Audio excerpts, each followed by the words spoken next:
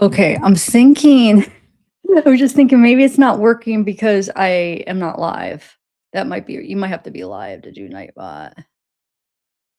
Okay. Hey, everybody. Who do we got here? Let me try it now, though, just to see if it works. Hold on one second. I just want to make sure my Nightbot's working. I think it was because I wasn't live.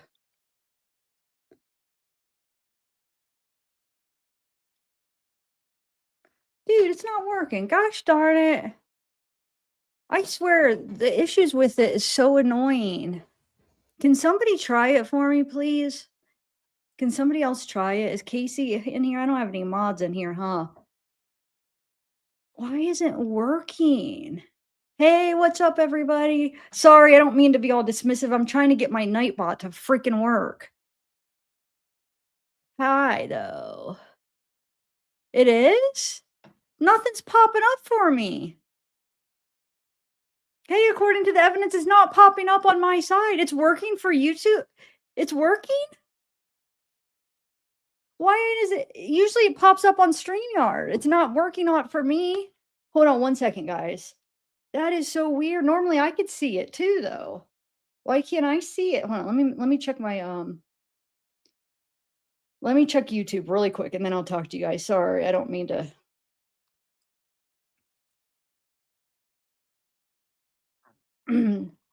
No, it's not. It's not working. It's not coming up. It's supposed to bring the link up when you do commands. Anyway, all right. Let me see. Let me try another one and see if any of them are working. Oh, finally it worked. Who put in the command that it worked? Who just put in the Ko-Fi command? Because somebody got it to work where I couldn't. Okay, I guess it's working. Now it is working. Oh, I bet you it's on a delay. They're probably gonna a bunch is gonna probably pop up. That's so weird. Let me try it again. I just want to make sure. My email didn't work. Anyway, hey everybody who haven't done Wade in a while. My Ko-Fi is the kiosk picks that I'm releasing on there. That's why I wanted to get that Nightbot thing working because that's kind of like a site that I never heard of until Laura told me about it. I just learned about it a few months ago. So that's where I'm releasing the kiosk pictures. Yeah, it's coming now. It wasn't at first though. It's coming now. It was, and I don't know why it wasn't. Anyway, hey Elvin. Hey, what's the cuff? Where your brows at? Good to see some of you guys. Becky, back on Wade. Um, so I finally got the crime scene photos. Now a lot of them were exempt, so we're not. I still want to do trigger warning because there are some things that could be triggering in these pictures. Um, so, but they did withhold a lot of them. But they gave me there's like 500 of them. I mean, there's a lot of like there's something there's like an area where I'm not sure where it's at with water, which I don't maybe you guys could help me out with that because I've never seen that place before in reference to Wade's case. But hold on one second. Let me get all my stuff brought up. Sorry. I'm sorry I started off like that with a stupid Nightbot. There's always so many glitches with that crap, and it just makes me mad that it just ruined the beginning of my life. I'm all trying to figure that out. But yeah, this still could be triggering for some people. I mean, there's some pictures like the clothes, their clothes are in here. So just that's what you'll see like okay, hold on a second. Let me share my screen. And then we have the new documentary coming out, which actually, depending on how long it takes to go through these, I might go through some other stuff on the case because I might do a few Wade videos because we got the new documentary coming out, and it looks good. And I have some thoughts on just the trailer. There's some things I want to say after seeing the trailer. So I'm hoping I'll be able to get to that tonight too. I got like a file ready of different things I wanted to kind of go over again.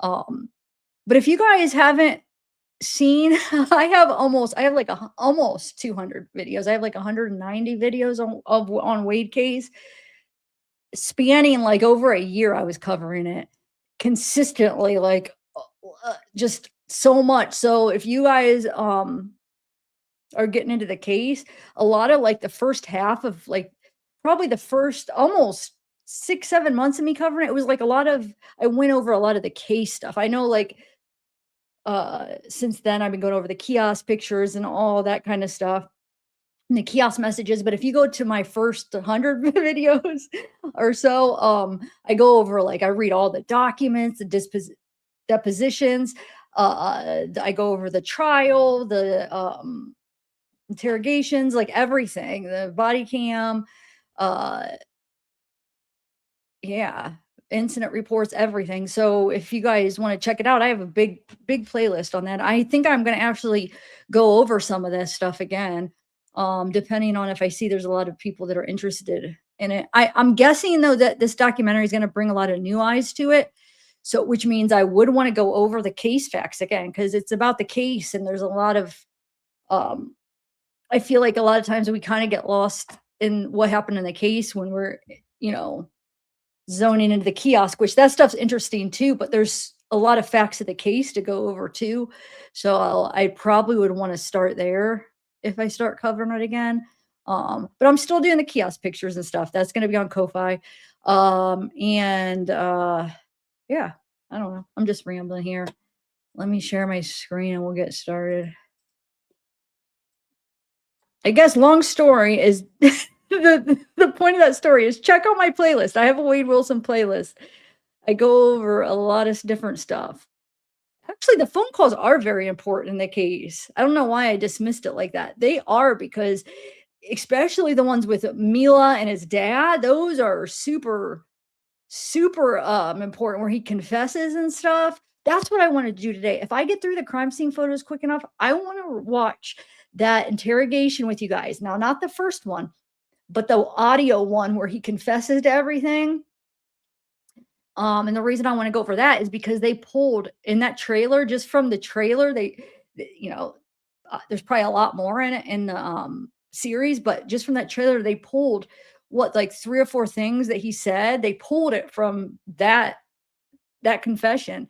Um, and I guess I was told that a lot of people were saying it was AI and they thought it was fake, but that's where it was pulled from, was that interrogation. So I want to just show some of these Wade wives that are in denial that he said that. He said every little thing that they showed in that trailer. So don't let him fool you.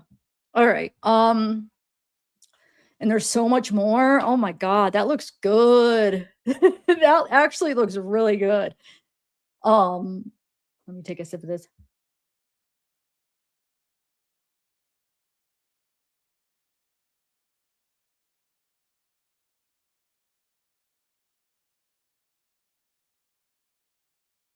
Hopefully, it won't disappoint us. I don't know if you got any of you guys follow the Watts case. I was so into that where I knew every detail like the back of my hand. So when the documentaries came out on the Watts case, they bored me because they were very superficial and they got facts wrong. Like we knew, like us diehard people that followed that case knew every single little specific detail. So they would a lot of the times with those when they had like the different documentaries on TV, on the TV channels or whatever, a lot of times they'd have like little facts wrong, even if it was like one little fact, and we're just like, that's wrong, that's wrong. And it never offered anything new because we went over everything and it was like, we're not offering anything we don't know. So now with this, I think it's going to be different because we're getting interviews with the wives after the fact to see what they're saying. And if you see, Allie is lying again, which I'm very disappointed. I'm sure you guys, if you guys have been following this case, you caught the lie that she said in that trailer. and we'll see how much more she does. Either she lied to us when she came out about Wade, or she lied in that documentary, which I think she lied to us because Wade called her basically when she said she was gonna marry Wade. So I wanna bring up her old interview where she clearly says that she never was gonna marry Wade. That was not true. Because if you remember, Wade had her in his writings, he wrote "my fiance," put her whole name. That's where we got the fiance, Allie. It wasn't because we just made it up. It's because your fiance Wade called called you his fiance. So that's where we got, hey, you're his fiance. And then she basically called us all out saying that that's a lie. She never was engaged. And then we hear her on the trailer saying she was going to marry him. Lie. We're gonna watch that documentary after we go through the crime scene photos. That made me so mad when I seen that. It's like, well, dude, she lied to us, which I kind of figured, but like, you're gonna go on a freaking documentary when you know we're all gonna be watching after you lied to us. You're gonna go say the opposite thing that you told us all. Like, I don't know. I'm not being rude. Are you saying I'm being rude, Granny? Are you saying me?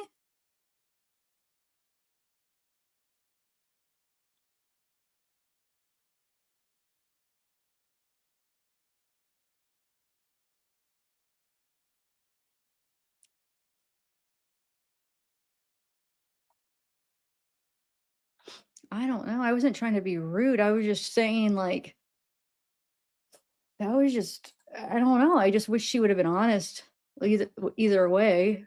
Okay, so let me start alright, I'm gonna start there's no in particular order, shoot, I see, like, the first couple pictures gonna be Diane's shirt, so it's pretty hard to see her clothes, guys, so I'm just warning you.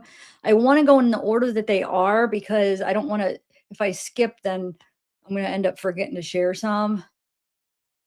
I wanted to kinda ease you guys into it, but I mean, I'm just gonna go in the order it is, okay? Here we go.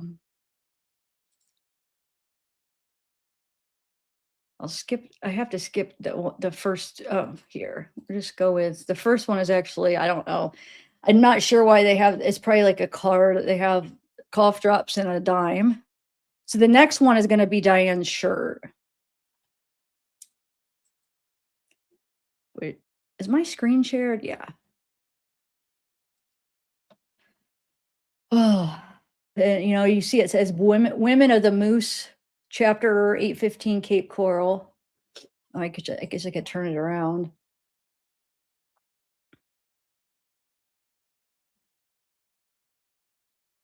I know, I'm sorry. Who was I thinking? Granny Mama, I don't think you okay, sorry. I didn't think so. Once I was like, "No, I don't think she" I'm sorry.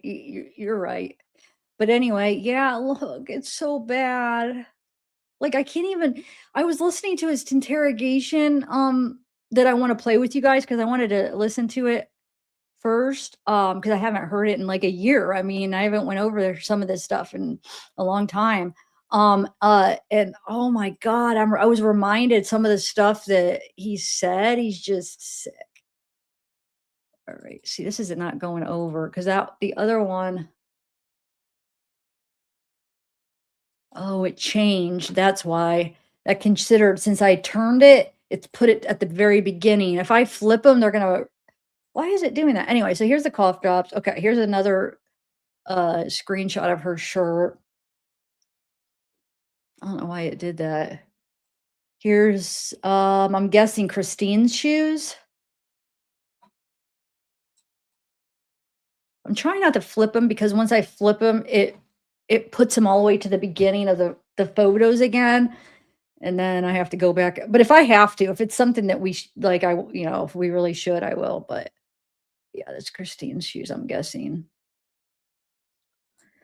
Um, I'm thinking this is Diane's bra. I don't know though. Probably Christine's wig, extensions or whatever.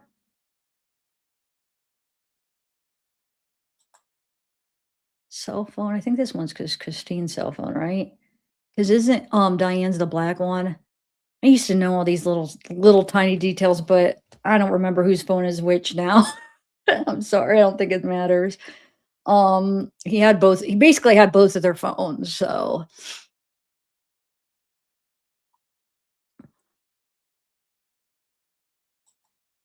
this, I believe, is Christine's, right? Yeah, this was that's right, when he tied her up with all that stuff. Oh, and you could see that I don't know if that's a little bit of blood right here. What do you guys think? I don't know, it might be blood. I'm not sure what this is. This picture just came like this. So, what is that? A contact. That's a contact for your eye. That's what that is. Christine's contact fell out. Remember they had said, I think, wasn't there one contact in her eye and one out, if I'm remembering the autopsy right? It's been a while since they went over that too. But remembering something about one contact in and one maybe like, I don't know, maybe one on her eyelash or something. This is a test for DNA, like blood. It tested positive for blood. This is a bag.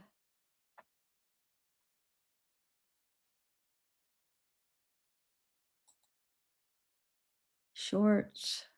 These are all Christine's, I'm pretty sure.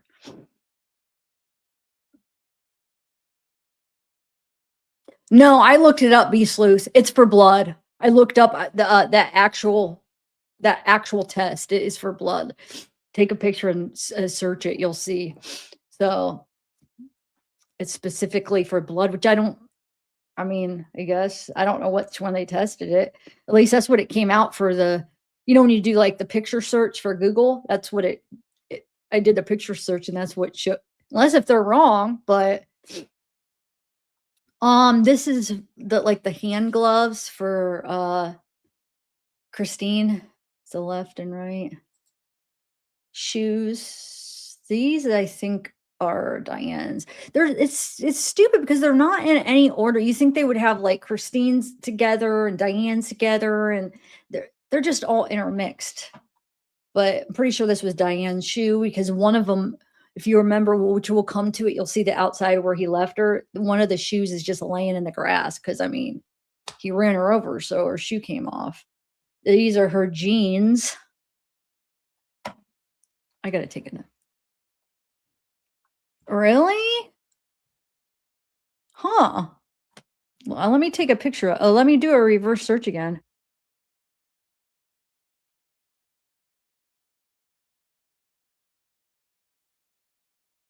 No, this was in 20. This would have been before COVID, silly. Yeah, this would have been before COVID. So that's not a COVID test. Um, remember, this is an old case. It took 5 years for them to have the trial. Here's Diane's shirt again.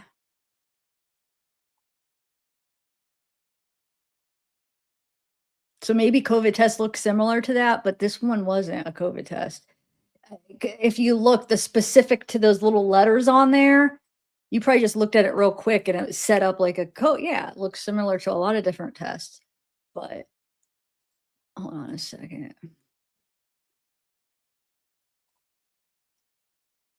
So I'm guessing from the look of this, I'm guessing that's Diane had that on because Christine was not there that long before they found her. So somebody could debate me on that, but from the way that that looks, it's Diane's.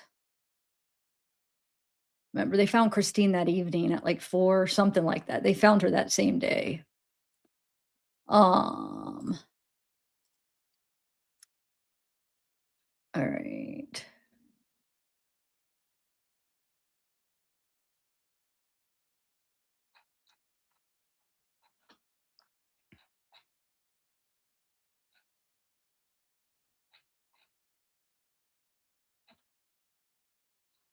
Sorry, I'm trying to find that thing that here, I'll just wait to do that. Hold on.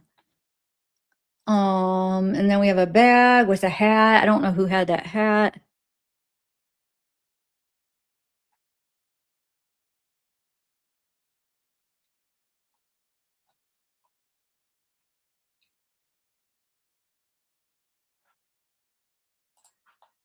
And then we have the the clothes that he got.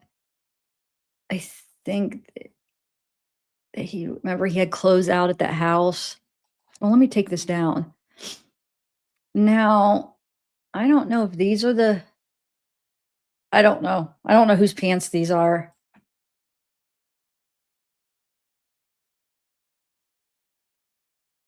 Huh. Wait, you guys know whose pants these are? Because I think Christine was in those shorts, right? I don't know.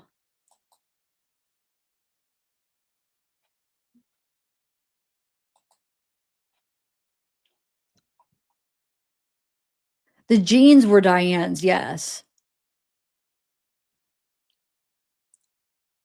And then yeah, I know the shorts are the items from the break-in, but this is the items for the break-in too? 'Cause why do those look like those are like somebody got in a fight with them or dragged or something? Um, wait, what was he wearing when he got no, he was wearing those khaki pants when he or shorts or whatever when he got picked up. So I don't know. I mean, I guess they could I mean, why do they look all messed up though? Yeah, these are from the break-in. But remember, he took a shower. Unless if he was wearing those pants before no, what was he wearing? Those sweatpants or whatever when we seen him that, remember that, surveillance camera of him walking into Mateo's with his shirt off? So he wasn't wearing that. He goes and breaks in, he takes a shower, and he gets into those khakis and that plaid red shirt. So, like, where do those he never wore those green I mean, where would he have wore those green pants? They look like women's pants. Um but these are the ones that Diane was wearing, and I think Christine was wearing those little shorts. Because remember, she was ready for bed. I think she was laying down to go to sleep.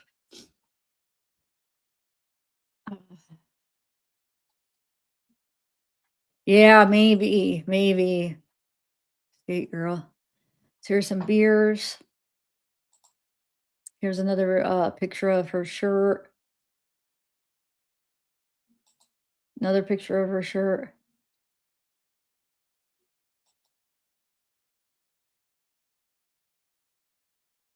The front, of her jeans. Wait, somebody's seen the documentary?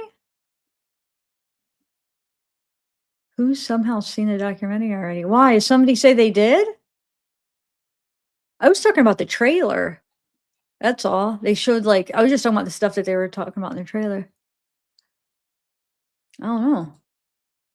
So here's the pictures. I know I had, remember the person sent me these before, but I got him with these group of photos, so I figured, "Hey, I might as well go over 'em again without the big watermark Wade lover on them," because the person that sent them to me was a Wade supporter. She wouldn't tell me her name. She was anonymous, but she got these photos like months ago and said, "Hey, I'll share them with you. You could share them, but I'm gonna put my watermark on them." So I had to sit there and show these photos with this big Wade mark or this big Wade lover watermark. But hey, it's like, you know what? We want to see the pictures. But I don't know who it was. She was anonymous. But finally I got him myself now. So we have the pictures of Wade. They're showing like his marks on his body. And we're gonna listen to that interrogation today where he confesses and he's like, oh no, they didn't touch me because they're like, did they put up a fight or anything? No, I'm too strong. I could take you guys both down. I'm so strong. Nothing, no, they didn't touch me, no struggle or anything. Well, when we got the autopsy from Christine's injuries, Christine put up a heck of a fight. I think he's embarrassed. I think Christine gave him a run for his money and he didn't want to admit it. I think she put up for her injuries, she put up a freaking fight and he was probably embarrassed. What if he probably got what if it was the point where she almost took him down? Maybe I don't know. She did though, because her injuries were not somebody that just went lightly, if you remember. So he's a liar. He's got red marks all over him. There's scratches. Um,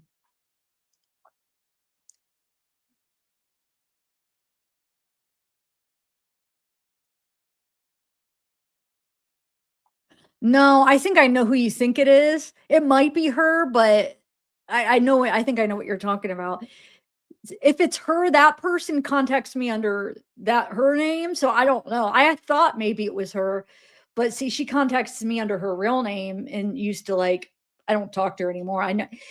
I think I know who you think it is though. It might be. I don't know.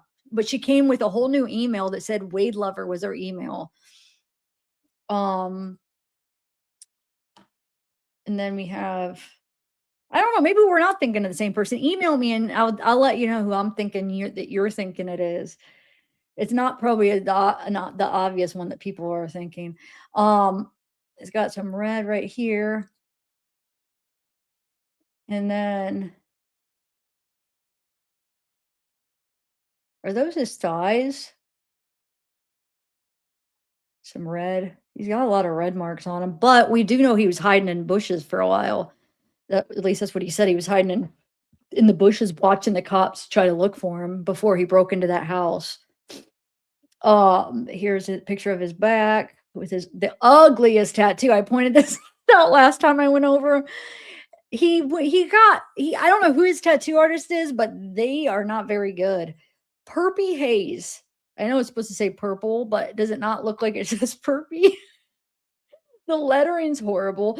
The freaking sun looks like a freak. I could draw better than that. I mean, it's just horrible. And it's like this big stamp on your back. It just looks very beginner. But here's a scratch right here.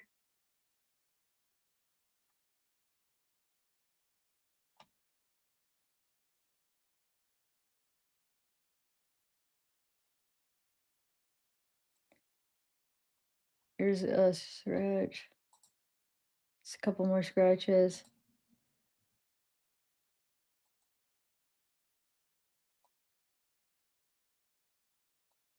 Sorry, I'm just they're just it looks like this is like rug burn or something, probably just from his pants or something. I don't know. It's got like a scratch on his stomach. That could be from cement, like being on. Because remember, he didn't have his shirt off. At least we know when he walked into Mateo's, it was around noonish, he was shirtless. So up until he broke into that house that evening, he had no shirt on that whole time, hiding in bushes, no shirt on. Um, so I'm sure that I mean, who knows? I mean, there's really no telling like where he got this stuff for sure, but he's got lips right here. I forgot about that. Is that a pair of lips? Oh my god. And if you guys remember the Sarah phone call, was it Sarah, right? God, it's been a while since I've listened to some of those calls. I think it was Sarah, where they were talking about 31, the number, and she's like, "Oh, I know what you mean," but he never said, and he said, "Right?" Or remember that?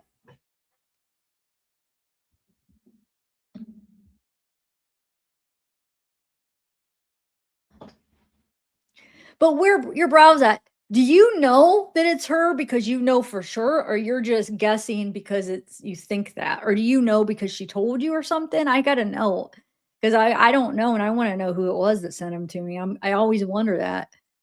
I haven't talked to her since. I mean, she just anonymous sent me them and then disappeared into the night.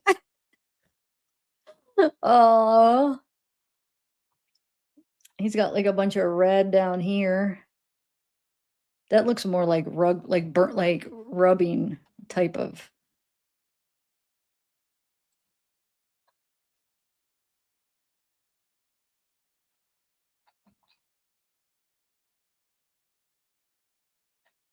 I don't know, Casey. Check it out.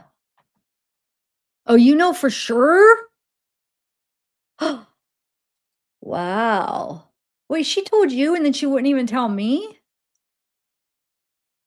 There's a there's some more red marks. He's got a scar right here, scratch right there.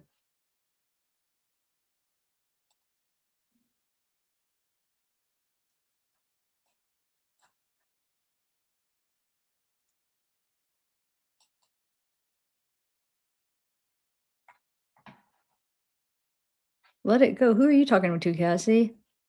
31 is a Halloween mask. He made it out to be more than it was.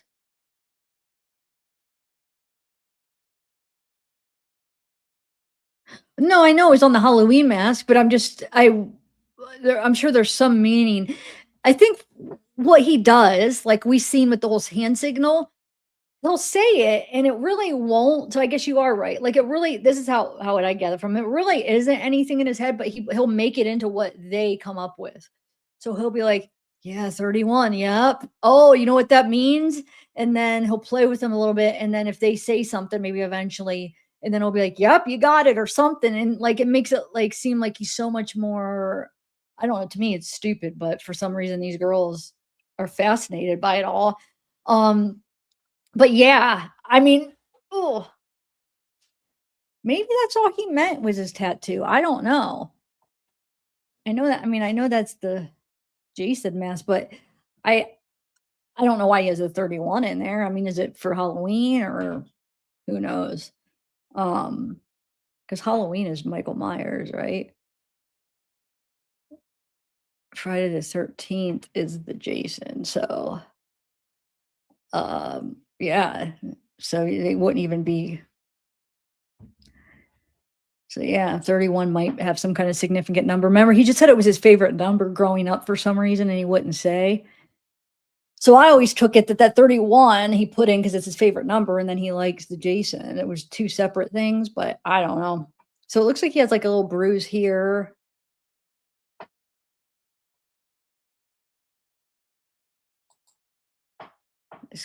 What is that? Some kind of a scratch, abrasion type thing? They are.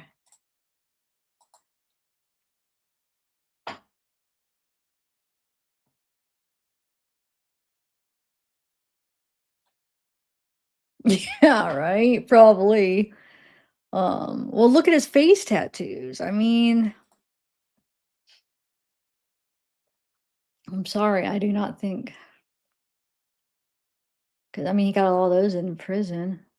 But these, well, he was out, right? I mean, I know he's been to prison a few times, but I'm guessing a lot of the ones he has before he goes in for murder, he actually got on the outside. Um,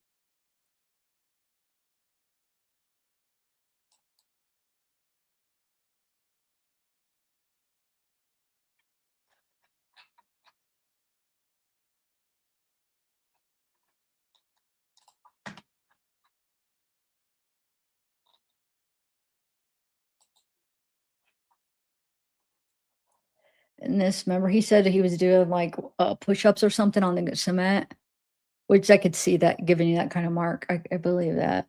He's got like a cut down there. Look at this. Isn't that crazy that that kind of looks like Amanda? One of the Amandas that was talking to him. Does that not? I don't know. To me, why does that kinda look like her? And this would be I mean, he got the tattoo before he knew her, so it's not okay. Look at this hand. I pointed this out before. This is the worst hand, and I know it's not a human hand, but it's still a bad claw, whatever it is. It's like somebody that's not very good at art did that. Um, there's that abrasion there. They show a lot of these pictures are like the same picture, but different, just a little bit different. Um, what's that say? Cold? So yeah, I don't know. I guess we could go over his tattoos another time. It's his knee. He's got a couple little scratch. He's got a little gash right there on his knee.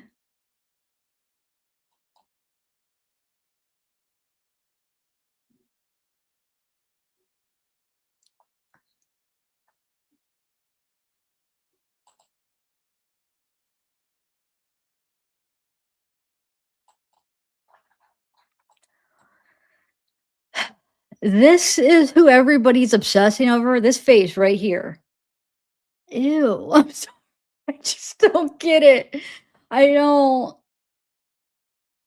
And on top of it, the way he treats women, and then on top of that, him murdering two innocent people. and the way he treated all these women that donated their hard-earned money on with, that's who you're gonna fight for? Mm, I don't know. Um, why, what was Lena saying? Who's Lena? I don't even remember. I didn't even see what she was saying.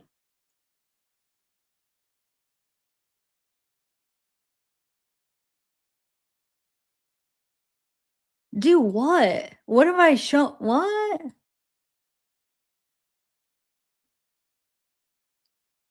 Yeah, I'm just not in the mood. I can't right now. I'm just in one of those moods. I don't usually block people, but I'm just not having it today. Um, anyway, and she doesn't want to be here anyway, so why? What? She won't care. She said she don't like it, so she won't care if she can't come back. I'm sure she's watching. She's one of those. She's still watching every picture because it's one of those hypocrites that want to see it, but yet will condemn the person that's showing. Anyway, they showed a lot of this at trial too, so shut up. I mean, not these pictures of Wade, but it's because they probably did for the people there. We didn't get to see everything they were seeing up on the screen. Um, so here, remember this is the outfit he had on, those khaki shorts. Yeah. Okay, so now we're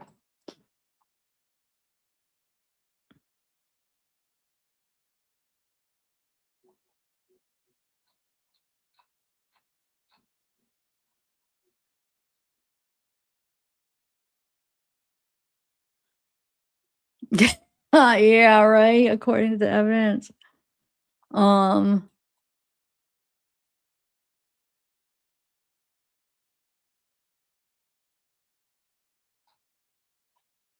seduction, inmate, playthings. But when you saw what she said, that's rude. Basically, I have no ethics and I'm disgusting for showing this stuff. That goes beyond sharing an opinion. That's somebody that doesn't want to be here and is coming to share their opinions, how disgusting I am and how I have no ethics. Why are you even here? You shouldn't even be here. So yeah, she shouldn't even be here anyway. If that's the way she feels about it, she's gonna, if she truly feels that way, then she doesn't even want to watch it. So it doesn't matter if she's blocked because she's if, or is she a hypocrite and just saying that? Then that's a whole nother thing. Then you're a freaking hypocrite. It's a piece of crap. It's could talk crap. Then no. Then either way, whatever. If you can't see, you didn't see what she said, or you don't get what she said. Hey Tina, what's up?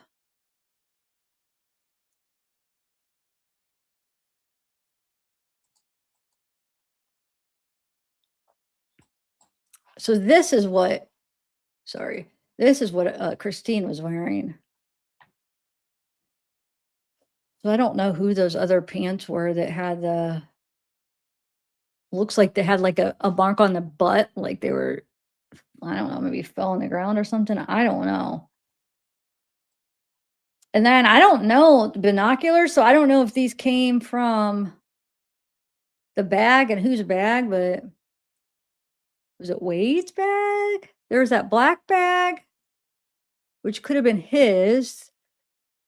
There's a pink bag that was probably hers. So I don't know. I wish I knew because that'd be interesting if it was him that had these. Um,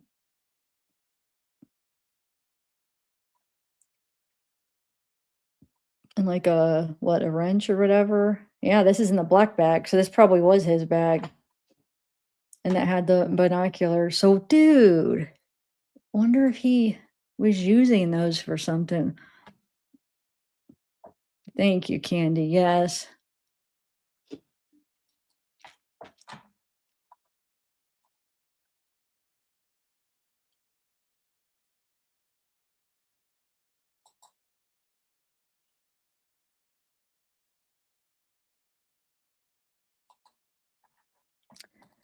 Oh, sorry. Eastex Telephone Cooperative Inc. Pair of shorts. Those are the stuff I think he got out of that, he probably tried on at that house that he broke into or got out of there. Remember he drank their White Claws? 5. Um, the screens for how he broke in, I think he took the screens out and got in. The belt. Here's those pants again. They definitely look like girls' pants, and they look, like, dirty, like they're worn.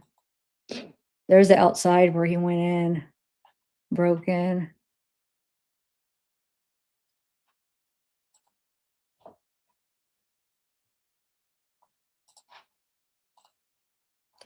This is outside of Mateo's.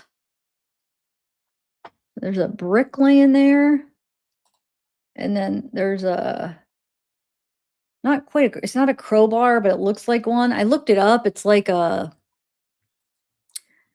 crimp pex copper stub elbow with what is it for? I don't know, some kind of piping crap, but that was laying outside of Mateo's, see? So, with Josh. Josh is the one that owns that company. Josh Lucas, remember? So Mateo's is the place where remember Wade went after it's basically his last stop before he broke into the house. I mean, he sat outside for a while, but remember he went in and he told Josh he asked for like a bus ticket out of town or whatever. And Josh is like, why? If it's about what happened with Mila, you'll be okay. And he said, no, I killed people or something like that. And then Josh is like, okay, hold on. And Josh went and called the cops and Wade took off um, on foot and hid in some bushes and then broke into that house. And Christine's car was sitting in Josh's parking lot, and then they broke the windows to get in. Um, anyway, so this is Mateo's.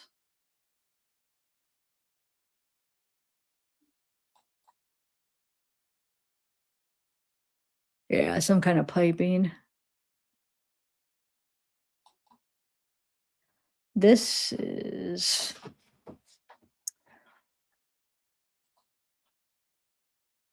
an area. Wait, let me see, because there's two areas where let's see which ones come first. So yeah, this is the area where Diana was. There's the tire tracks, which it's so weird. Supposedly the tire tracks didn't match, but I mean the car had a branch on it's the same plant. You could see it's the same tree branch from where Diane was under the car hanging. You'll see when they took a picture of the under the car and you see the little tree branch hanging, and you could tell it's the same trees from where Diane was. So I don't know why. Maybe their experts sucked and they weren't able to match it up, but I don't know, or somehow it got distorted. But I remember they said they couldn't match the tire tracks to Christine's car, which makes absolutely no sense. Unless if another car drove over it after for some reason. I don't get it. Um, oh, hey, Gina.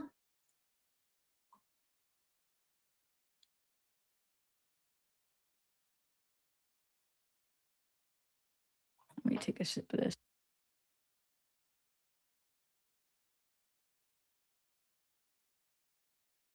Oh, no, we know a lot. Did you watch the trial with me?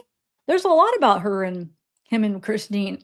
We heard from Jason's account, Stephanie's account, Christine's friend, how they met him at the bar, and Wade even talks about it. Like, I think there's just as much. Did you watch the trial and watch all their testimonies? They talk about it. Christine's and Wade's interaction. Um, so here is the area where she was found.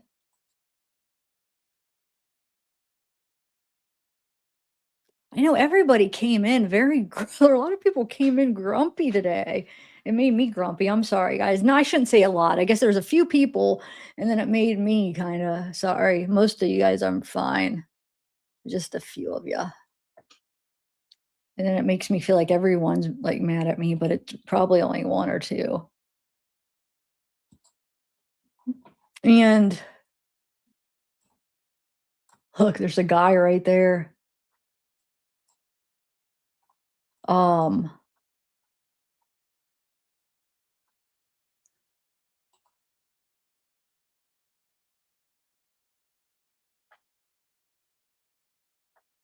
so remember, guys, this was a, let me bring it up.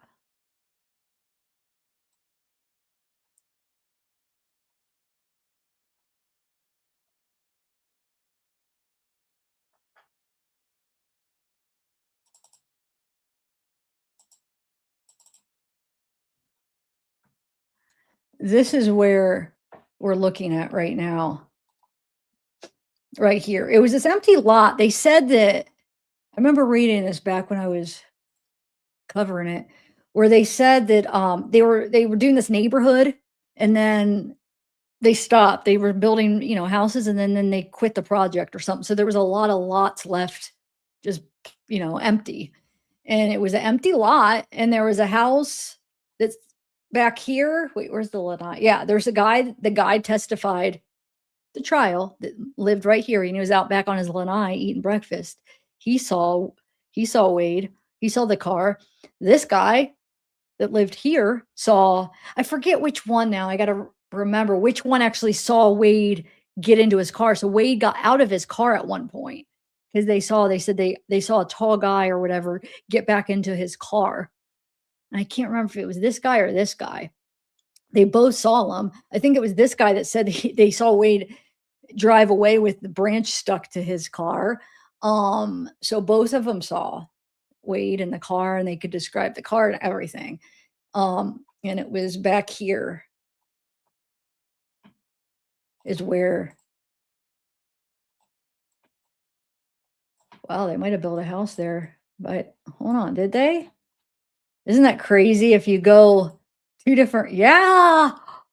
Wonder if the people know that bought that there's a house there now. What?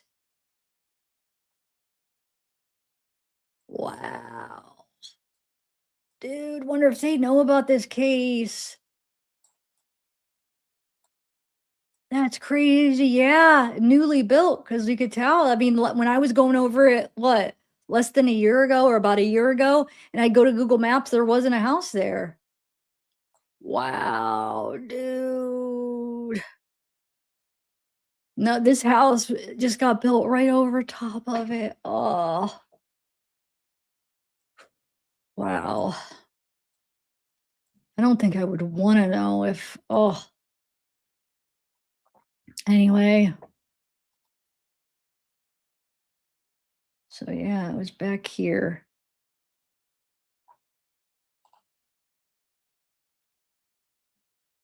I think like, oh, man,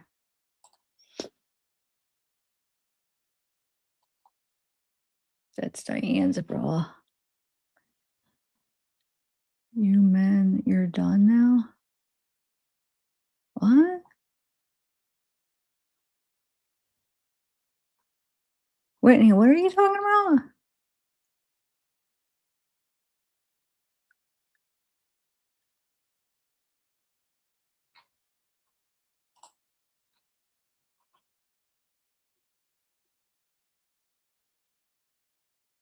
Yeah, you could see the dates. I didn't bother checking. Obviously, it's recent. I just, yeah, it's recent because it wasn't there before, but um, I didn't even bother looking. I'll look in a minute. But yeah, so I wish chat would be. I feel like there's just all kinds of crap going on in chat, and I just need to quit looking at it because it's throwing me off. I forgot about this case and how it, oh, what it does and how chat is because you'll have a lot of the, I forgot. I did this for a whole year. And when that was a rough year. Oh, anyway, so this is Diane's.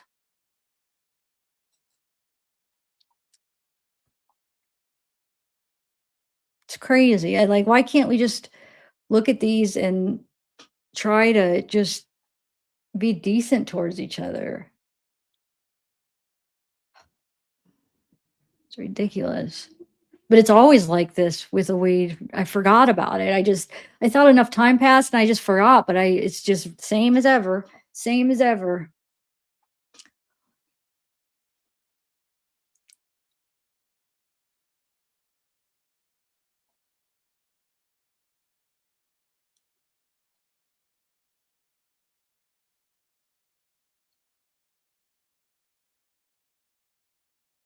Yeah, accomplice. I don't know. But yeah, that's Diane's. Oh my God. He's sick. And remember, he said, which we're going to listen to that interrogation, where he said that, remember, he was trying to get that burger and fries, and he's like, and I want to see, no, I want to go and I want to show you what I did with her because what he said is because I want to see what I did and be reminded of like how horrible of a person I am so I could see what I did. I don't think that's what it was at all. I think he's so sick. He wanted to see what he did in pride because he's sick like that. And it wasn't to remind him of what a sick guy he is. It's to get some kind of gratification, in my opinion. He wanted to get some kind of gratification to see what he did.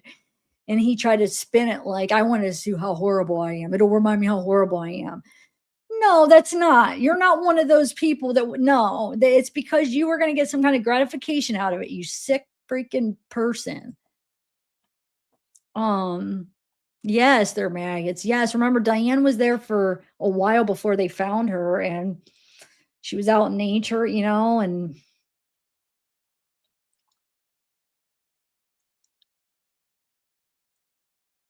yes, I do, Brittany. I am gonna re-upload this, and I was gonna play it today, but tonight, but maybe I will. If not, I'm gonna re-upload my. I did a good summary of that day, what happened that day, and I show kind of maps and everything. So if I don't play that tonight, I'm gonna re-upload it, and then I kind of was add things into it to make it more complete. Because when I made that, it was a long time ago. New things came out. But I was gonna re-upload that. So if you want to watch it, it's interesting. And I mean, it's definitely an interesting case. Um, I don't know. What would you guys rather watch? I kind of want to do the interrogation today because I think it goes along well. The other video was gonna be the video where I kinda go through the day. I read through the incident report as I, like, show pictures and kinda go through everything that had happened that day. But I was kind like I said, I might wait on that because I was combining 2 of my videos where I was combining that with more a little bit more details into that day.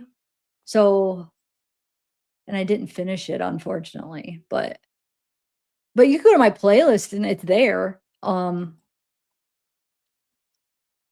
Let's just see how it goes with how long it takes to go through these pictures and how, how it's feeling, if chat's being good and it's going good. And I mean, well, maybe we'll get both of them done. Here's some socks. I don't know whose socks those are. I guess I can't. Fruit of the Loom. They're probably his. I don't know. Either his or her, but I'm guessing his. I guess they could. I guess Christine could have had socks on. There's an, oh, Wade's feet. Uh, Yes, I'm gonna play Kelly, I have that in my file to play today. That's funny. I was going through all my files and picking out some things I wanted to play today. That was one of them. That's funny you remember that, yes. Um,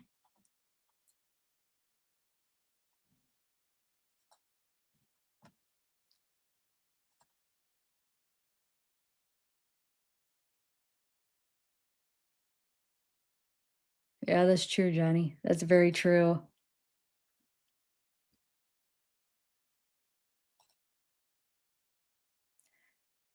It's his neck, or yeah, the under, yeah, front of his neck, his eye, or his temple or whatever, ankle.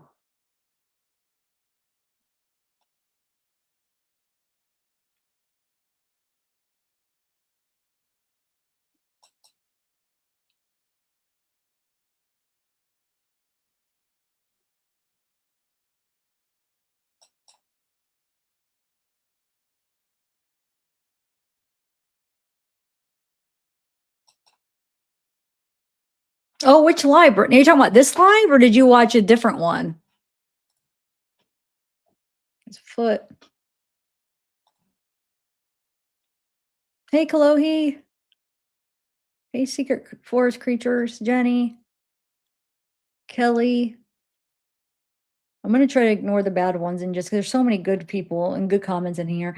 Why is it that the bad ones stick out? Like, it's crazy because I don't mean to see the bad ones, but like I'll look at the chat and then the bad one is the first one I see. I don't know why that happens, but I am going to ignore them and I'm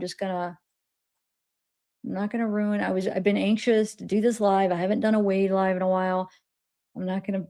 I kind of started negative with that Nightbot crap, so I'm gonna try to get back into a positive space. He's got a little bruise, red mark there on his thigh. Um, yeah, right, Anton. I am Tiff. I'm gonna do it.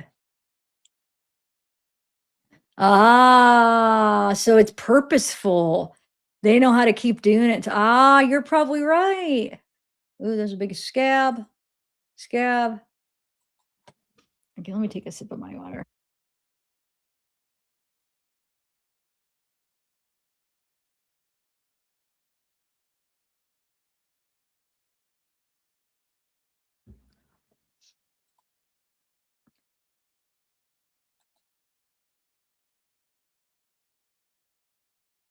Those are the shoes he was wearing that he took from that house and that belt and that pretty hand he's got tattooed. I know it's not a human hand, but it's still, like I said, a bad hand.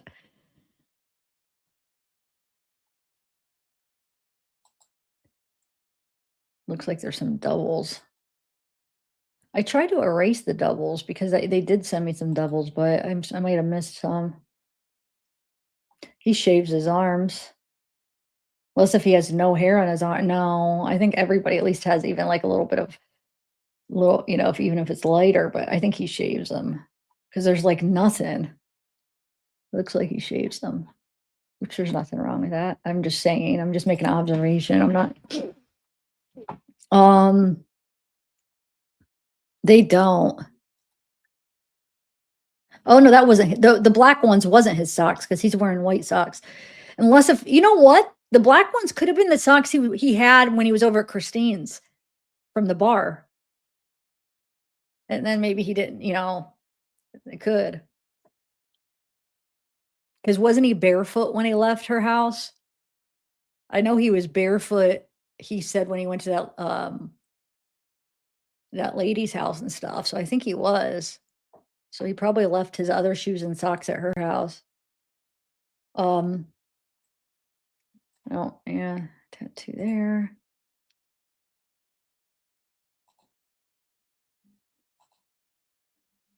His hand.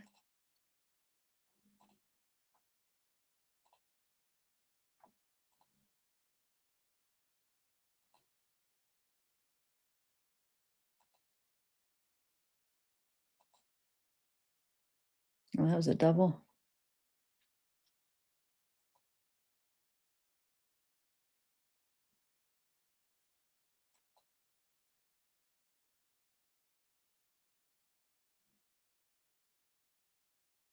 Yeah. I mean, you're saying from Diane, like he left him at Diane's, right? Or do you think they were Diane's? Oh, Diane. Why was I thinking Christine when I said Diane? Never mind. Never mind. But I don't understand how they weren't. You would think if they're Diane's, they would even been a lot worse than that because her shoe was off, and both of her shoes might have been off. So she's sitting there with outside decomposing with her shoe off, at least one shoe off. You wouldn't think her socks would be that in that good of shape though. But I mean, I could be wrong. Here's your look at this face.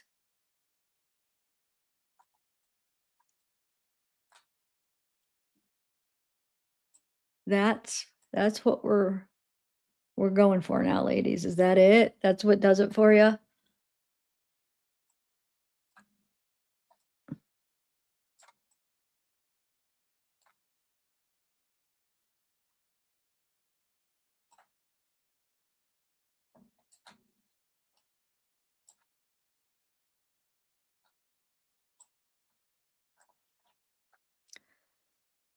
I'm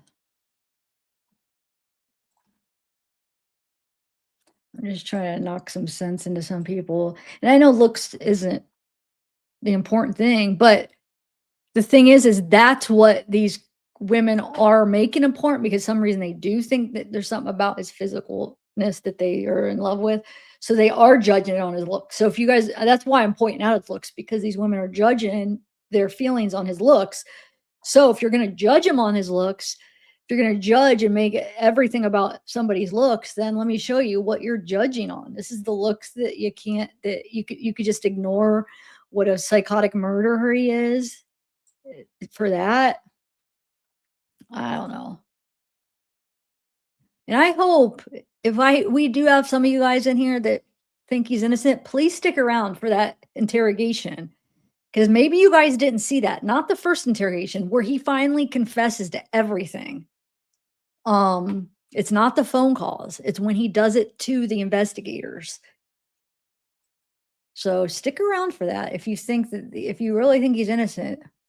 Okay. Because I don't think a lot of you guys, I remember when I was covering Wade, I would say even like 6 months into covering it, all the like a lot of the Wade wives were going on about how he's innocent, how he's innocent. And I remember listening to one of their lives, and somebody brings up about something that happened at the trial, and they were all like, Wait, trial? You got to see the trial?" So all these women are freaking saying he's innocent and didn't even freaking watch his trial. A lot of them didn't even watch his trial. Now, I think since then, I'm sure some of them have, but a lot of them were all rallying behind Wade without seeing his freaking trial first. Didn't even know his trial was available to watch. That's how ignorant this some of them are. Like, you're kidding me. You're gonna fight for this guy's innocence and you don't even know the facts of the case.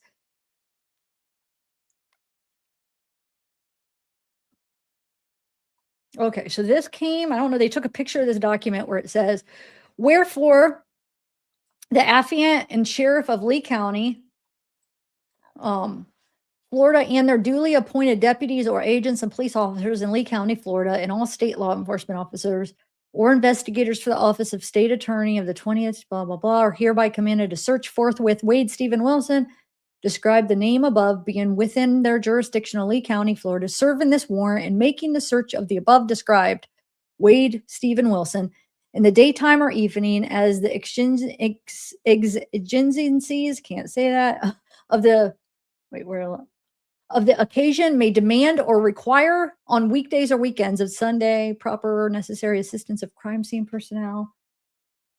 Um, so it's basically the warrant. It's just a part of the warrant.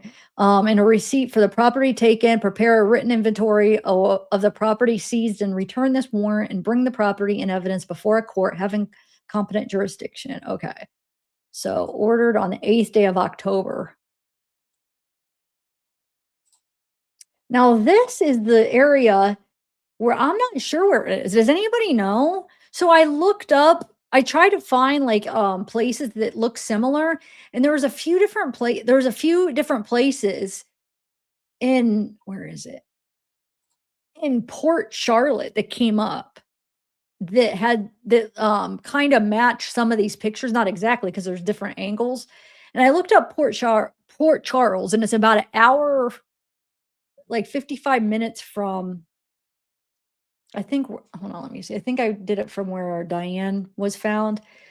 I don't know. Like, I wonder if, because remember they couldn't find Diane at first. So I'm wondering if they um were trying to find, spots that he may have taken her, and they went to a couple places that were I don't know. Would they have went an hour away? They probably didn't know where he went. I don't know. Oh, thanks, short store bit. Thank you. Thank you for joining. So I don't know if this is the one, if this could be in where did I say? Port Charlotte? Oh shoot, I just lost it.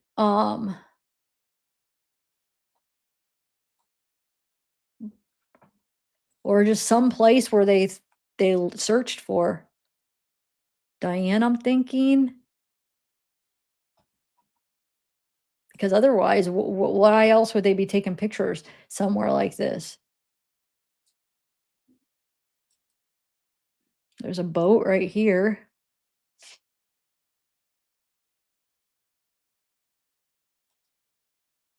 Yeah, look. So they probably found some, like, bodies of water near the area thinking, "Okay, maybe he put Diane in one of the," because a lot of times people that's what people do when they kill somebody, and maybe they searched a couple little bodies of water that they thought he could have put her in maybe, and this is one of them. I don't know.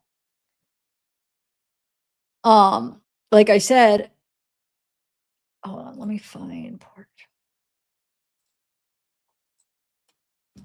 I'll show you one of the spots. Let me put in the other one. Hold on.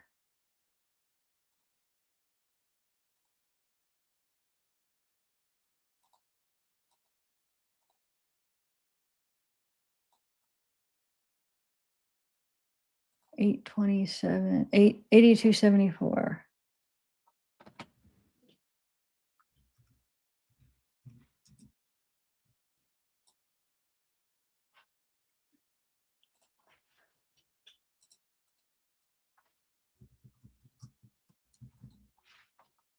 Well, I just want to see again how far it was. I don't know. So,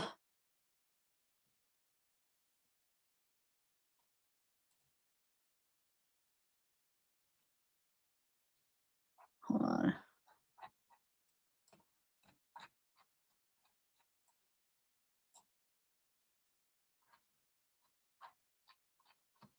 So this would be, wait, 40. Well, one of them's like an hour from Diane's house, but there's a bunch of bodies of water like in Port Charlotte, and they look, all of them, when you do image searches, they all come back to somewhere in Port Charlotte or whatever. So these pictures just look similar to what Port Charlotte looks like. Now it might not be, but so it looks like there's, oh shoot, hold on. Er, Yeah, there's a bunch of water over there. So maybe they went there because it would be, look, let me just show you. Hold on. Let me move this over. Ignore this ignore this mat, this thing right here, because I moved this all messed up. Look, that's not the correct. I moved it and it went to a farther thing. But if she was found like around here, right? So there's a bunch of water up here, a bunch of different water. There's like little lakes and stuff. So it makes sense that they search some of the water places along here. This is like all Port Charlotte. Oh my God, stop doing that. Like see, there's like little water, little areas all around here. So could be. It would make sense if they're looking for bodies of water near there, right?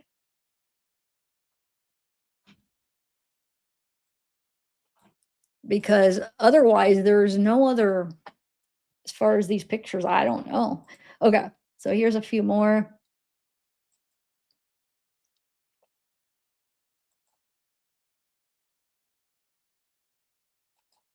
And then this is where they found Diane. Oh, cool.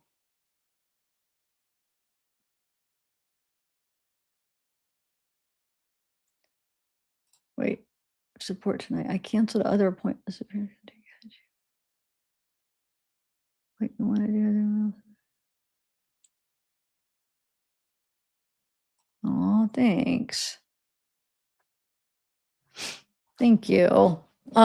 Anyway, so yeah, this is where Diane was.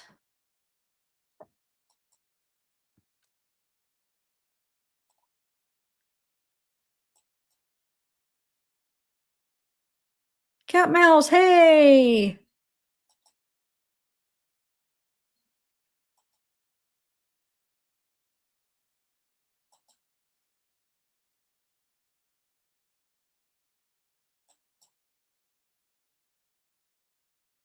Yeah, they do Amber M. So they probably searched some of them. They were probably, oh, overwhelmed with where to look, you know? I'm just trying to click through. I don't wanna go too fast or too slow. I just don't I'm trying to get a good pace.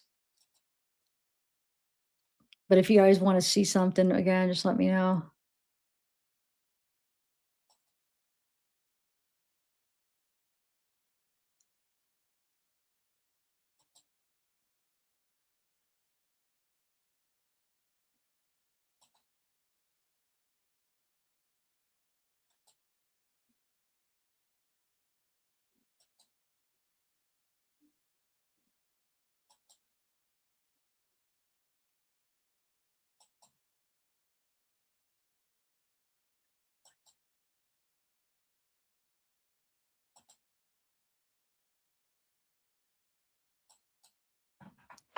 Take a sip.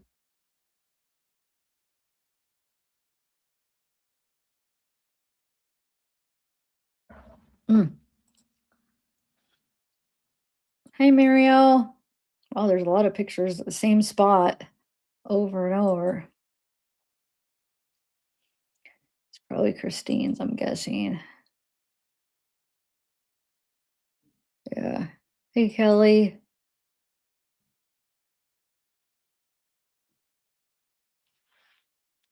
Found where? What do you mean, Angelina? Those pictures that we were just looking at, like there's 10 of them. That's where Diane was found. Her body was there, and then this is after they moved her. Is that what you're talking about?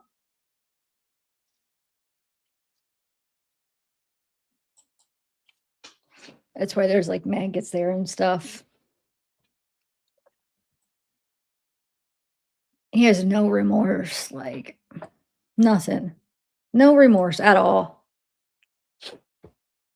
Well, he's trying to, after he confessed how many times, and now he's trying to pull the innocence because, hey, he has nothing to lose. I'm going to try to get out, and you're not getting out. I'm sorry. There's no chance. Got some sunglasses.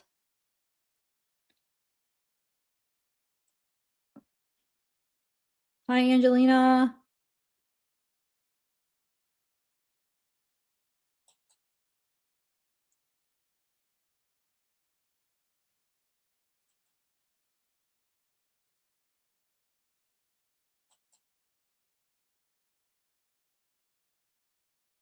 Yeah, right, Elena? Well, good thing he lost his privileges almost this whole year he's been out. Look how red my nose is. What the heck's going on? I don't understand what's going on. I look like Rudolph. Sometimes my nose will get real red. I hate it.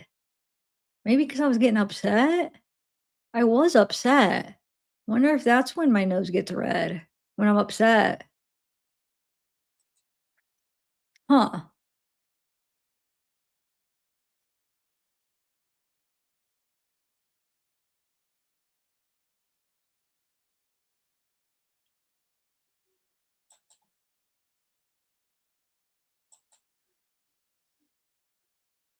This is really the area where she was found. So that's how far back from the road. Remember, he basically drove.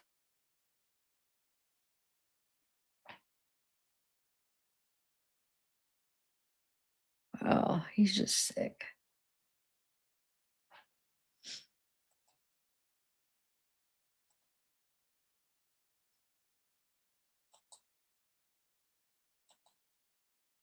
You see, there's her shoe right there.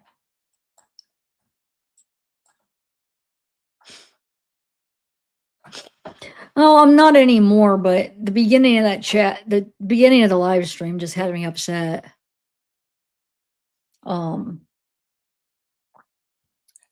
and then I started off, I was mad at first was mad at Nightbot because it wasn't working. So, but then I was preoccupied with that, and then just some of the people in chat were being mean. Um, so this is this phone or from his car or from Christine's car in her car, phone book, call history. Doesn't really show much information, unfortunately. Mass storage device. I have a towel that looks like I don't know. I mean, I do see some red, but I think it's just like makeup or something. I don't think that's blood or anything because it's like a light red. So looks like kind of a dirty towel. Hey, Gemini, what's up? Hey, Webs of Deceit.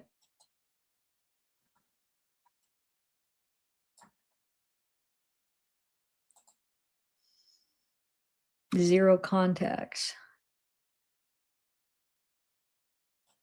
Did we wait? Did we go to the one where it did say Christine's iPhone? There's one that does say Christine's iPhone. Yes, it's coming up. So we got some nail polish, toothbrush, nail clippers,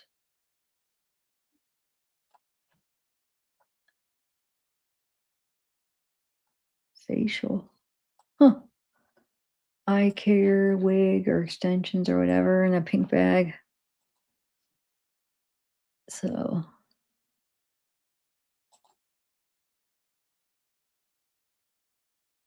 Diane's shoe. There, that's where it says Christine's iPhone.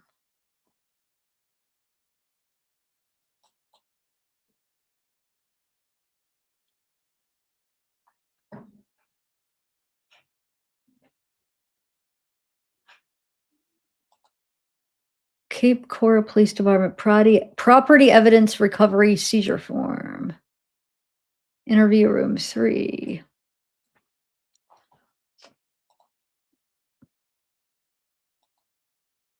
Wade's boxers he had on. Well, I guess it was that guy's boxers he stole. I don't know if that's blood or not, but they had to break out the windows, which if you remember the incident reports and stuff, it talks about them breaking out the windows to get in Christine's car. Um, okay, so there's his boxers, more from the car.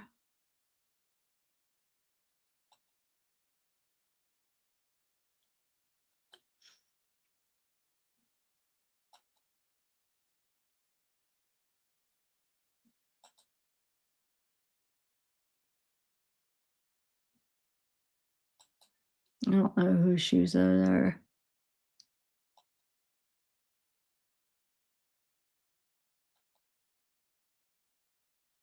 Size 13, so probably is Wade's. Oh, thank you, Steph. Thank you. I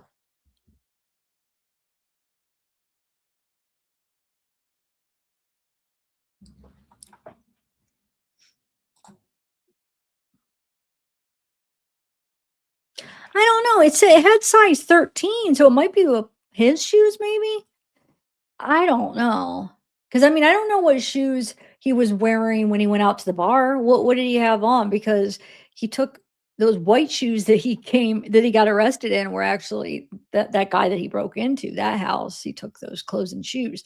So he obviously wore some shoes to the bar. I don't know what he wore. I don't know whose they are. They look really dirty though, and wore who knows? Looks like there's like a finger or thumbprint on that. Looks like there's paint on those shoes.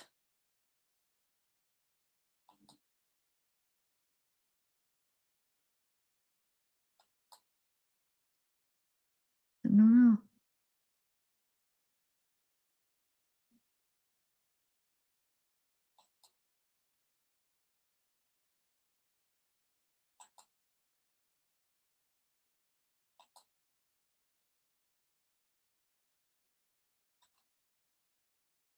These are the ones he wore when he got arrested, but it was the guy's house that he broke into.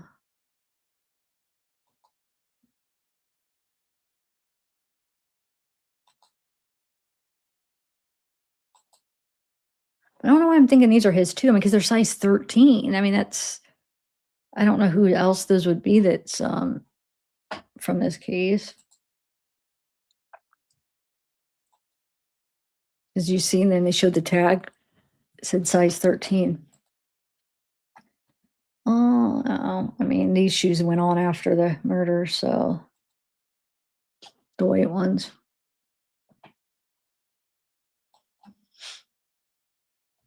I don't know. Maybe these were the ones that he wore to the bar. I could see him wearing these dirty paint shoes out to the bar. Who knows? Probably.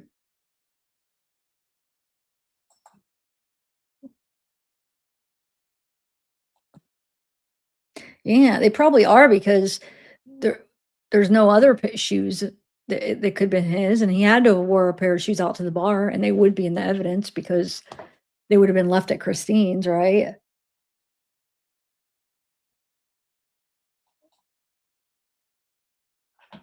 There's like a mark right here. Well, maybe that's the sun, but I mean, they're pointing out. Huh.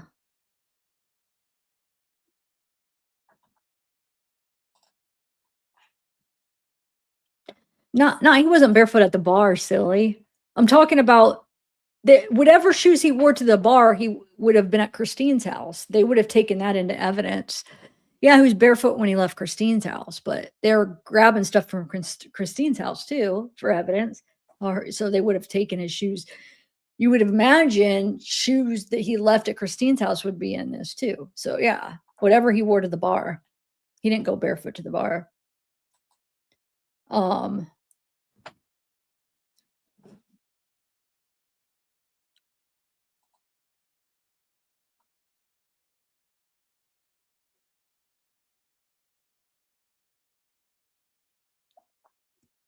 yeah, they have to be his because look, these are size 13 too.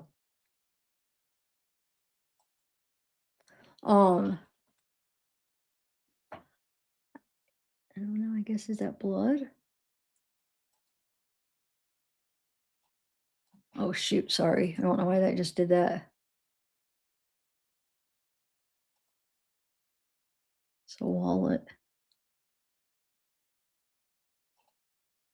Okay, how many pictures do we need of his gosh darn shoes?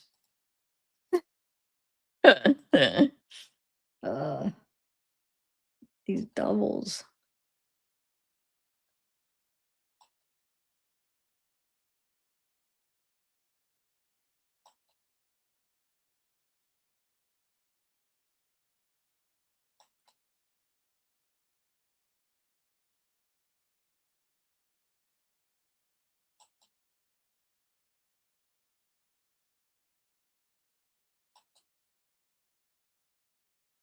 There's a pillow.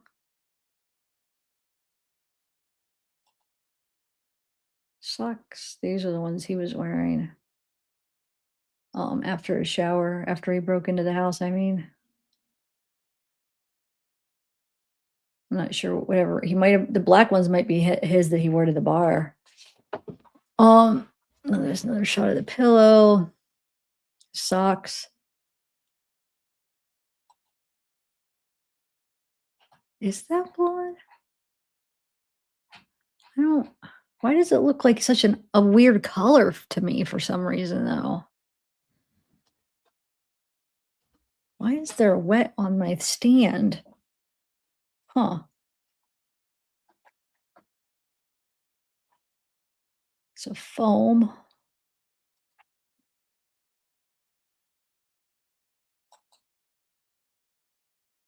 No, I don't know. That looks like something else. I don't know. Wonder whose panty shoes those panty shoes. That's what I'm saying. They're probably Wade's. They're probably the ones he wore to the bar, I'm guessing. Because the white ones were the ones he wore after the bar. I'm thinking maybe some of you guys is everybody aware of the timeline? Because I bet you the people that haven't aren't you probably are getting confused when I'm saying, oh, those are his shoes, or those are his shoes too, if you don't know the timeline. So he went to the bar, out to the bar, and then he kills one person, kills Christine, goes and meets Mila, his girlfriend. Um, and then beats her up. Then he kills Diane. But anyway, when he goes to the bar, he goes and he's at Christine's. He leaves Christine's house, I'm pretty sure, barefoot because the next time he's seen, he's shirtless and barefoot. But he had shoes on at the bar, so I think he obviously left his shoes at Christine's.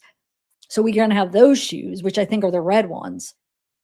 And then when he breaks into a house later that night and takes a shower, he steals those white shoes, which are some guy, random guys. So there'll be 2 pairs of shoes that should be Wade's. Um,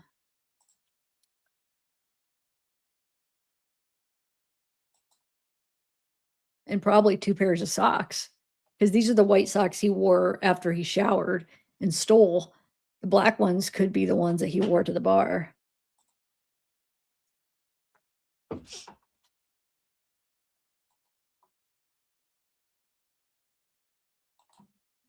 Just, oh man, I wish I had that one done to maybe that's what I should have no, 'cause you got a lot of people feel like you guys are probably too anxious to look at these, photos. I was gonna say maybe I should have played that video where I went over the whole day first, but I know, people would be too anxious, I feel like, to wait.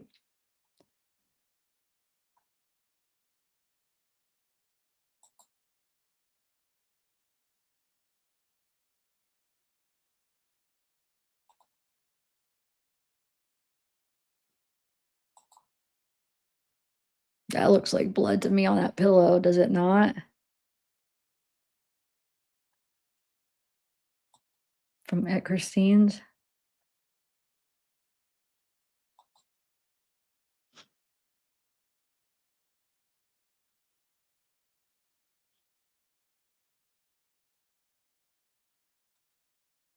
So here's the, under Christine's car, and if you go back and look at the trees that were there where you found Diane, you would see it's the same leaves.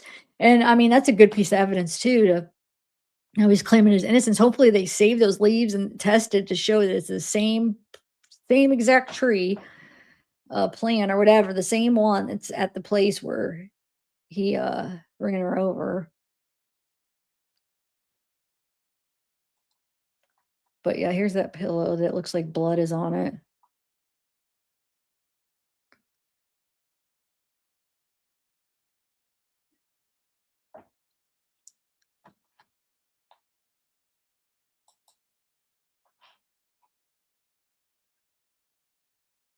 No, Gina, it's public. They actually talked about that at the on the trial. I mean, they insinuated because they couldn't prove without a doubt that he did that, but they basically a lot of us, if you watch the trial, a lot of us took that away from thinking that that possibly is what he did.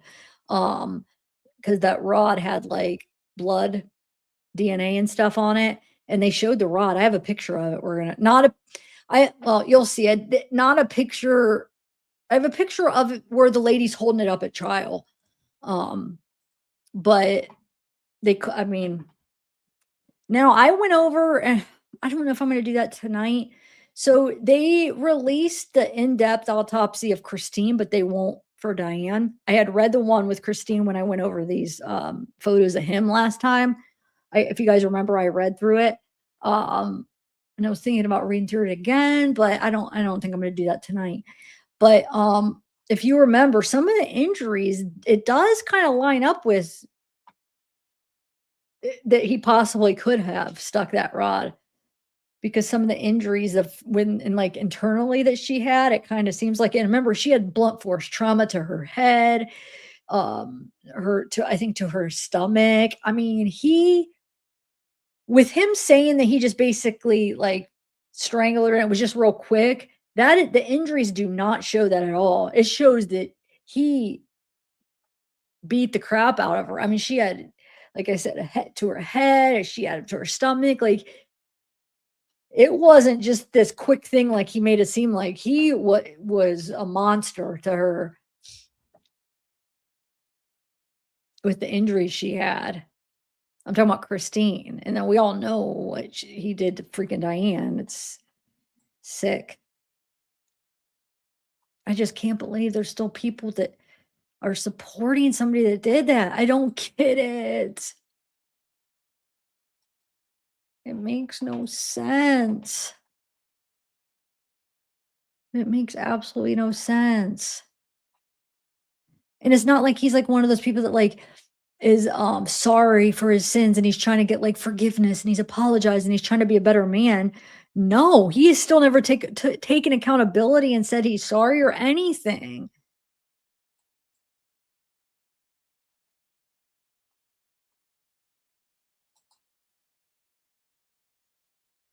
I know there's a lot of the pictures of the same thing. It's just like it's what's available now, with you know, this is inside her car. There's a Coors can. It's from the pillow, the other pillow.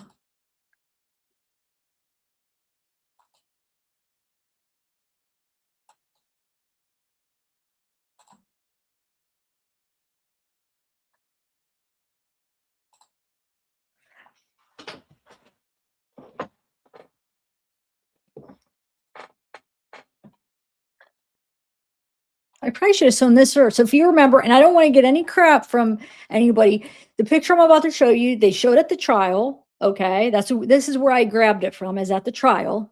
They zoomed in and they showed the people from Long Crime zoomed into it and they showed it.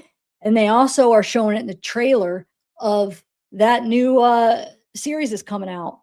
They flashed a picture of it, which means it's in that documentary.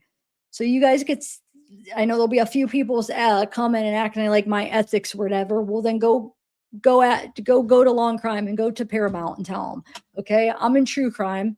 That's the genre, and true crime is not a pretty thing. Okay, so I'm going to show you a picture, like I said, that was on Long Crime, and now it's on the new documentary.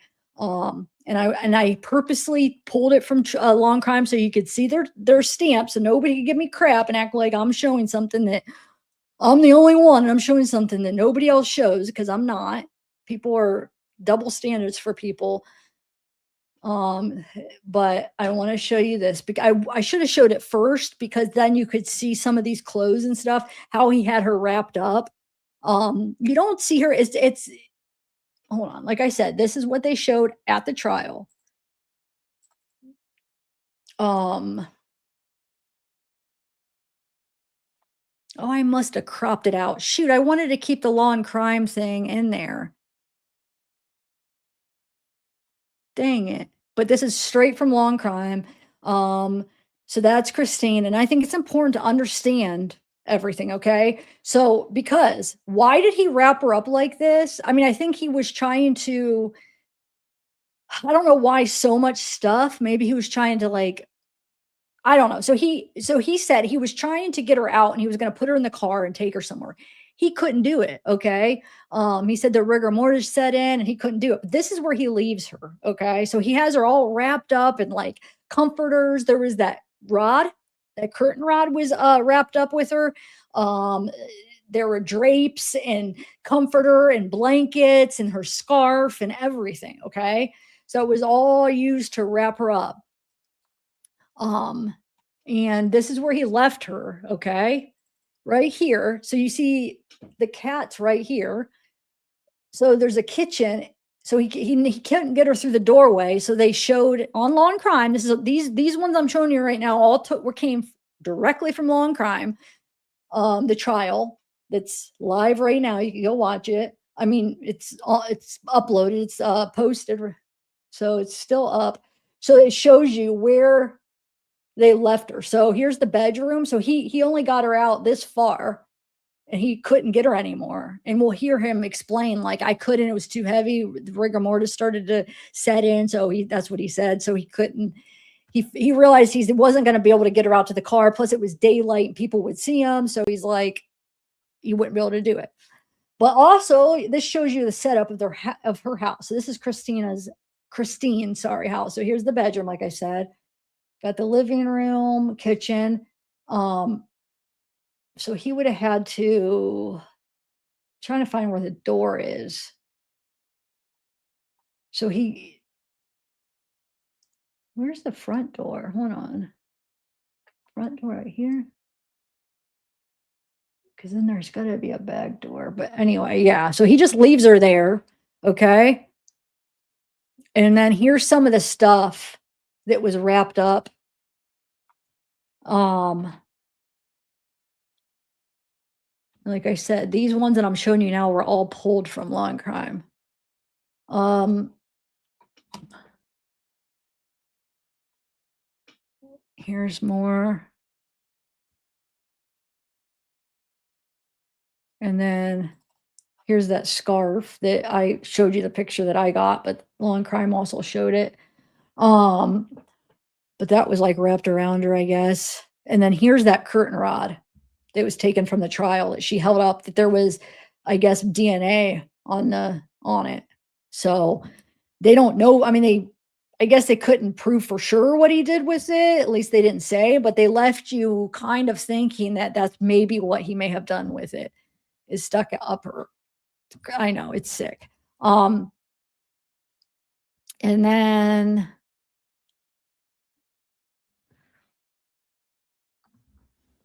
oh shoot, I don't know, Amber, man. I don't know. Um,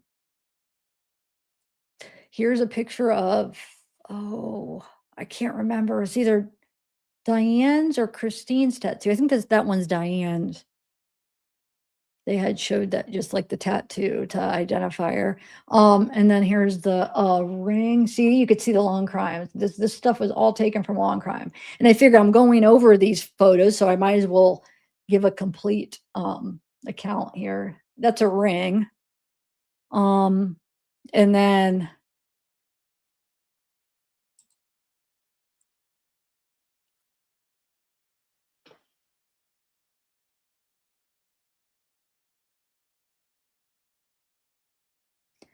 here's that guy, the neighbor that testifies, and he goes and he points out things like what he saw. And I think the reason why I screenshot this, I mean, you can see, is because it'll show you like where the tire tracks were and stuff at the time. It was very helpful at the time before, where we could see where everything was now. I mean, we knew where it was at, but it helped identify like where they found her. If you guys watched the trial back then, um, it was last June, I think the trial was. So it's been over a year and a half ago. There's more pictures of the car, but here's the pictures of the car that was pulled from the trial in Long Crime. That's Christine's car. They busted out the window.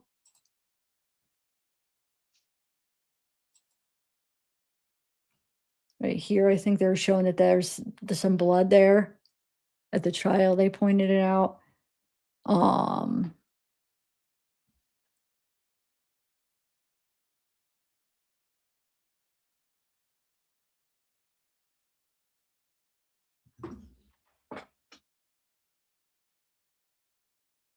what else? Yeah, the bladder and colon. Yeah, that's what I'm saying. Some of the injuries does seem, if you guys remember when I went over the detailed autopsy report, I went it over with a lot of notes and stuff. And some of them does look like it could have been from the rod. The injury is yes. I think it matched up with him doing that with the rod. If you guys haven't checked it out, it's one of my more recent ones. I think I did it. I mean, it still was months ago, but it was one of my more recent Wade ones since I haven't done Wade in a while. So here's a picture. So whoever's that person that's oh my ethics or something, does what's her name? Whoever you said complains about me, does she watch Law and Crime? Because I think she does, and I think she live streams it. Does she think they have a ethics problem? Anyway, so this is a picture where Diane is still there that they showed on Law and Crime. And I think it's important to know the case, so you guys could judge me or not, but true crime is not a pretty thing, and this is the genre that I'm in, and I'd like to be thorough, and I like to be able to understand what happened, and sometimes you need to know all the facts of the case and see it visually. I'm a visual person. Um, so this helped me because of this picture, I knew exactly where she was in that big mess. Because you'll see like, oh, she was in this lot, and then they just showed a bunch of pictures, but you see, so he drove up, So he probably got out of the car to probably pull her out of the car. He said he pushed her out. I'm guessing he got out because the guy said he saw him get back in. So he probably went out, went around and brought her out of the car. And if you remember, he said that she was still breathing at first. That's why he ran her over. Oh my God. Here's Mila's spa. I can't even tell what that is. Oh, that's the window open from when he broke in. Picture of the window open. Here's a picture inside the house he broke into, where he took like he left it some like that bag. Oh, that's where the bag was. That's right. It was inside the house. So reminded me because I forget. And I should know this, but it's been forever since I went over like the facts of the case. It's been like a year, guys. So cut me some slack here of not remembering every single detail. So that black bag, was that his bag he left there, right? Or was that a bag he got out from them and he just got out and went through? I can't remember. I know it was at the house that he broke into, but was it his bag or not? Anybody remember that? Um,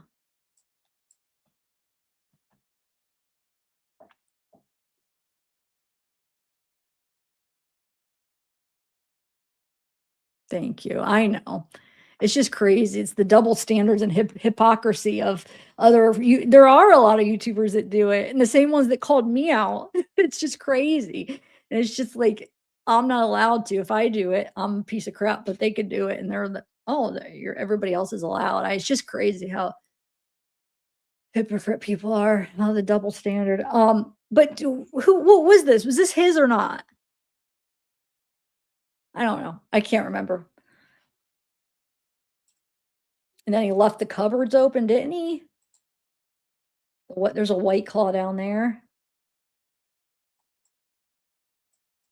There's the Hellcat. That's Mila's Hellcat.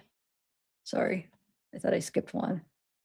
The Hellcat that he couldn't drive stick. I still think there's a chance that remember they were at Jason, they went to the bar, they went to Jason's to party, and then Jason is the one that could drive the stick, so he drove it to his house, and then Jason kicked him out, so Wade had to drive it.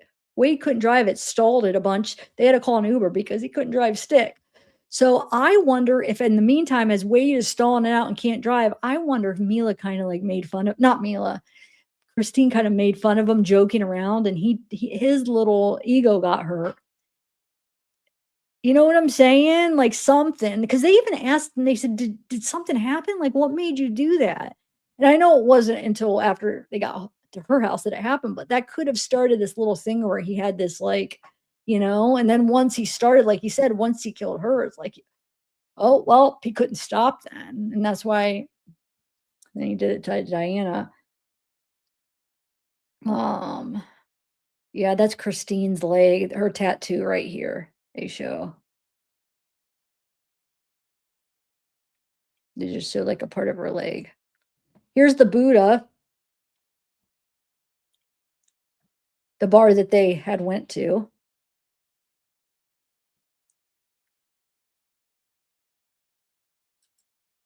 Here's him walking into Mateo's. There's Diane's shirt. Okay, so let me go back to where I left off then. I just wanted to show that. So then when I should have showed those first, but that one person got me all freaking nervous, like, which I shouldn't have. And I'm like, no, why? Long cry. I mean, you know what I'm saying? So just to show you like where some of the scarf and all that stuff came from, like all the stuff that was wrapped around her. All right, where did I leave off at? I'm gonna go back to the other photos, but hold on. Um,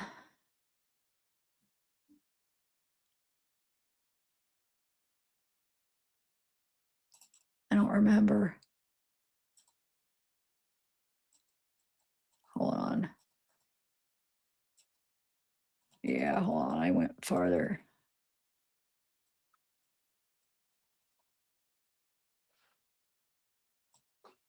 I'm going through these fast because I'm trying to find where I left off at the other pictures. That looks like a little bit of a bullet or something, doesn't it? That Alaska sweatshirt or whatever, I wonder if Christine was wearing that with the maybe she was wearing that with the shorts or whatever, because they show that and then they show, like, stains on it. It makes me wonder who was wearing that. And here's her contact.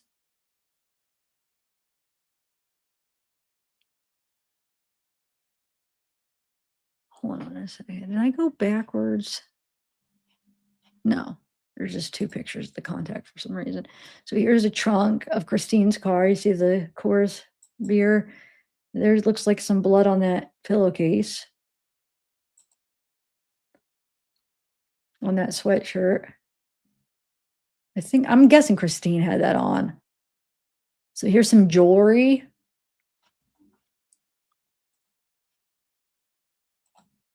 Trunk. Blood. That's definitely blood.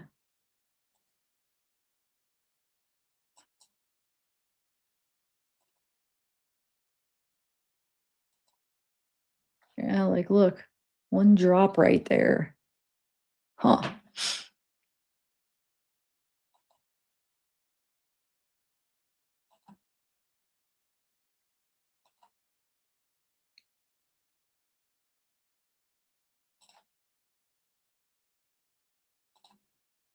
Wonder if he, like, hit her over the head with something.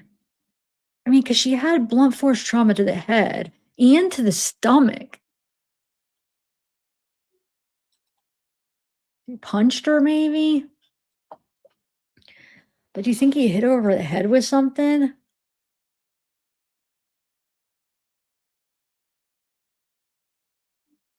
Oh, did he? No, I thought he had the oh, did he have that on the over top? I know he had that red plaid shirt, but maybe he had this on over top too. Can't remember. I just pictured picture him with the red plaid shirt, but did he have something over top of it too? Here's that scarf. Yeah, maybe he did. I think he did have both on.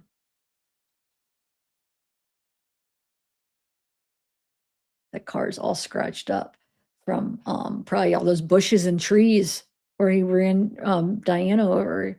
I would scratch that up.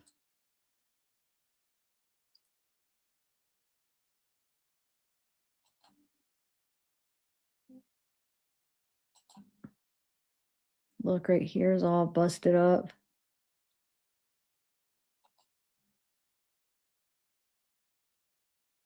Yeah, I think he hit her. I'm just wondering if he hit her with his hand or with something. Why do I think he hit her with something? Now in the stomach, he may have punched her with his hand, but the blunt force trauma on her head, I feel like it was in 2 different spots. Why do I feel like he used something for that? Because his hands didn't look like. Because if you hit somebody in the head, your head's like, with your skull, it would show up more in your hands. Now in the stomach, I could see, not anything on your hand, but so it makes me think he used something. And then we have this. I'm sure a lot of you are aware what this is. So I wonder if he used that. Wonder because who knows what he did to her? Because if he used that rod, did he do that after? Was she still alive? Did he R her? You know, who knows? Because they're not gonna be able to prove because she did have consensual sex with him too. So, like, who knows what he did sexually with her after or before? I mean, I don't know. I mean, he may not have, but they took this for evidence.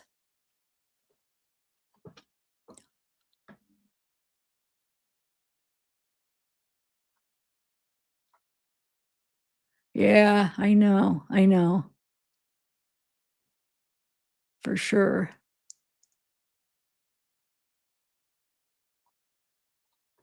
Yeah, she did. Yeah, she did. Did you read were you here when I read the more in-depth autopsy? The one that, I got, like, last it was way later, it was one of my more like, one of my last Wade videos, and maybe my second to last one I did. Oh, shoot, I just skipped one. Okay. This is Mila. It's permission to search form to for Mila. Property, vehicle owned, under my care, custody, can control without a search warrant. I willingly give my permission to the above named officer to conduct a complete search of the below listed premises and property. The Hellcat Challenger. The above said officer further has my permission to take from my premises and property any personal property, contraband papers, materials, articles, or any other property or things which they desire as evidence for criminal prosecution.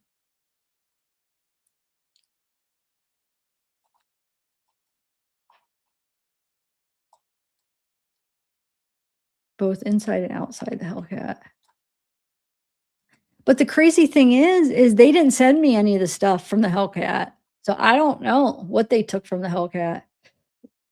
Busted Coors bottle. There's some kind of stain. I wonder if that has anything to do with what he did to Diane. Because remember, he said he strangled her what, like a few times, and she kept waking up. He's sick. He's sick. I can't handle how sick he is. I haven't went over like the facts of the case in such a long time. Like, oh my God, because I've been, I got sucked into the kiosk after, you know, thoroughly going over all the facts. I mean, I've read through all every single document.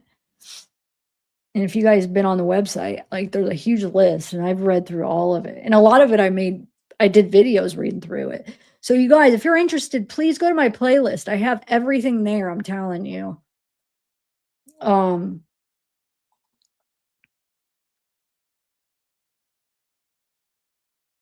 Broken phone.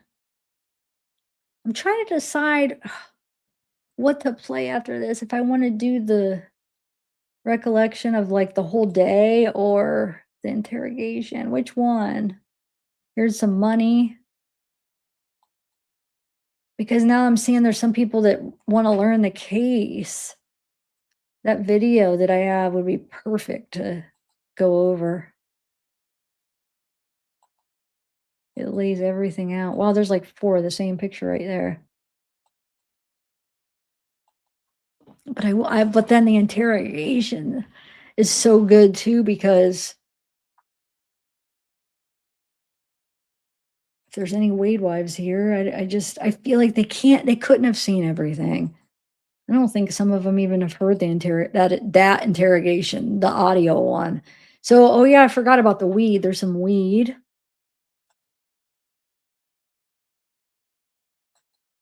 Is where they broke out the window. What's this, old coffee drink or something? What is that?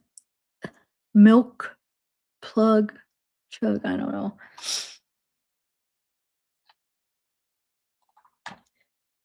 This is in what, Christine's bag? One of her bags. You got a vape, you got a lighter, you have lipstick, pad, money, bottle opener, the O domestic beer, a little bit of change. What's that? Is it a mint or a leave? That was it, a leave. A lighter, Camel Crush, some little bit of weed. And that's before they take everything out. The glass, lighter, some Powerball tickets, stylist, pills, body fantasy, vanilla, some body spray.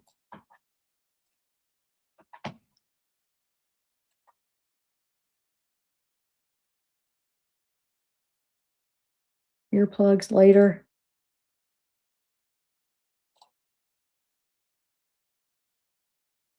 Um, Weed grinder. Said where they had to bust out the window. Got lens cleaning wipes. Lighters. Oh, it's Diane's? Okay. But why did the reason I thought it was Christine's, because did you see the other stuff in Christine's trunk? It had the same pattern. It like matched it. So that's what I was figuring. She probably got a set of stuff that matched the pattern. But I don't know. Maybe not. Hmm. Maybe it was. That's what a coincidence. Then they had the same pattern of huh. But yeah, we got a vape, a wallet, weed. Yeah, it probably was Diane's purse that was in the car, right? Got a razor, toothbrush, sorry, plastic baggie, it's like stuck in the seat there. Um, Crown Royal bag. We have this menthol nicotine pen, hat.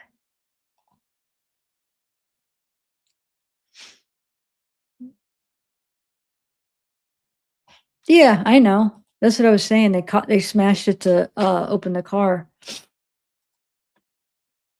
I know that. It's in the report actually, where they talk about how they have to smash because it was at Mateo's. They had to smash it to get in the car because they didn't know at that point was there if there was a body. They wanted to get in the trunk because they thought maybe there's something in there, you know. So they um yeah smashed the window to get in. So here's the shoes.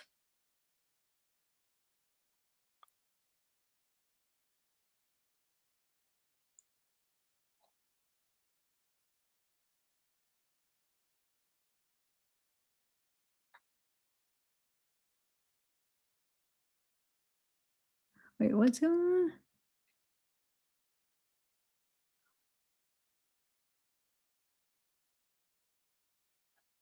Oh yeah, maybe you're right. You're right.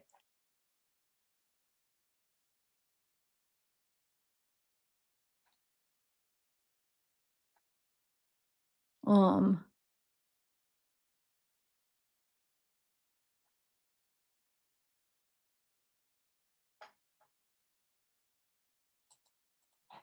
Sorry, I was just looking at chat. I don't understand what's going on in chat.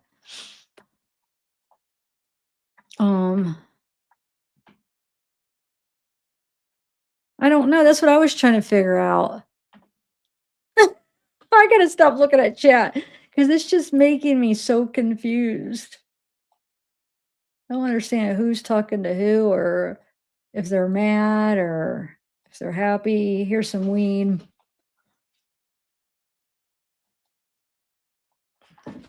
This is crazy how this this case brings out a lot of emotion. There's some roaches.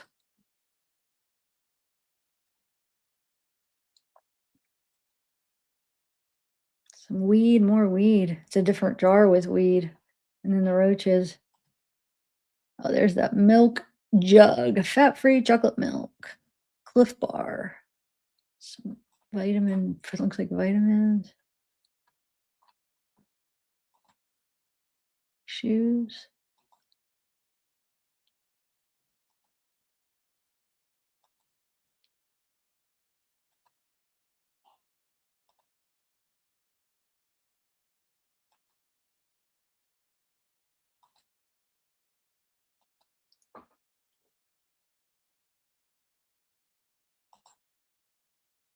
I know, guys. I was kind of disappointed because it's like there's a lot of doubles for some reason.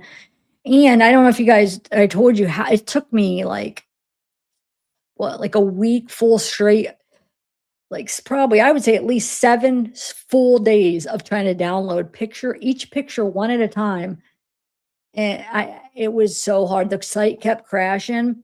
And then all that wasted each picture one at a time, that took forever, and if I didn't hurry up and catch it when it got downloaded, it would say that it timed me out, so I couldn't really get involved with doing other stuff, because if I did this and then it downloaded and, like, a couple minutes passed after it downloaded, it would log me out. Oh my god, guys. It took me forever, and then to come to see how many doubles. So 'cause I erased a lot of the doubles already, and you could see there's still more doubles. So all that wasted time downloading double pictures, which they had different numbers, so, I mean, I didn't know. Oh my god. It was I've never ever had files that did that before, because it was, like, on a site where you couldn't just download all because it would crash it. You couldn't click the next one before the other one was done because it would crash it. It would just say unresponsive. Um, and so, but each picture would take at least like maybe like 3, 4 minutes to download. So, and then, like I said, right after that got finished, you had to keep checking, because then when that got finished, if you waited a couple extra minutes, it would log you off, and then you had to re-log in. Imagine doing that, because I think at the end it was like 535 pictures. Okay. And I would say at least 100 of them were all doubles.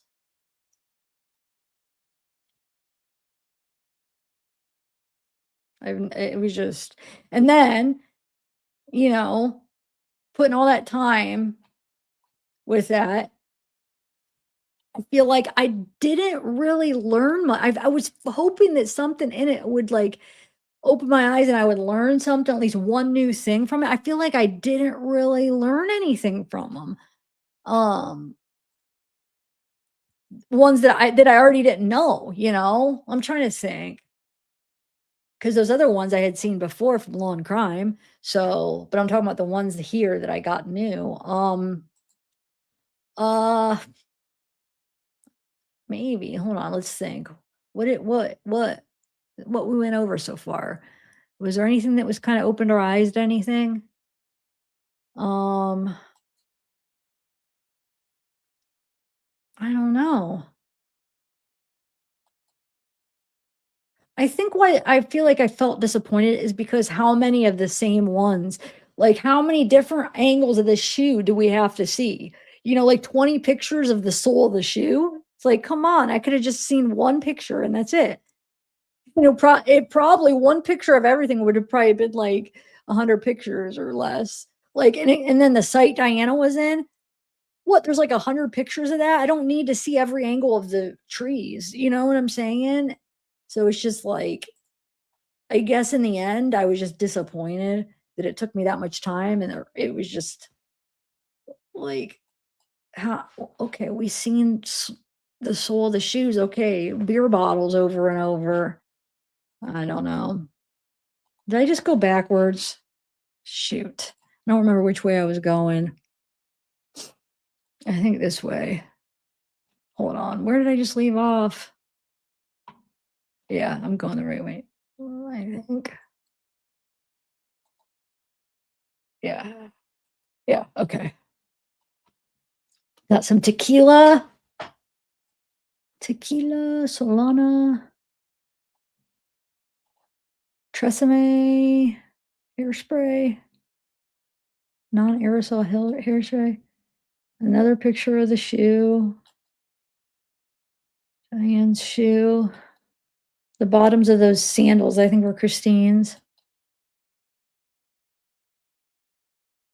500, yeah, but you see how there's like how many 20 pictures just of this shoe, this one, just these sole shoes, plus remember how many other pictures we got of this shoe? So yeah, 500, but it's a lot of the same things over and over. Yeah, we're almost done. See, doesn't it leave you like you didn't see a whole bunch because of all this doubles of the same thing over and over? And even if they aren't actually exact pictures, doubles, it's just like the same thing with just a little bit of moving to the right. Let me move an inch to the left and take it. Let me move a little bit up. And it's just Fireball cinnamon whiskey. Yeah, we're almost done. Where are your brows at? How so if you just went through like a week of having to download it, like that, wouldn't you be disappointed if in the end this is what you got? It would have been different, I think, if I was able, let's say they sent me like 100 pictures and they downloaded fine and that's what we got. It would have felt like not as disappointing, but to think you're going to get like, over 500 pictures and then for it to be that difficult to download each one, that takes you like a whole week. And when I say a week, I mean from the morning to the night, I had to sit here and download next as I'm trying to get other stuff done.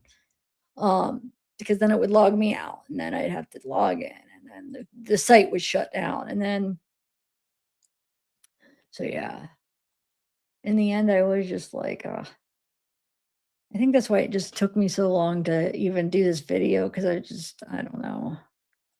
I just kind of, this looks like a bloody fingerprint here.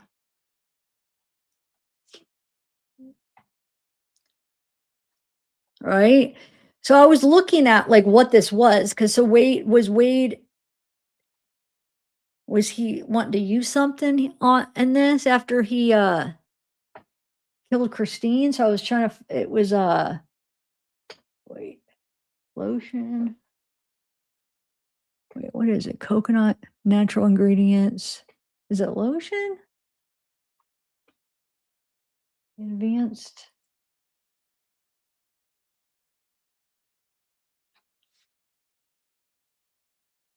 Oh, with a few sprays, nourishing. I don't know. What is this, guys? And the reason I want to know is because it looks like his fingerprints on it. So is this something he used after he killed her? Why would, looks like a blood. So it makes me want to know what did he want after? That's what I'm thinking, Jarvis. That's why I was trying to figure out if it was lotion or not.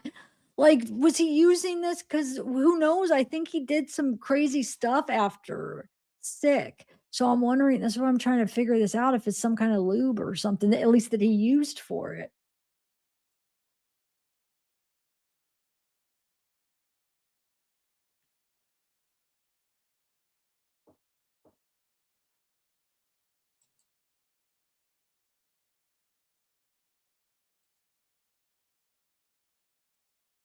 Cigarette.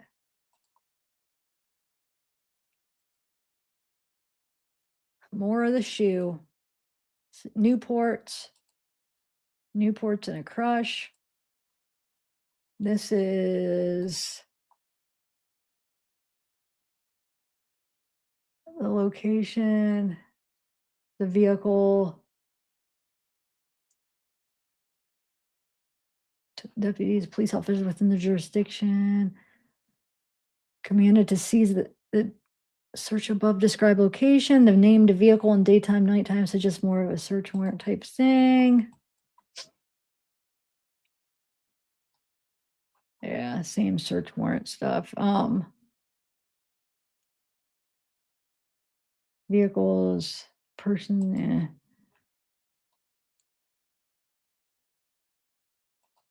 eyelash.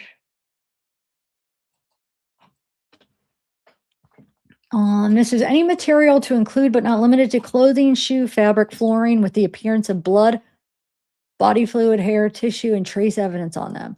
Any blood, body fluid, hair, tissue, and trace evidence. Any video, surveillance equipment, data, or devices. Any debit, credit cards. Any items used to wrap, secure the deceased. Drugs and or drug paraphernalia. All paperwork to include but not limited to receipts, proof of residency, mail, contracts. Any written communications to include but not limited to notes and letters. Vehicles in the garage or on the curtilage of said property. Electronics to send and or receive phone calls, text, photographs, video, chat, video surveillance, footage, cell phones, smartphones to assist in determining whom the victim was in contact with and may have information regarding their death. The affiant is to seize the below described evidence and to conduct a forensic examination of a listed items that may be in an electronic or digital format, text or SMS messages, MMS messages, emails, photos and videos, chats and chat logs, phone call logs, contacts and information contained in the contacts, items containing or displaying passwords, access codes, usernames, and identifiers necessary to examine or operate items, software, or information seized. Data that tends to establish ownership of the device. Any and all software that may be utilized to create, receive, distribute, store, or modify evidence sought, and all software that may be used to communicate or store online communications. Encrypted, deleted, and unallocated files of electronic media that contain any of the information listed in previous paragraphs. Any other evidence, instruments or fruits of the crime contained within the aforementioned dwelling and vehicles. All items seized, searched in this warrant is to include processing of those items if needed by qualified forensic technicians or whoever is qualified in law enforcement forensic capacity that is tasked to perform such processing. Based on the affidavit, which is incorporated herein by our reference, I am satisfied as to the existence of the facts as set forth herein, and find that said facts do establish and constitute probable cause to believe that the above described property contains evidence connected to the commission of the above stated crime, and does establish and constitute probable cause for the issuance of a search warrant. Wherefore, the affiant of the Cape Coral Police Department of Lee County. Let me take a sip of this real quick.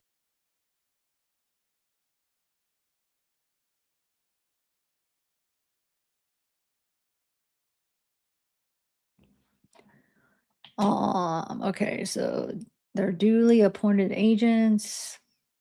Okay, so basically that's good. Gleason. Oh, my nose is still red. Yes, what the heck? Oh my gosh, how many? I don't understand why so many. And of course, that's one of the hardest ones to see is um Diane had under her clothes. Where am I at? Hold on, I'm trying to find where I left off.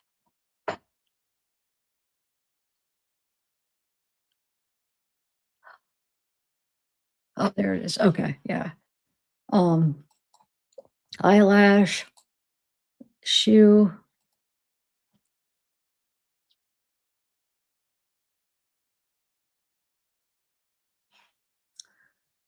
Um, what do you call it? Lottery, Walgreens, tote, slides, 5-hour energy. I used to drink those a while back. I haven't in years. Dr. Kroll, Viscaya, Del Prado, in vet hospital, oxygen and welding supply. We have it's a bunch of little cards. Entertainment, Freedom Fighters, Ira, Gaza Pizza, Bonus Club. So yeah, stuff in our wallet. Bagels, New York Bagels, spring training, Hardee's.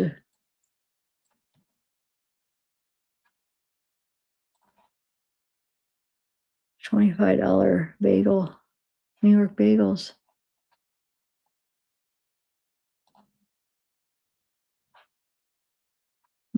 I used to have one of those Speedy rewards. Is it Dunkin' Donuts? Dwayne Diamond. Just the same stuff here.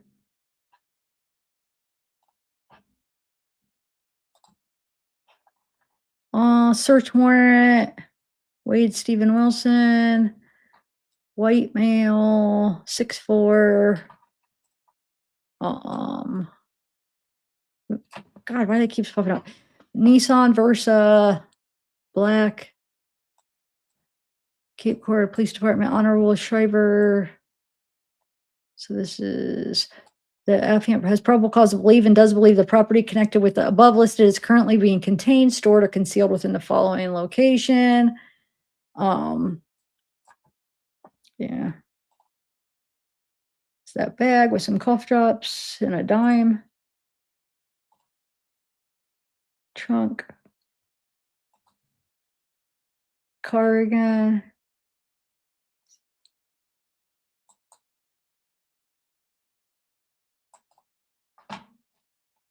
Uh, some keys and money, vape, receipts, Advair, vitamins.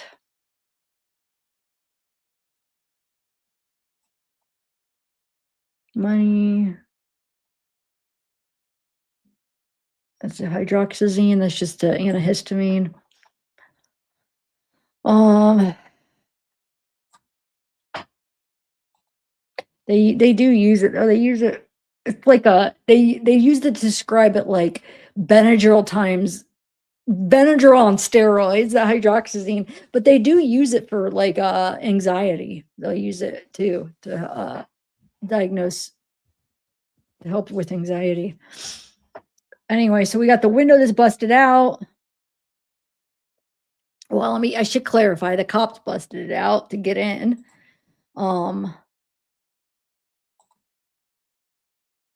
It's just all the car. And it's like, how many pictures of the inside of the car do we need to see too? I mean, we've seen and I know for evidence they need to take every detail, but I'm just saying, like, I don't understand though why they look. You guys see how that's redacted? What, like, what? We've seen the top of the car. What are, like, I'm confused. Look, look. Why is that redacted? Any thoughts on that? When we just seen this part of the car. So what are you redacting?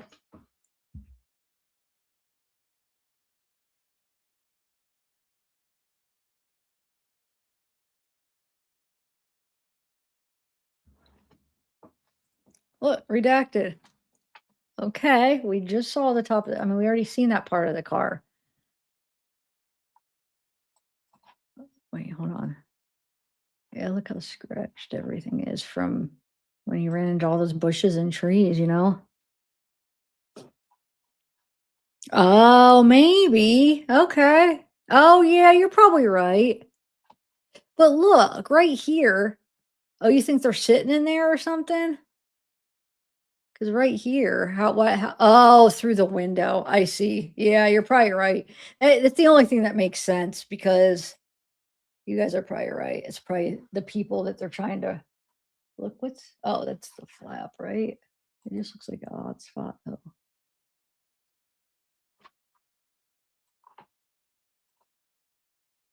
Now look how scratched up the car is. Look right there.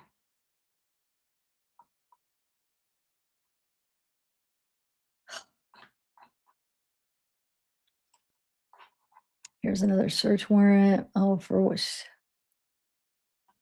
Wait.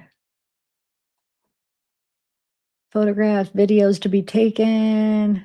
All weapons, not limited to guns, ammo, knives, edge blades weapons could have been used or consistent with injuries to the victims to include weapons having the presence of appearance of blood, body fluid, hair, tissue, DNA, and trace evidence on them. Another picture of her shirt.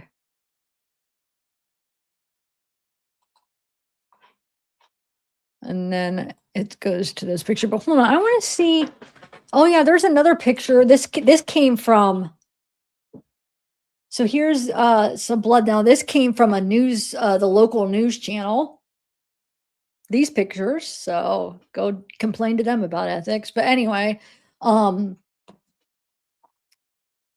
right here. Is this what you're talking about? The blood? I think Long Crime had this too, but um I got it from a news channel, the local news channel. So yeah, there was blood right here there's like a cord.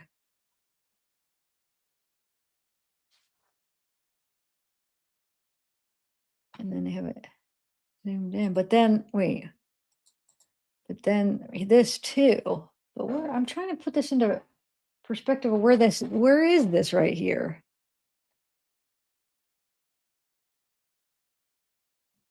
I can't tell where that's taken from. but that's how they put it up. There was no context of where, and you could see blood right here too, back here. Now remember, just because um they didn't send all the pictures, so there's just because they weren't here does not mean that they don't exist. So, like, if somebody says, "Well, there's no object that has blood on it, or no this or that," it doesn't mean that it didn't exist and it's not evidence. They redact stuff, and sometimes, depending on who's redacting, sometimes they're heavy-handed in it, and sometimes not.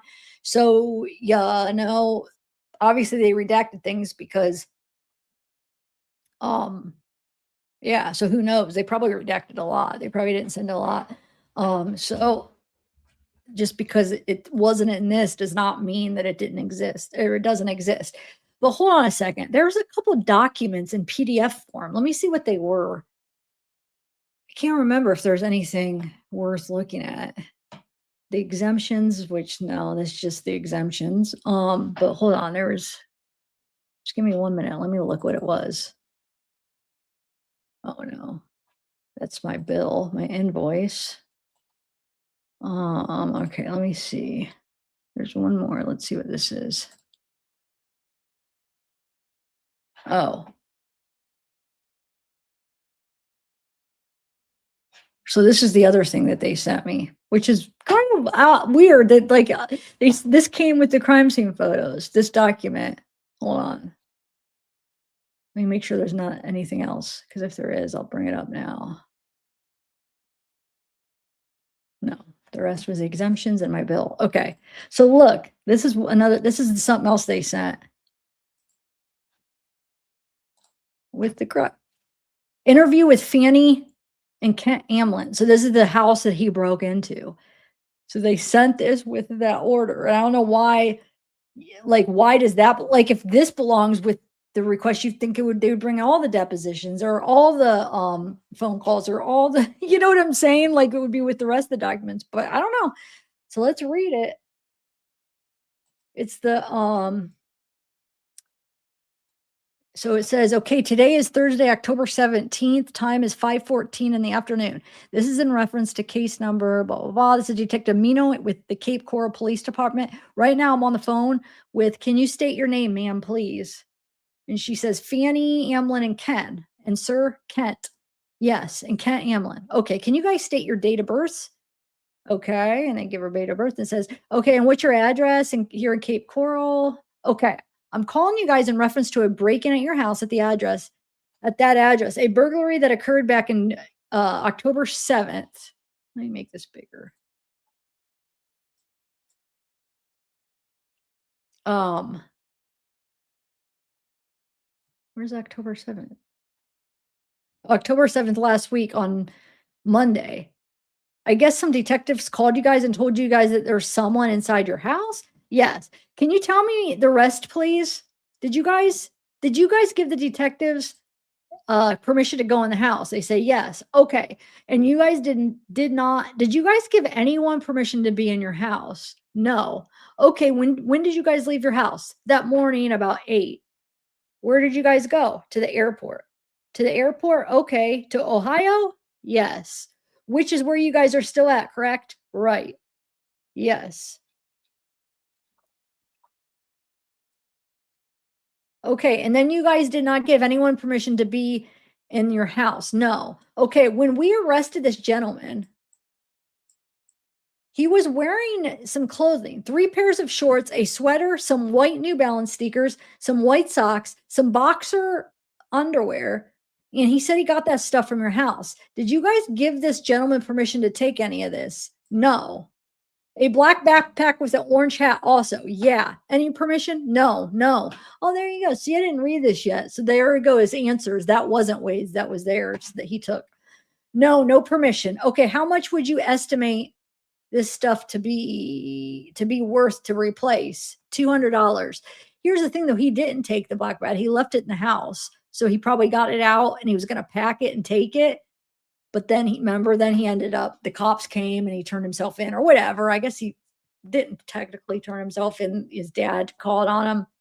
but he was probably packing a bag because he was probably going to be on the run and take some clothes, right? This is my guess. But then he got arrested, so he didn't take the bag with him because he was going to jail. So, anyway, $200 and about 200. Okay, and he made entry through your rear window. And I'm assuming you guys already had someone go do some type of temporary fix. They say, yeah, we did. Okay, have you guys gotten any quotes on fixing the window? I got one quote of 495. Okay, 495. 495, I should correct. Do you know who the company is that you got that quote from? They say, and they say, it's okay if you don't remember. And they say, I got it written down someplace. And he says, okay, okay. Is there anyone else? Is there anything else? Oh, other stuff. I believe that night when I spoke with you guys over the phone, you guys threw the trash away before the guy left the house, before you guys left the house. And they say, yes. Okay. There were five there were 5 empty cans of White Claw, the hard seltzer waters that somehow he threw underneath the cabinet. I'm assuming that it was not your guys's, correct? And they say, no, it wasn't us. Okay, yeah, and an empty bag of popcorn. Again, not us, they said. Okay, also some canned beef stew, I believe it could have been. And they say, yes. Okay, so that was not your guys and you, not you guys and you. And they say, not us. Guys did not give anyone permission to eat this stuff. And they say, no. And they say, okay, do you guys wish to press charges? They say, yes. And he says, okay, all right, all righty, that's all I'm going to need from you guys now, okay? And they say, okay, I'm going to go ahead and stop recording at this time at 5:17. That's what they sent with it. Okay. So now what we're going to do is we're going to watch the trailer for the new Paramount documentary, and then we're going to watch his confession interrogation. All right, let me put on my headphones. Very interesting. And I haven't listened to that, and well, I did. I listened to it yesterday, but before that, I didn't listen to it in like almost a year or whenever it first came out. I mean, it's just yeah. When I started covering this case it feels so long ago. I mean, over a year ago. So, have you got put a one if you well, I want to know a couple things. Like, first of all, if you ever heard it. Second of all, if you did hear it, have you listened to it recently or has it been a while? Okay, so let me put my earphones on.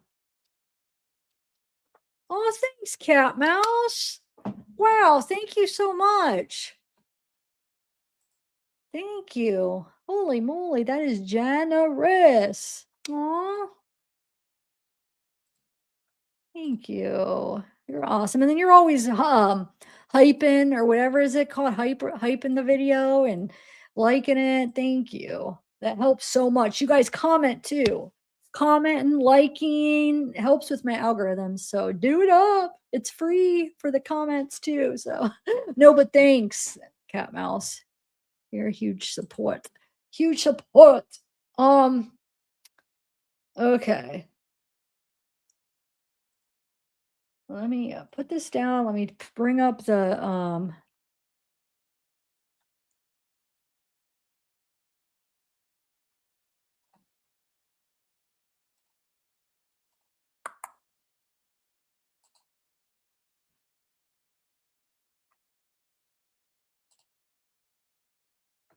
just give me 1 minute. I'm just getting the I don't know why I didn't have that pulled up. I had everything else pulled up. I didn't have the documentary, but let me pull it up.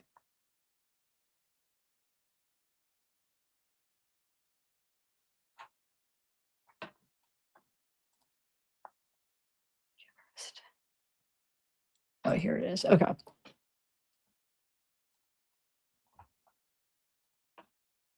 All right. So let me pull it over here.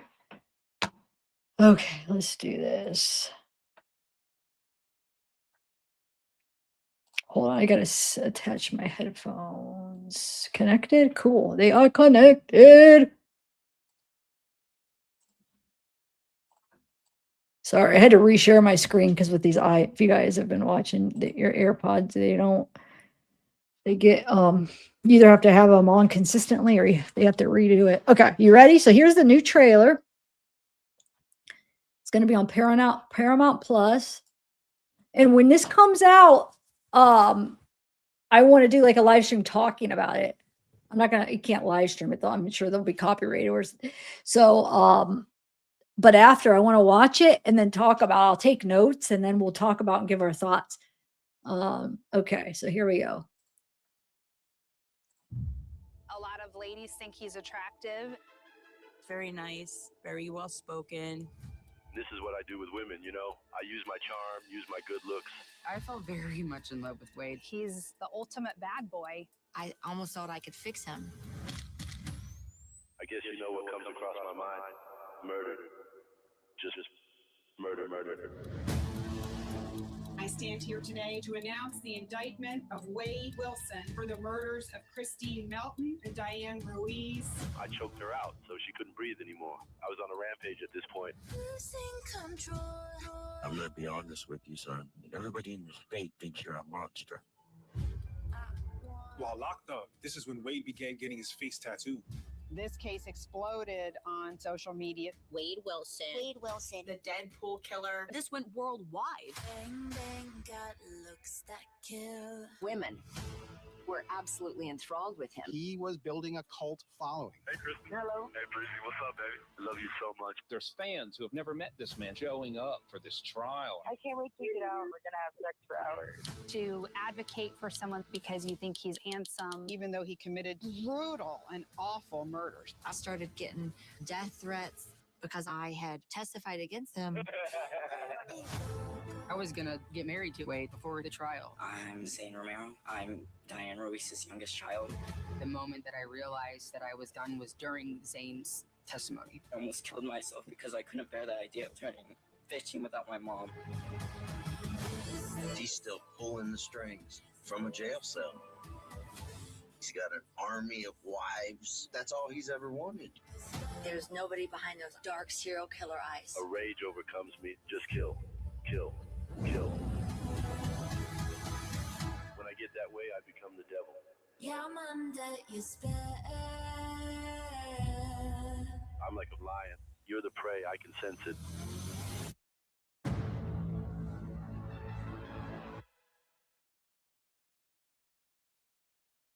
That looks good. They made it look really good. Like anybody that hasn't into this case or hasn't followed it, there's gonna be a lot of new eyes on this case because they make it like, well, they pull you in. Just that trailer. And and there's like I know it all, but you know what I'm saying? And I still think it looks really good.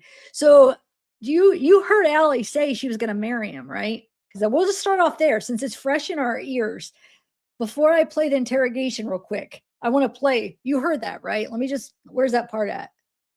Where is it at?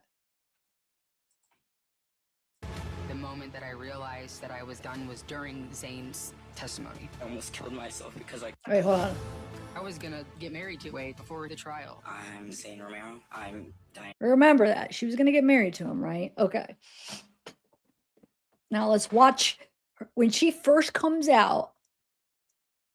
So people start talking about her because we're all going through Wade documents and he writes this letter to the judge. And in the letter, it says, "Hey, my fiance Alexis," and it says her last name. And it says like basically how his lawyers are one of his lawyers, he wants one of his lawyers to be fired or something because one of his lawyers was treating her bad. And they were basically saying, anybody that's with Wade, there must be something wrong with you or whatever. And he was like upset the way they were treating his fiance. So everybody looked her up and we found her and we saw how she has like a criminal history, which I'm no judge. Okay. She's got like a lot of mugshots. And even I went through like all her charges and all her mugshots. And once the name came out, we were all like looking through her stuff and stuff. So everybody's talking about, oh my God, this is his fiance. Who is this girl? And we were looking through, like I said, her mugshots and reading her charges, and they're all like drug related charges, So finally, after a couple months, she comes out with a TikTok on her TikTok. And this, what we're gonna watch is her first TikTok coming out and explaining, you know, after everybody's been talking about her, this is what she has to say. Okay. So let's start there. And then we are gonna watch his interrogation. But just since that's fresh right in our heads where she just said that, I want to play this for you. Allie. Right here. Just gonna jump on here real quick. Hold on.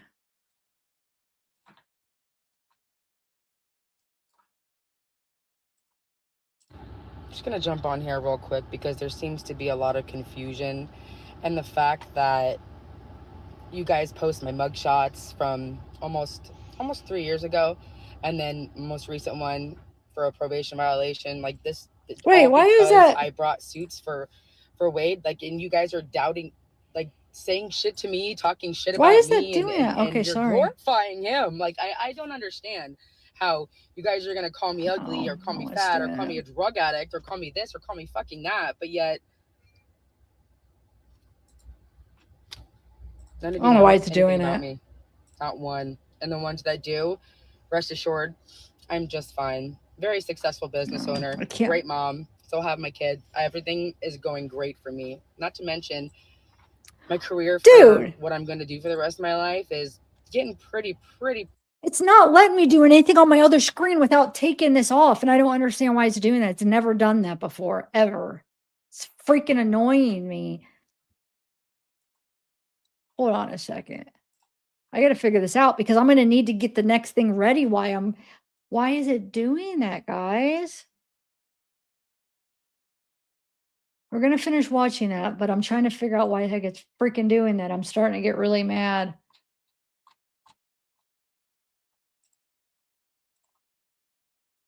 Hold on.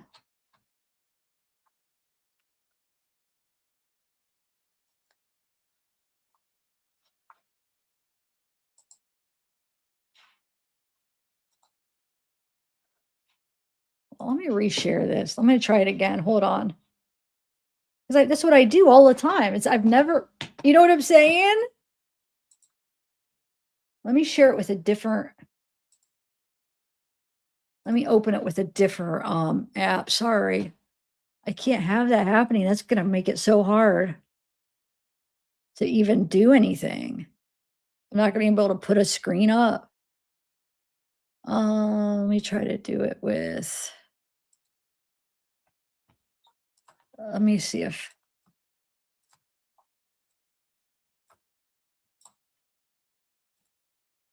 okay, this works this way. It should be working now. Okay, hold on one second. I think I figured it out. I shared it with a different, I don't know why though. Normally I could share it with that. Sorry. I had to figure it out because there's no way I could not be able to do stuff on my screen. So I'll just skip forward a little bit. Almost 3 years ago, and then most recent one for a probation violation like this, all because I brought suits for Wade, like, and you guys are doubting, like, saying shit to me, talking shit about me, and you're glorifying him. Like, I don't understand how you guys are gonna call me ugly or call me fat or call me a drug addict or call me this or call me fucking that, but yet none of you know anything about me.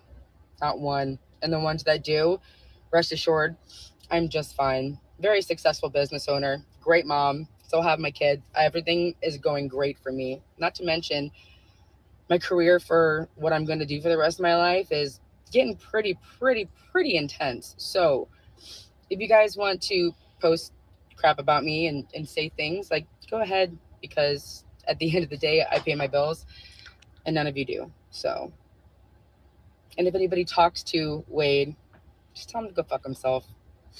And everybody that's like glorifying him and making these sex traps and saying that he's so this and so that, but yet you hate me. Why would it be? Why?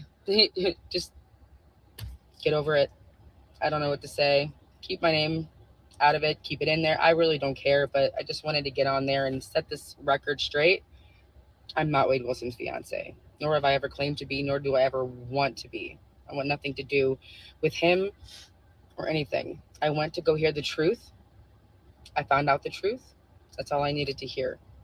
I don't know anybody else any explanation. So I would appreciate it if you guys would just keep your mouth shut, because not one of you have contacted me or anything. Actually, not one. Everybody's talking shit, you keyboard warriors and shit, you know. But have a great day, everybody.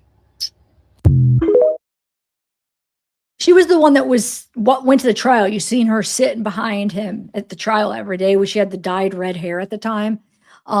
So you hear she never was his fiance, never planned to be, never was, right?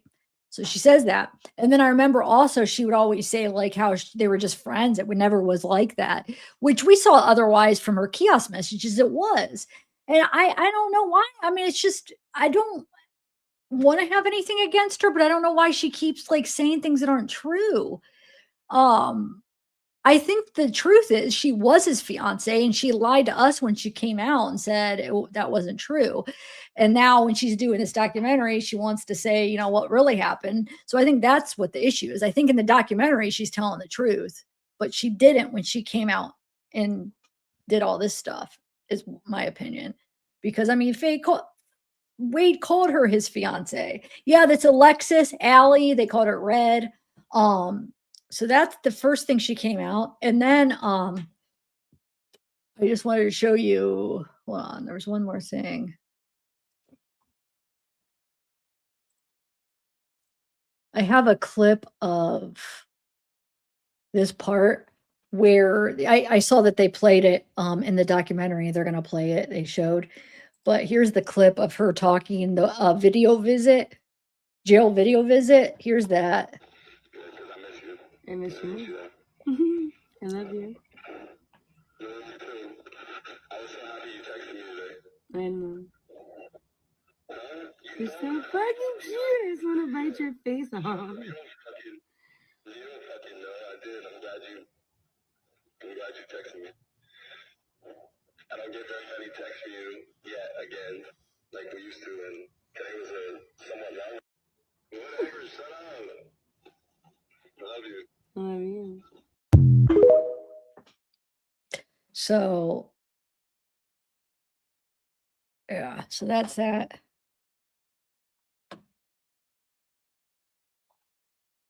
All right, so let me see if there's anything else before I watch the interrogation. Here's just a couple clips of her in court at different times. She was there every day. You could see her in the trial every day behind him, except what was it? There was one day she wasn't. Was it the sentencing or after? There was one court hearing through the trial and sentencing that I couldn't see her behind him, but then every other time you could. So these are just some clips where Mila testified, but I took these clips where you see, hold on.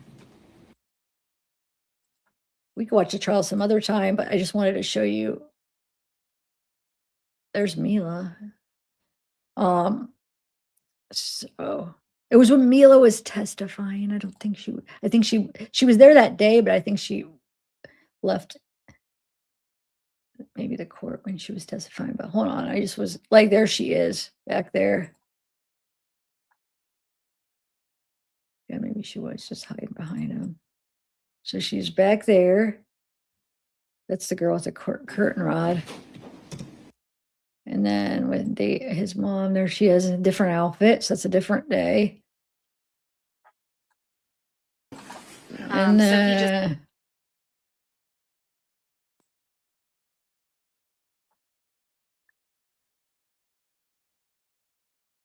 there she is. Right there. All right, now we'll move on to when there are lesser included crimes or attempts. And then here's the sentencing. She's back there with her friend. I think it was the death penalty thing that she wasn't there. Or they voted on the death, or wait. Yeah, I think it was that. Because remember, he told her like he doesn't want her there because about the whole death penalty. So I think that was the day we saw in the kiosk messages where he's like, no, I don't want you to come and see that or whatever. So she didn't come. But she's there with right there. Name on the record, please. Gwendolyn Perez, Gardner on behalf of the state. All right, let the record reflect, state's present, defense counsel, and the defendant are all present. Good morning, Your Honor. Good morning. Sarah Miller and Andreas Gardner on behalf of the state. Kevin Shirley. Okay. All right, so let's watch the interrogation. Oh, there's one more of clip. Let me see what she's doing in this one. Yeah, you can see her standing up. Anyway, I don't know. I remember taking clips. There's a video I was doing that I wanted to see her like in different clothes to see how many days she went and if she went every day. For some reason, we were trying to figure out something. But okay. All right, we're gonna watch the interrogation now, and then if I'm still feeling it, maybe we'll get into some other stuff. But if I don't today, I am gonna do at least some Wade stuff now that the documentary's coming on. I'm gonna do a few videos, so be looking out. I'm gonna do that summary where it recaps the whole day in detail. So please look out for that. And it's going to be combined from 2 of my old videos. I'm combining them together, like I said, to give a complete look on it. So here is this. Now this is from phone calls from prison. Since the stuff was so expensive, if excuse me, if somebody else already had it out, I was like, and everybody else was using it. I just didn't order it because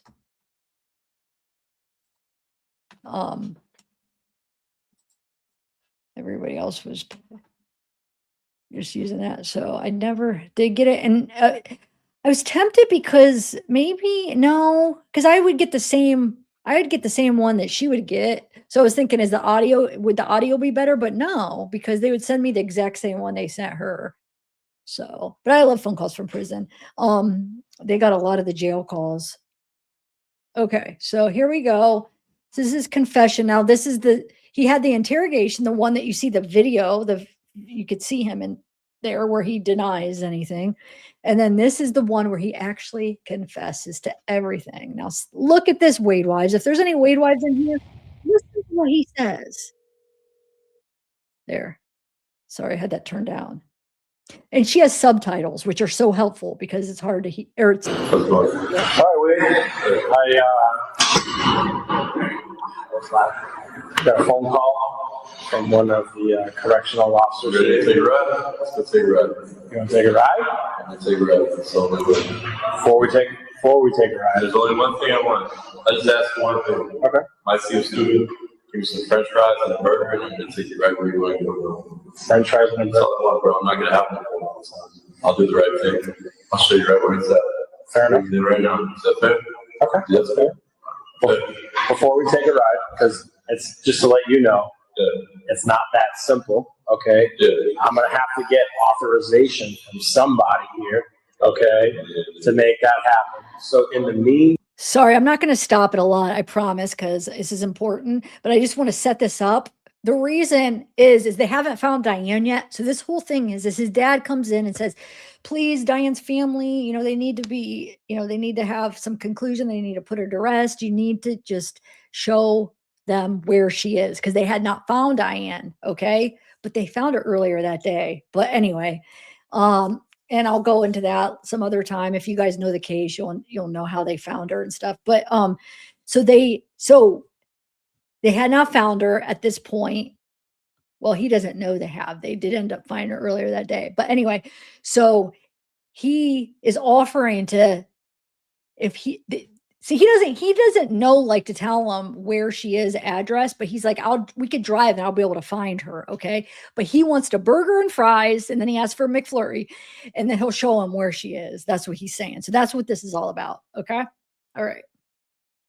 Time. All right. Before we do anything, I got to put it out there that the last time we were here, you asked to talk with a lawyer first. Yeah. All right. So we're going to now pass it. That's what the right thing. Well, before we do that, all right, I got to read your rights again. Okay. And we're going to go from there. All right. Yeah. So you have the right to remain silent. And you say things against you in court. You have the right to talk to a lawyer for advice before you ask any questions and have him or her with you during your questioning. If you cannot afford a lawyer, one will be appointed for you before any questioning if you wish. If you decide to answer any questions without a lawyer present, you will still have the right to stop answering anytime to talk to a lawyer. Do you understand each of the rights I've explained to you? Yes. All right. And is there any possible way after I do this, I don't want the jail to like segregate me or anything? Is that like you can't stop that, can you? Like I don't want them to put me, you know what I mean? Like me high girl, put me in segregation, confinement. I just want to go to general population people. I will ask. I don't get to make the rules here, but you can just ask and say, hey, you know, that's cool. With these rights in mind, do you wish to talk to us now? Yes, sir. Do me a favor. Put your initials, and then sign the name.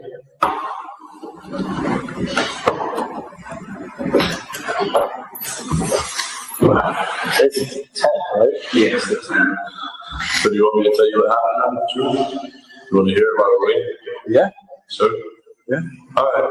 Truth is, I picked the girl up, and killed her. Yeah, obviously, go figure, right? You know, but I picked her up somewhere about the school. You know, not far from the school. A couple streets down. She brought me to school, and I choked her out so she couldn't breathe anymore. And she fell asleep. You know, she wasn't fully dead yet. Then I brought her to her. I'm going to show you guys where she's at. And she was still alive, and pushed her out of the car. And she tried to get up, and I ran her over with the car. And I ran her over maybe like 10 times, 10, 20 times her head, her body. I ran it over with the vehicle until she was not moving anymore. And everything was just disfigured, her whole body. And she couldn't get up. She was dead for sure. And then I left. Can I back you up? Yeah. Ask a couple of questions? All right. So, when you were driving, and you were driving in front of the school, how did you know, or when did you decide? When did you see her? When did you decide that you were? I was on a rampage at this point, I guess you could say. I was on drugs. Okay. I was when I get on drugs, I do the wrong things out of my mind. I was out of my mind, and I was just randomly driving. You know, I was just honestly having a random drive, and I saw her walking on the road. Like the school's right here. She was like a couple streets over, not far. And I picked her up first. And I just remember passing school, and the way to get her in my car, I put the window down and I said, hey, do you know where the high school is? Where the school's at? Can you show me? She said, it's right down there. And I said, I drove by there and I didn't see it. Can you please show me? She got in my car. That's all it took. Yeah, that's all it took. Okay. Got her in my car. And then from there, we drove to the school, and I was going to drop her off. But I knew in my mind I was going to drop her off. But she wanted to get dropped off there. I said, okay, you can go. As soon as she wanted to get out, or whatever, grabbed her by the neck and choked her until she was tired.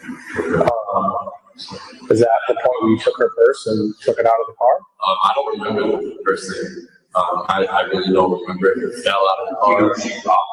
I think maybe she dropped it. But here's the thing: when we were at the school, remember you said I got out of the car. I don't remember getting out of the car at the school. But if you really saw me in the kid get out of the car, I did do that. At that, I'll be honest with you, okay? Yeah. At that point during our conversation yesterday, I could sense that you were kind of getting frustrated and you weren't really sure if you wanted to talk or not. So I was just calling you bluff to see if you were full of shit. No, you were. I could tell by your face that you were, but I just wanted to see.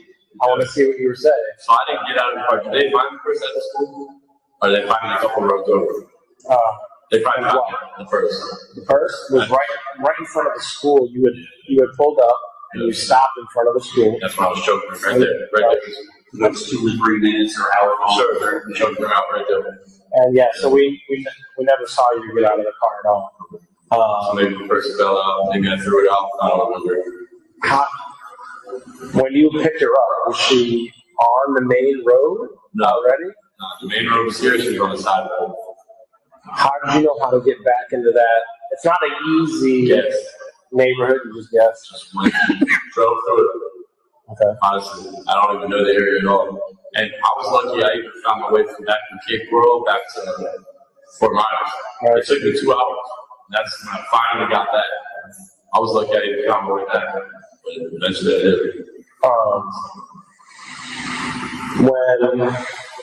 When you, after you were done choking her out, okay, and you turned around and you went back north, okay, up the main road, and then you went back into the same neighborhood?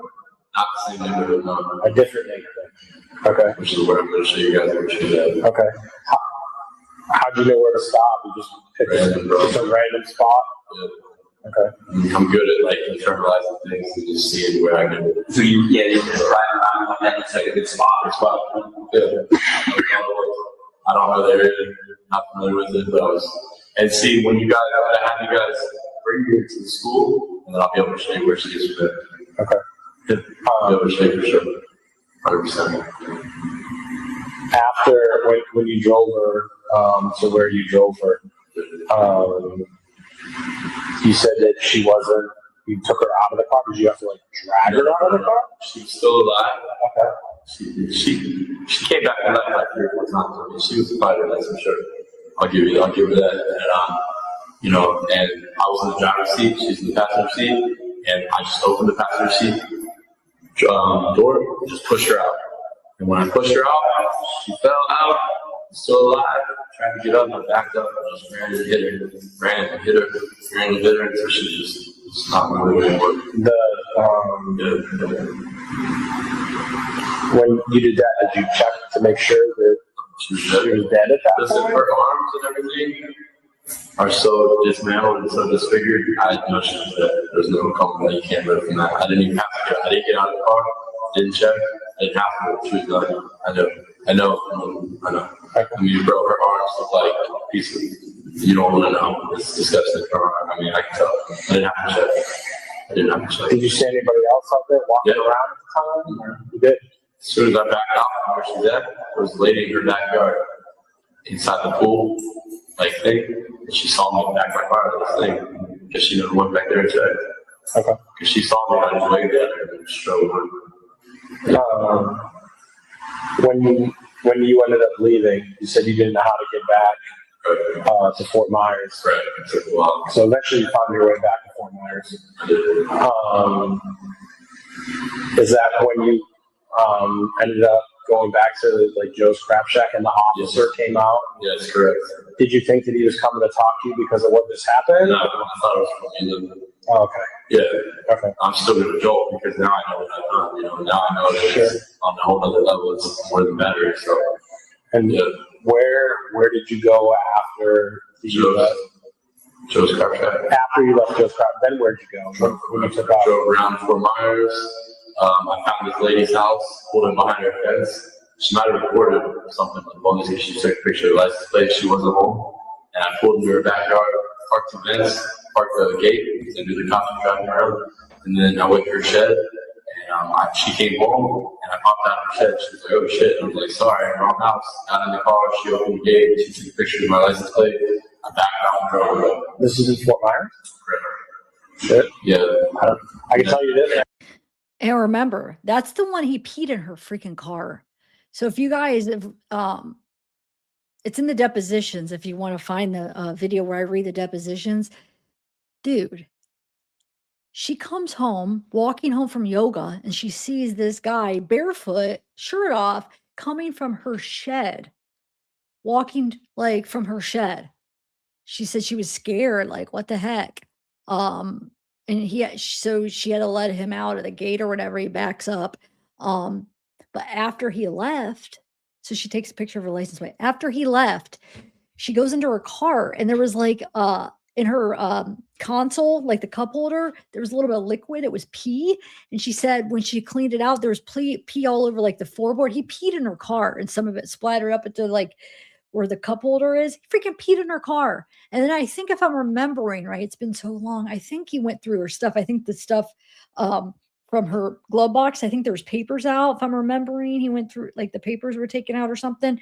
And then it gets even better here. Not better, but worse. Somebody contacts her. No, he contacts her from jail. Isn't that how it goes? God, I got to remember. I'm pretty sure he calls her from jail and she doesn't answer because, you can hear, hey, jail call from, and you hear the name. I think that's how it happened, right? I'm going to have to refresh on it. But somehow he contacts her from jail and she reports it because she could hear that it was him that called her. So she reports it. And then that's what happens. And then they block it, so he can't call. He can't call. And then he emails her or something. Somehow he does it twice, 2 different ways he contacts her. Dude, like, how did he? Oh, because that's the whole point. So when he got in her glove box, he probably got her information somehow. I don't know how if he was so high and stuff. How did he remember that? I don't know, but somehow he got in contact with her. And I'm sure, glove box had her information in there, name and phone number, probably somewhere. I don't know. How freaky. So she was scared. Like, what the heck? How does he know this stuff? How does he know this stuff about me? Like, how did he get a hold of me? Isn't that weird? I don't know. I'm gonna have to find that deposition. Yeah, right. Yeah, that's right. So she, but Bede, and then, no, I know she didn't accept it, but she heard the name and then reported it. But then I swear, after she reported it, I swear he contacted her a different way. I'm remembering something where somehow he was able to contact her again. I don't know, maybe he emailed her after that, or there was something that happened after that she was like, what the heck? Dude, I would be petrified. This psycho monster, first of all, he shows up at your house, pees in your car, goes through your stuff so he gets your information. Then he calls you from jail. Like, how are you going to remember my phone number? And so then that he has your address because he was at your house. And then he tried to escape. Remember, he tried to escape from jail. I just can't. It's crazy. Nobody ever called. She didn't call the cops. Yeah. I figured she wouldn't have because I look crazy. I got my pants on, no shirt. I probably look a little scary and intimidated, I'm sure. So, no shoes, no nothing? No nothing, And I didn't do anything to her, I just got in the car and drove away. And then from there, I went to my buddy's place in Tail Graphics. Okay. Parked the car, went inside, waited for him. He came there. I think he called the cops when he left or whatever. And I saw a cop pulling in, so I ran out the back. And I sat across the street when there's some palm fronds by this gated area. I sat right there and I sat there for about 8 hours and I just watched you guys drive back and forth. And then I took a nap right there, went to sleep, and then woke up. And then from there I went and navigated around, went to the house where the marshals got me at. And that's where it was a done deal at that point. That guy Josh in Mateo, how do you know him? I work with a guy from the sketch TV show down in Florida Keys. They're friends, and I'm just business associates and business partners. We all work together. Yeah. Anything else? So since we were hiding out, they over crossing by that. Okay, gotcha. That's exactly what it is. Because I think they told the officer that I'm the marshal got you, and they were just curious if this was going by that or. Okay. You're right, absolutely. So once you left, after you left Charlotte, once you left, did you ever go back to that same spot? Yeah. Did you ever go back at all? Okay. I had no reason to. But yeah, no, I didn't. I didn't shoot this. So. We had the phone. Her phone, yeah. You find that? Yeah, I was just find it. Yeah. Well, it was left in the car. It was in the glove box. Right. I was saying, or did she give you the phone once she got in the car or that? No, I just after the whole, she didn't give me the phone. So I dropped it when I was, choking or whatever. Okay. And so she didn't give it to me. You're just yeah, since you was a little bit or something like that. Yeah. So,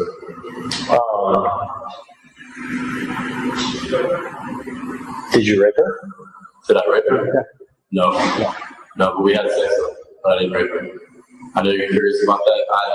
I used my charm to secure the car, and then we had sex, consensual. And this is what I do with women, I use my charm, I use my good looks. That's what I did with the first girl, and that's how I got her in her bed, and look what happened to her. Same story with this. I just used my looks, and I'm wrong for that. Well, since you brought it up, let me ask you about that then. First girl, how'd that all happen? I met her at the bar. Okay. Went up to her, back her, got her. Just like that? So, always. Yeah. Do you remember where you went after that? After the bar, do you remember where you went? Yeah. What happened? The dude's house. We went to, there was a guy at the bar too. Okay. And he drove my Hellcat because it's my girls and stick shift. And he drove, it was me, him, the girl, and her friend. And we went to the dude's house first, party or whatever, me and her had sex there, party. And then we all. Central? Yeah, Central office.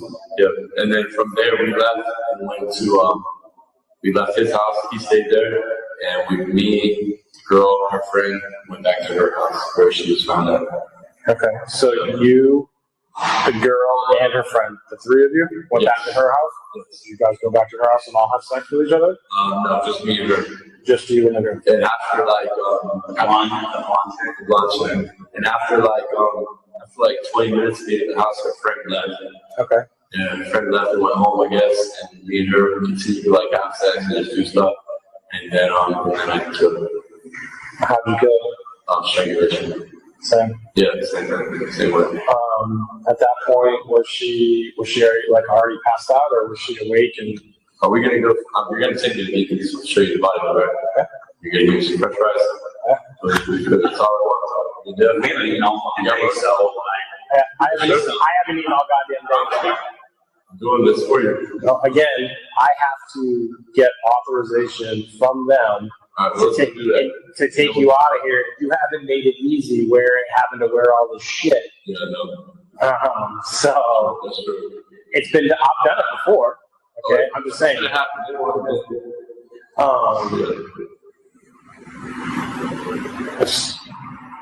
So that first girl, you choked her out. Yeah. And then what'd you do? Did you leave her in bed? No, I wrapped her bed up. All the sheets and stuff, wrapped her up, tied her up, where you guys found her. So I did that. And then where'd you go?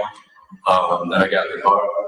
And then I went to my girls, I think, first. No, I can't remember. I think I killed the other girl first, and then went to see my girl. Yeah, I did. So I got the other girl. No, you went to your girls first. Okay, I went to my girls first. That didn't work out right. Right. And then I went back to the game. I guess somehow I found my way back to the game. Didn't even need to go there. And I was like, you know what? I've already done it once. I'm gonna do it again. And I was on a lot of drugs. Whatever dude's house we went to the night before, he kept giving me so many drugs. I thought I was doing cocaine. It wasn't cocaine. It must have been like bath salts or Flacco because it just made me lose my fucking mind. I do cocaine. You know what cocaine is. Nowadays people are doing fentanyl and all this other bullshit. You never know if they're doing cocaine or not. Whatever cocaine he kept giving me a lot of, it just made me fucking get crazy. It made me get real crazy. I'm not that type of guy. I'm normal. I'm sober. I'm actually like a decent guy. When I get that way, I become the devil. Become somebody who's the devil. Yeah, and I was just randomly driving around, randomly saw that girl walking. That's the one. How come you didn't kill your girlfriend? Sweet people around me. And plus, I actually you got feelings for her? Yeah, love her. There you go. So I was saying, I wouldn't kill her. I would never kill her. I might hurt her a little, whatever, because she does stupid shit to me and get me in trouble. But I would never kill her. I would never, even if I was probably so out of my mind. But I don't know. I can never say if I would or not, right? I'm just out of my mind, so who knows, yeah. So, but I probably wouldn't kill her, even given the chance. Did either of these women say anything while you're choking them out? Are they screaming? Are they? They're not screaming, real quiet, real discreet, real quick. Just a lot of red blood slosh coming out of their mouth, defecation. Did they fight back at all? Did you get any cuts? No, neither one cut me, neither one touched me. Either one even got their hand on me. Did they do anything like the blonde girl in her house? Yeah, did she, after you guys were having sex, was there something like, did she do something that just like, yeah, no, it's just like, just need to take to that next level and say, fuck it, pretty much, or what? I mean, I'm so crazy when I'm on drugs that I don't necessarily say fuck it, I just say, it's just a rage inside. I don't say, it's not like I'm like, fuck it. It's just like a rage overcomes me, and I don't think correctly, I'm not thinking properly, and I guess, what comes across my mind is murder. Just murder. Just kill. Did you feel, I mean, and I'm not trying to be a dick. I'm sure I'm not the only one that's not drugs and things on murder. This happened before too. It's true, man. Some decent people get on drugs and they really become like murderers. And I guess I did. I've done the ultimate crime. Did you feel better after that? I mean, because I feel kind of like built up. No, I didn't feel better. I felt like, honestly, once I started coming down, I didn't feel better. But once I started coming down off the drugs, I felt like, oh shit, I had fucked up. Right. Yep, I fucked up and keep going.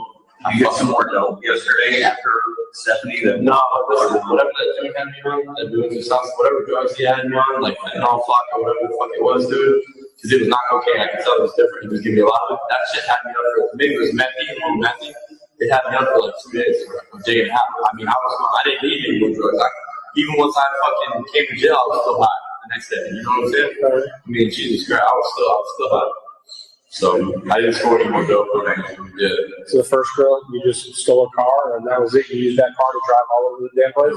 Yeah, just like an idiot. It was the only car I had. And my car was way over by the guy's house somewhere, parked on the side of the road, ran out of gas. The father took a Uber back to her house and not my car. And then my girl came and got her car or whatever. And so I just drove to the girl's car, and I was gonna, I was really basically what I was gonna do was trying to just get out of here. I was gonna try to run and hide for a little while. But then, that's right. Josh, her bus ticket. Yeah, and my girl. I asked my girl too. What she say to you? I'll get it for you. But I felt like she was on the phone with the cops anyway. She was helping them anyways, which she was. She always does. And she's telling them where the fuck I'm at because she told me to go to Joe's Crab Shack next to the cop. So she was trying to set me up anyway. She said, I'll meet you at Joe. I said, I'll meet you at Joe. She said, okay, I'll meet you at Joe's. Then here come the cop. She was trying to set me up anyway. But because my love for her, I was falling for her, and I was on drugs, and I know I needed somebody. It was all just fucking bullshit. So I was just going through it. Gotcha. I was wondering how or why you went over there to Joe's Crab Shack. And not the way to went over to kill her or nothing. Because she said meet me there. Yeah, she said meet me there, and then she set me up, and they tried to get me. Yeah, you had the first girl had her phone. I did. And you used her phone as well. Correct. How'd you get in there if there's a passcode? I think she was letting me before I killed her. Okay. So it was just like let them lock or something like that? No, well, it kept getting locked. I used it after I killed her. Oh, okay. It must not have because it was locked. The only time, actually, I used it after I killed her. You know what I did? I held her face up. I did face ID. Okay. And then I used it. But then I must not use it later because it went back to lock. I don't know if I left the phone there or if it was in the car or if I threw it. I don't know where. I don't know if you guys found the phone at the house. Her phone? Yeah. I believe her phone was in the car as well. Okay, they were both there. Okay, still inside the car. Alright. There's something else I wanted to ask you. There's another question, dude. I know there was. That's for sure. I apologize, I didn't interrupt you, but when you wrapped up the first girl, Stephanie, I think, the blonde girl. Yeah. You wrapped her up in the blankets or whatever. What were you thinking about maybe just taking her with you or something? Sure. Yeah. He's gonna put her in the car and explode the body. She was just too fucking heavy. Rigor mortis was starting to kick in. The body was way too much. Plus, becoming sunlight outside. Someone could see you. Yeah, we definitely would see me drag that bitch out of there. So it was all wrong. So that's not fair. Did you lock the door when you left too? I think so. Okay, just the handle. Yeah. So looking into some prior reports involving you, a bunch of this has happened before, but nobody's ever died before, at least the reports I've read. Right, exactly. So why didn't you kill any of them? I don't want to talk about that. That's okay. Okay. Yeah, no, fair enough. I don't want to talk about past stuff.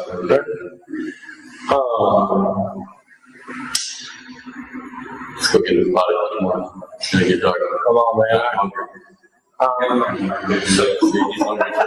And I know this is big. I don't even want to show you guys what's happening. I'm feeling like I do now. I'm feeling the mood to show you guys. Let's just get this over with. You're gonna be able to find it on the dog. I know right where it's at. I'm good at what I do. I know where I'm set. I'll be able to show you. I'm good at what I do. What a sicko. It's like, are you gonna go to shows where oh yeah, I'll be able to take you right there. I'm good at what I do. What? That's what you're gonna be proud of. You're good at what you do, that you could take us where you dropped off, or where you, no, let me correct myself, ran over somebody. Ew, I can't. The heck, dude. Their houses or something. You said there was a house behind it. I'll show you right where it's at. If not, you're not gonna find it for 2 more days. But if you want to just get it over, then find that. I can show you. I love the fact that they didn't need him to find her. I love it that he's like, haha, you need me, you need me. And then they had found her, like, yeah, you don't believe that I found her? Look, we don't need you. Yeah. One more question.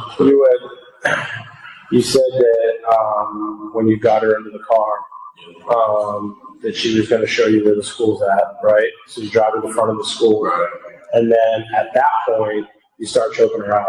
In the school parking lot. In the school parking lot. Right. You were there for about 3 minutes, I think they had said. Right. Yeah. How did she have consensual sex with you if you had already choked her out? Beforehand, when we were parked on the side street, we parked right there beforehand. Before we even left the neighborhood. By the school? No, behind the school. The road that I picked her up on. It's a couple roads over from the school. Maybe like 3 or 4 roads over from the school, and on a side street, whatever. I'm assuming she lives on the road, probably at the end of the road. And I parked, and we had sex right there. So you're driving up the road, right, going past the school, and then you look up, you're like, oh shit, there's a woman walking. No, I just pulled through a random neighborhood and saw her. And she just happened to be walking through the neighborhood. Because I was really driving, honestly, I was driving trying to find my way back to Fort Myers. So I'm just cutting through roads, just random shit that I couldn't figure it out. And I was just trying to find out. Cape Girl's a bitch, dude. Cape Girl's a motherfucker, bro. Yeah, it's different. You know, you start working there and you have to go to calls and try and you have to get to where you're going. It's not easy. Use a condom to have sex with her or no? To be honest with you, I never used a condom myself. Okay. I'm clean, obviously, thank God, but no. Okay. Never. Just vaginal sex or oral learning? No, it was just anal. I don't even think we fucked the vagina. Okay. Yeah. You always just do anal? I like anal better. It's better for me. It's not bad. Yeah, me and Kristen, that girl, we had an anal vaginal. Because she wanted vaginal, that's the only reason I did it. This girl didn't care. So I was like, okay, cool, I'd rather anal anyways. So whatever. Okay. Yeah. What time you got? 8 o'clock. We're good, man. Yeah. Patriots aren't even playing yet. We're fine. Watching this. Okay. You gonna fall asleep on me? I'm eager for this french fries. Or they hit you. And you still take drugs? Stupid, right? Well, yeah. Dumbest thing ever. And then I really hallucinate and trip. And I see things out there, I hear things. I look, it's like crazy shit. I become, it's crazy. And now I live my whole life because of this. Because I couldn't stop taking drugs and just being home guy. And now I'm going to prison all the time. So. The girl that you picked up by the schools, when you saw her, did you already kind of have it figured out in your mind and you knew everything you were going to do, or were you just going to did you just want to have sex with her at first? I mean, what were you thinking? No, I figured I could get sex with her, and then I was going to kill the guy. So you kind of knew right before, just when you saw her, that's what you wanted to do. Maybe. I don't know. I mean, I was kind of rolling with it, but I guess I just rolled with it. It's not like I pre-planned this. No, that's not what I'm saying. Yeah, I'm just like, I mean, was it you wanted to have sex first? Basically, basically, this is gonna sound weird. I was just really horny. When I get on drugs, not only I become crazy, I become like a fucking poor dog. And so I was looking for an easy piece of pussy. I saw her walking, and she was strolling or whatever. It was early in the morning. So I was like, whatever, I'll give it a shot. Usually when I give it a shot, 9 times out of 10 works for me. And it did, So then at what point were you like, you know what, fuck this, I'm killing her? I don't know. Such a liar. And so since they had just found her, they haven't been able to see if he really did have sex with her, but they call him out because he's saying she willingly did. And he said, anal. That's how they did it. So he ends up calling her out like, I don't think you've been honest about that. I don't think you willingly had it. So at this point, they're thinking maybe he R'd her, and that's why he's saying that, because they're going to show that he did. So, but they're like, I don't think you're being honest about that. Like, I don't think she willingly did it. Like, you're lying. There's no way she would have done that. But in the end, it doesn't even look like he did at all. He just made up the whole thing because there was no proof that he even had sex with her. But remember, at this time of this interview, they didn't know yet, so they're figuring, okay, so he probably R'd her. You see what I'm saying? If he's saying that she willingly had sex, he's such a liar. Anyway, that's not why I paused it. I wanted to say something else. Hold on. Props to freaking. Wait, he didn't say what? What are you saying? Props to phone calls from prison. I don't think people realize how hard it is to do subtitles, because this isn't YouTube subtitles. This is her putting them in. So yeah, you could do the AI subtitles, but they're never accurate. A lot of it is just, so even if you do that, you have to go through and edit them, and that takes forever. And you could tell with some of this stuff, she didn't just do the AI and let it be at that. She went through and edited it. You know what I'm saying? Because AI, trust me, they wouldn't be getting this much right. So props to her, because this right here, just in this 40-minute video, you know how long it takes to even edit subtitles that are wrong? I'm telling you, it's a freaking time-consuming job. Anyway, so just props to phone calls from prison for doing that. Not long after, that's for sure. Fucking, I don't know. I guess I was just like, fuck it, she killed her. I was already fucking on the stroll. I was already fucking one down. Felt like my life was over with anyway, so it makes no sense. But yeah. Do you remember what she was wearing? Yeah. What? Blue shirt and jeans. What color blue? Like, not like that. Sky blue. Sky blue, like it was a little darker blue. It was just like teal. Can you kind of describe what she looked like? Is the picture of the girl I showed you? Yeah, that's it. I showed you the picture yesterday, same girl? Same girl, for sure. Did she tell you her name at all? Or no? If she did, I don't know if you remember. Not sure, I never knew her name all the time. But she had this last on, teal shirt, jeans, shoes, black purse. Did she tell you where she was even walking to? Or no, he said going to work, but he told me she was going to work. I just didn't know if she told you I need to, because you said she needed a ride somewhere after, or no? No. She did not need a ride afterwards, which is then why I started showing her she was in the car. She just said drop me off here at school. Okay, that's okay. And she got, I could tell at that point she was getting scared. Right. I saw the fear, and I think the fear triggered me to just kill it. Do something. Because the reward, she was going to say something about you, or try to put some shit on you or something. It was going in the right direction. I could just tell things were off. Because she wanted me to pull over, and she really wanted to get out of the car. At this point, I could tell she was getting. I could sense your fear. I'm like fucking lying. I'm like, look, you're the prey. I could sense it, and she wanted to get out, and I could just tell. So I was like, I'm just gonna go ahead and just kill her real quick. And it's not hard for me to do. It takes me 2 minutes, and I don't get scratched, I don't get hurt. They're quiet. They don't get on. They can't get away from me if they wanted to. I'm too strong. I mean, I don't look strong. Maybe not necessarily. I can, believe it or not, I hate to say this as much. I mean, I can take either one of you guys down, and it's because I'm well trained. I've been through a lot of shit in my life, a lot of prison time. I know the points in your body to touch to stabilize and cut you off quickly. Just things like that. Unless you're Marine or fucking military trained, there's a good chance I get overpowered. So those are the people that I go after. I'm good. And like the military, or no, I haven't. I've been in the military. They trained me. I've been time president. I'm just all the way around well seasoned. And so, hold on, I gotta play. Hold on, I just gotta play this video right here. This is the perfect timing of the video. You heard what he was saying. Hold on a second. This is an old video. I had it in my file just to play because I think it's funny. Hold on. Hold on. I have it ready right here.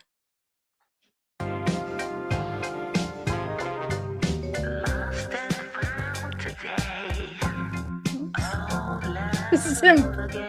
This is him fighting.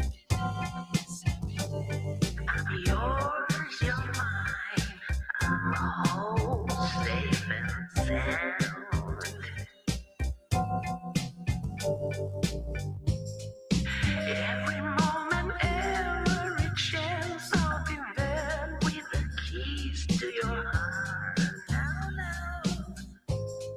Every single day, I will ask you to say these 5 lines to your love.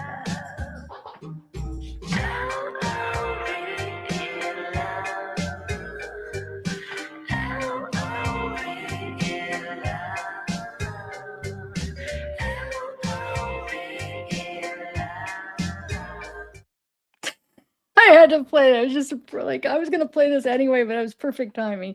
Talking about being this master fighter. That's, I just knew that it was not him, and I didn't want her to report me or anything or say it's a suspicious guy or something, so I just went ahead and do what I did. Do you remember the old lady over on Del Prado? I'm sure you probably don't know the name of the streets. There's an old lady that you were talking to and you were banging on her back on the eye trying to get into her house. Remember that? Yeah, I knew that. What happened with that? I remember that. I was asking her for directions, basically. Right. I was still like bugged out on drugs. I know she probably was like, it's going to happen too. Yeah, you freaked her the fuck out. Yeah, no, really. I mean, I was trying to use her goddamn phone, but I'm so on the drugs or whatever that like I can't even ask. Take the Asian phone. I can't even ask her one question. It's like I'm just fucking. Just some weird, I'm weird on drugs, I'm violent, weird. She said you were pulling on her the back screen when I was trying to get out of you. Oh yeah. And I was gonna use your goddamn phone and call my girl and get me the fuck out of there. I tell her where I was at and have her come pick me up. How'd you pick that house? Random. Just random, just driving. Everything I did was random. You were close to Fort Myers at that point. Yeah, was I? Yeah, you were. Was that before or after? It was before. The girl was cool. And then you drove in the complete opposite direction. And then that's what happened. We got long, and I was long gone in the opposite direction. Yep. I remember that. I do remember that for sure. Do you remember any of the names of the major streets that you took to go back to Fort Myers? Do you remember seeing any street signs or just Gregor? Finally you got it. On McGregor. Finally made it on McGregor, and then it was a straight shot. Okay. I'm sorry. After the girl with the lady in the school, I know you said you got lost for a little bit. Did you, after that happened, did you stop anywhere, or were you just kind of like driving in circles a little bit? I mean, did you go into a store anywhere, or did you like just fucking, you're just driving? I looked at the pants and the shoes and the shirt. Couldn't, so I knew I couldn't go anywhere, and I just drove the whole time. Okay. I never stopped. I drove the entire time. Where were all your clothes from the night before when you were in the club? We was at dude's house, right? And I made love to that girl at the dude's house first. Right. And the only thing I put back on when we left was getting the Uber ride with the pants. Why'd you put the rest my shirt? It's fucking hot, bro.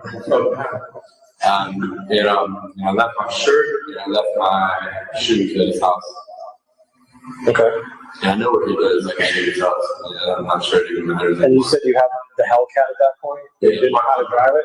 I don't know how to drive 6 years. He's the one that drove us home. He might have that. It's from the log. So you Ubered back to his chick's house? Yeah, she bought them. Yeah. Okay.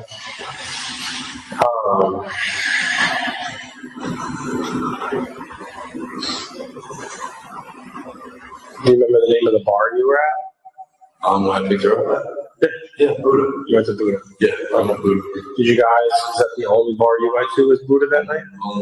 Me and my girl went there initially, and then my girl was going to go with this other guy to make some money, doing something, and then I was going to go with these girls, and I don't know, apparently she didn't go with the guy, and she left along with her friend or something, and then I went and did all this shit. So, yesterday when I was in here with you, talk with you, I was with a different detective. Right. They asked you all these questions, you just straight up lying. Yeah. Did you kind of figure that at some point that we would, figure it out, or why the change of heart? Why'd you want to? Because my dad told me to do the right thing. Your dad told you to? And I want to do the right thing because I learned this that he has kids and family, and that these people are probably thinking maybe she's still alive. They're hoping that their mom comes home, or whatever, but she's not going to.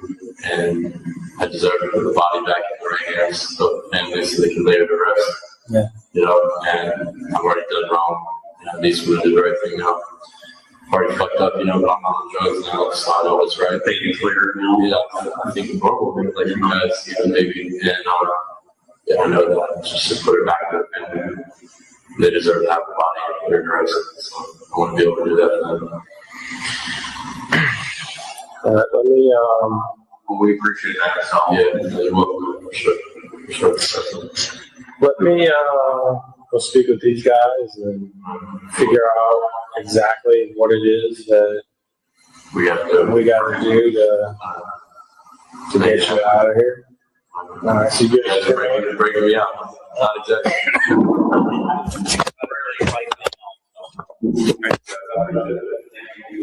Just hang here, we'll be right back.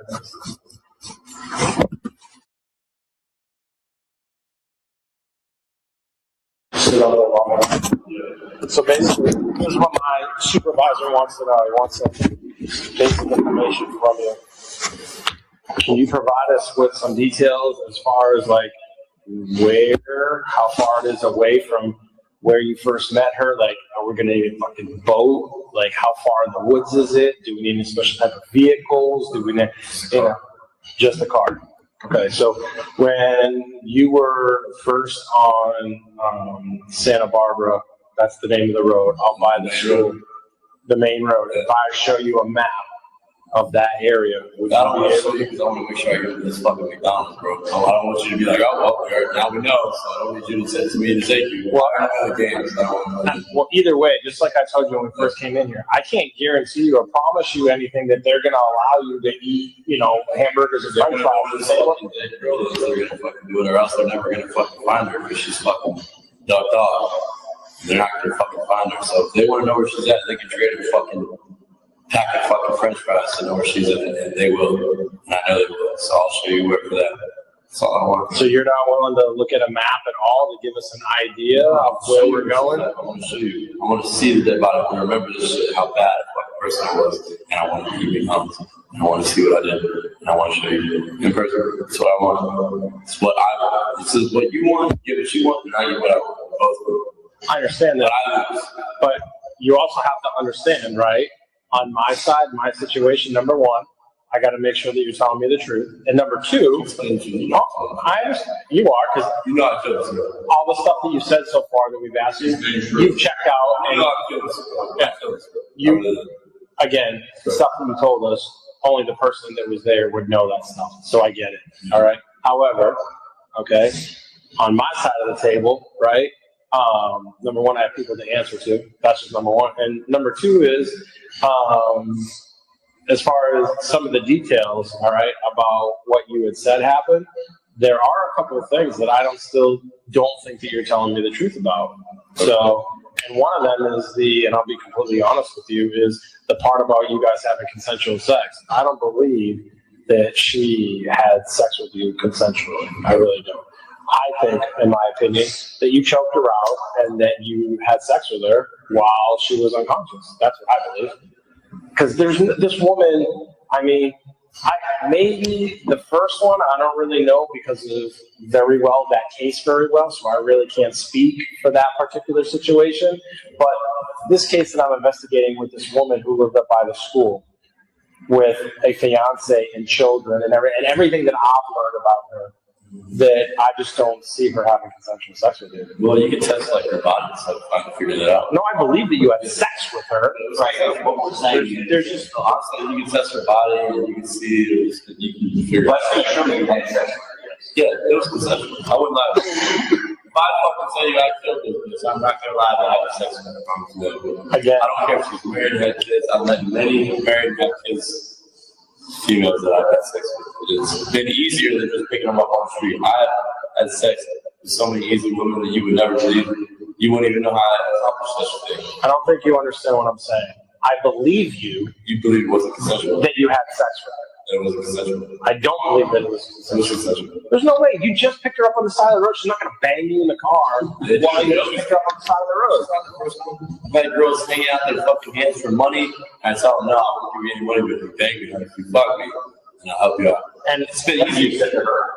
I mean, I told her straight up, I wanted to fuck her. You know, can you help me out? This is you're explaining all. I played the easy role first, like, hey, can you help me with this, that. Then, you know, she kind of came my way, and I could kind of tell she was smiling, she was happy. And I just threw it out there, like, gave her the vibe, like, I want to fuck. And then she did, and I kissed her. And we fucked. It wasn't hard. It was really easy. It was not difficult, I promise. That's fine. That's your story, Mark. Too. I just don't believe it. I just saw it, man. It's sort of. I wouldn't lie to you about that.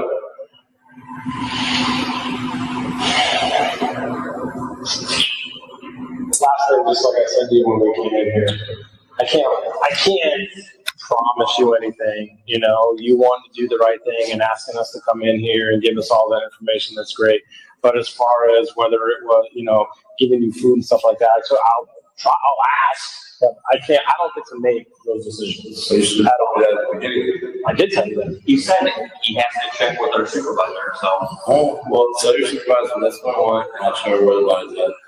So, and if that's the only way. That's the only way. So, we have a map. We show you a map, you're not going to point anything on the map. Nothing at all. I just want to fuck you. Here's what I want. I want French fries, a Big Mac, and an Oreo McFlurry. I'm not going to have these things. Whoa. The Oreo McFlurry took you too far. You're adding shit now, man.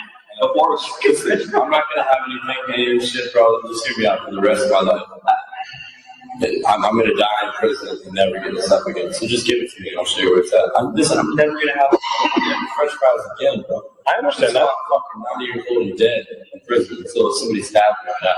You can work a little bit with me, you know? I'm not going to have this shit again ever, bro. I won't even see a girl again. I'll never even see the McDonald's sign day in my life ever again. If it was up, they're supposed to feel bad for him.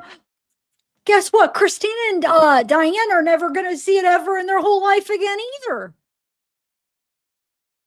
They can't even have another breath of air. But they're supposed to feel bad. Oh, I'm never going to ever see the McDonald's sign. I'll never be able to eat McDonald's again in my life. Come on, have some sympathy. Just give me this one time because I'm never going to ever have the opportunity. Yeah, you took away Christine and Diane's opportunity to do anything ever in their life. So it's like, why would they feel bad for you? for us, we would give you these things so you could have them to eat. It's not up to us, that's what we said, it's up to our higher ups. I gotta ask you a question about that. I'm gonna sound like a total asshole when I ask you this, but I'm gonna do it anyway. You really think that you deserve that? Fair enough. I appreciate you being honest. No, I don't deserve it. Do you feel remorseful for anything you've done on the past few days? That's why I decided to do this. If you could go back in time to Sunday night when you met, would you do anything different? You wouldn't have done any of that? Only we got on drugs, yeah. We'll do this. Yeah, we'll change all. Do you want us to tell their families anything? I mean, they're sorry, I don't know. I don't know what else to say. So if the answer ends up being, if the answer is no, then that's it. You don't want to show us. Just try. See what the answer is. No, I did try. That's what I'm saying. So I'm asking you. They asked me to try with a map first. Tell them no map. I want to show you. And I want my French fries. Just keep up that. If they say no, maybe I'll still show you, but I'm not going to show you the map. What if I can't? What if I told you I can't show you the map? Why? Just can't. What if I told you I physically can't? If I told you I know landmarkers, areas, I know. Okay, what landmarkers and areas? I have to show you. You're doing too much on that. You guys are working too hard. I'm gonna make this easy for you. You're doing too much work. I just want to show you where. I just show you where. Now you're doing too much. I'm telling you. All right, just go back to your sleep. I already told you that. If you want me to go to bed and not do this. I know, but my thing is you said you don't want to pay for all that well, and you were in broad daylight. It's fucking night out, man. How are you gonna know where this place is? You know where it's at tomorrow? I know where it's at. I know where it's at. Look at back again. Is it near the school? Maybe not. I work with you, bro. I just admitted to a murder. That's pretty much 2 of them. That's working with you. 2 murders. That's working with you. I agree, and we appreciate that. We do. So ask your supervisor and tell her that's what I want. He wants McDonald's and it shows where the body's at. That's all you gotta tell her. See what she says. If she says no, let me know. Well, I'll take it from there. What if I told you that I don't need you to show me where it's at because I know where the body's at? You go find it. Go get it. But I don't believe you know where it's at. Now, once again, you love because it is hidden so well that you might know where it's at for a while. And now you're really going to make sure outside. You don't know where the body's at. I promise you don't. I told you. You won't be able to find it. I told you yesterday that I would find her. You didn't find it. I'm good at my job. Yeah, but you didn't find it. Yes, I did. Obviously. What time is it? 9 o'clock. We found her, what, how long ago? 1:30. He says it. Then you don't need it. You still be willing to go out tomorrow and show us where she's at? Yep. Yeah? All right. Or tonight. However you want. I know you didn't find her because where I put her. Why is that? Because where I put her, you would be able to find her. Where you find her at? Tell me. Here we go. See the games? You guys are good. Not that great. I know where I put her, you would not be able to find her. No. You're wrong about this one, so. I'm not. I would say let you turn on the news, so, and you come for yourself. I've already heard about the news. Oh, I do? Yeah. What they say? Always watch about this, so they haven't found the body. We're still looking. I don't know when the last time you watched the news was, How so. long ago? I will let you know Where'd you if find we need you tomorrow. Where'd you find the body? Doesn't matter. Exactly. At this point, Right. it really doesn't. I know you didn't find her. I can see it all over your face. You're good at kind of hiding your. I'm not good. You didn't find the body. You're not good. I'm not good at hiding. All right. All right. Well, When it came to tonight, just for my confession, you already knew I was guilty. You wouldn't know that. You don't know where the body is. why do you think I knew that you were already guilty? Just, I know you know. You knew I was. All right, well, I'll talk to you tomorrow if you know where the body is at. I'll let you go. Don't forget to. Okay, so now I want to play a couple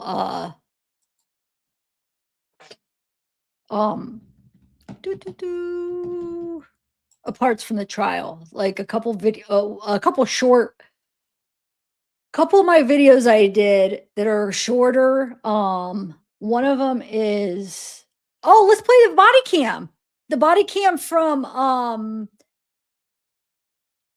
where he's at Joe's Crab Shack. Let's play that. I haven't watched that in a minute. And if you guys ever, if you want to, these are all pulled from my YouTube channel, so I have them if you ever want to go back and watch them. Oh, it's loud.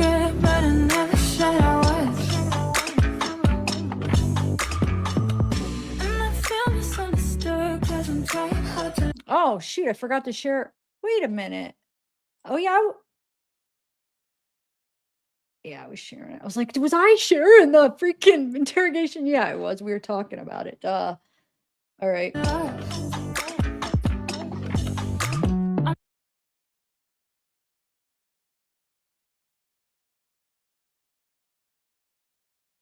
Oh, that's right. I put a little subtitles on there. And I can't believe I did that. That it's at 11:18. When I made this, I should have known that the UTC time. Yeah, this is. I'm sorry. I'm sorry. Dang it, that's making me want to go take down that video and correct it. Maybe I will, and I'll re-upload it.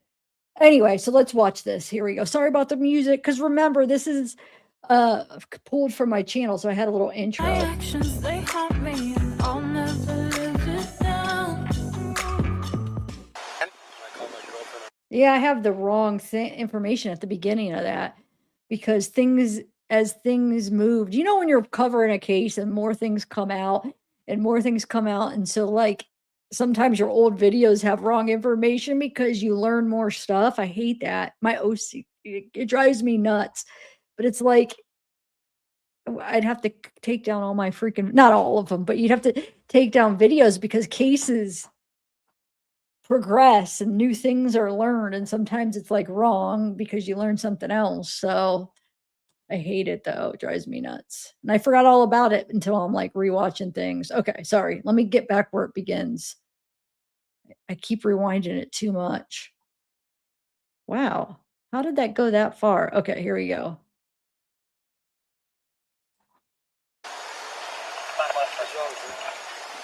Copy, I'm 1012. I'll explain to you when my partner gets here, okay? Yeah. About this morning.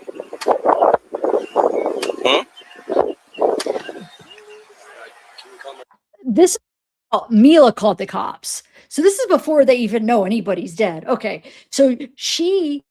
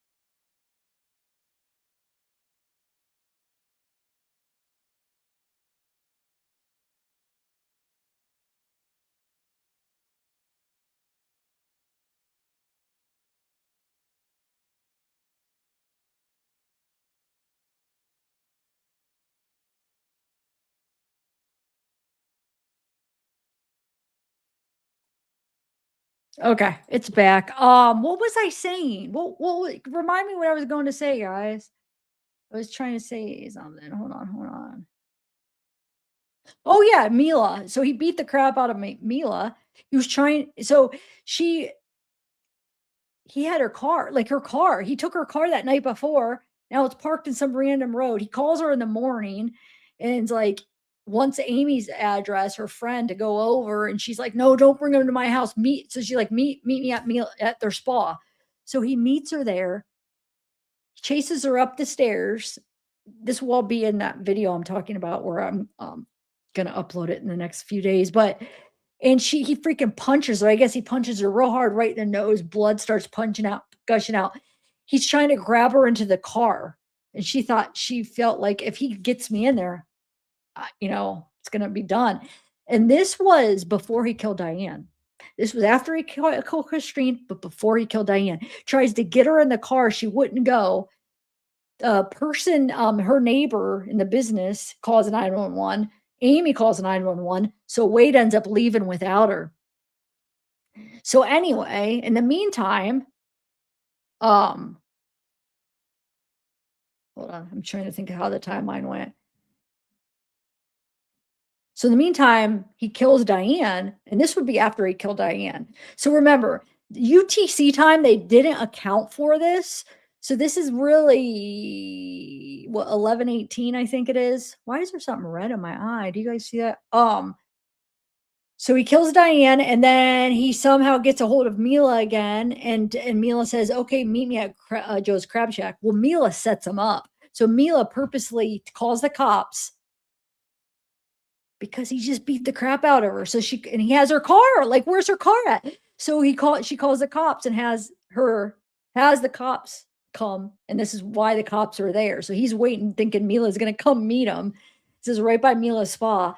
Now the cops. So that's how the whole setup here. So he's waiting for Mila. He sees the cops, so then he knows, like, oh shoot, Mila called the cops. And we heard him talking about that in the interrogation. Remember, he said he realized that, and then he knew that it wasn't about the murder because he figured they wouldn't have known about that yet, that it was about, him beating up Mila. Okay. So I just wanted to set that up. So let me just rewind it again. We'll watch it again.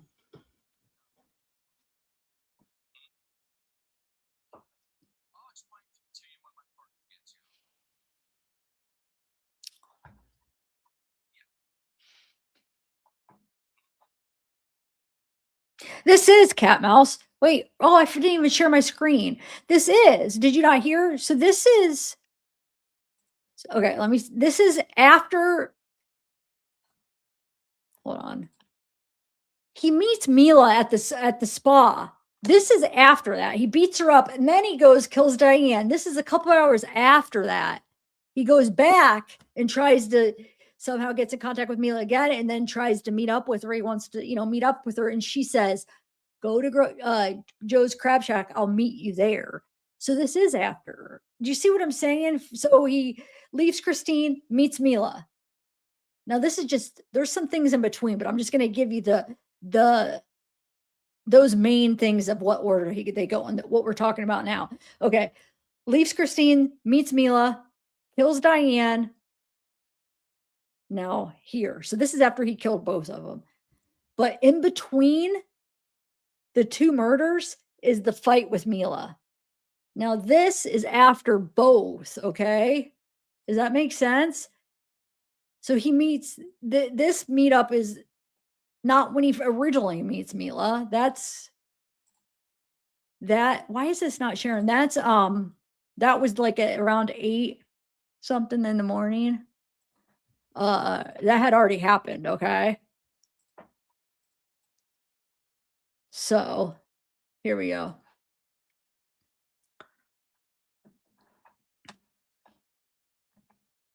About this morning.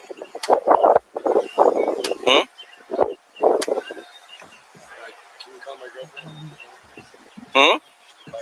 Hmm? Say again? Yeah, I can do that, but I'm just waiting for my partner to get here. Yeah, absolutely. And here's what's going to happen. Is the car running? Shut the car off for me. It's off. I'm going to detain you until I figure out what exactly is going on. I'm just waiting on my girlfriend, sir. I told you, I don't want to be harassed. Wait, you don't want any trouble from me because you're on probation, okay?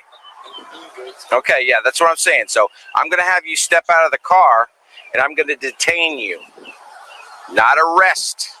Detain you right now. Okay? And I can't have any problems. You understand me? All right. What's that?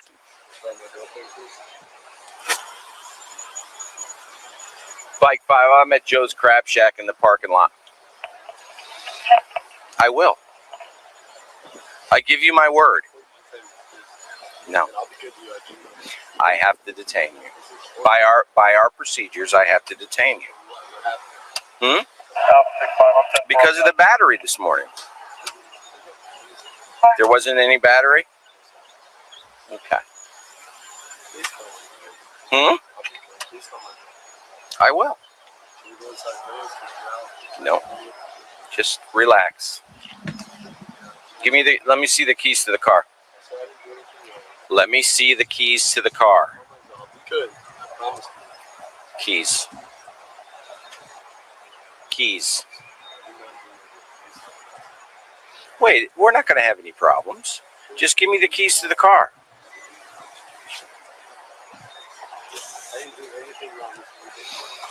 Wade. Sir, I didn't do anything. Look at me.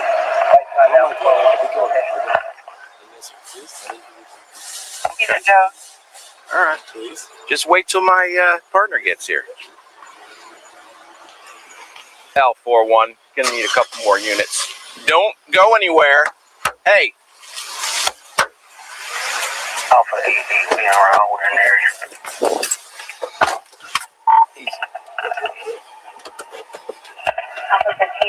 Don't do it. He's in his car. He's attempting to take off. Do you want to take me back? Okay.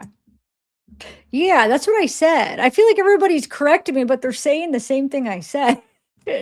I know exactly how it happened.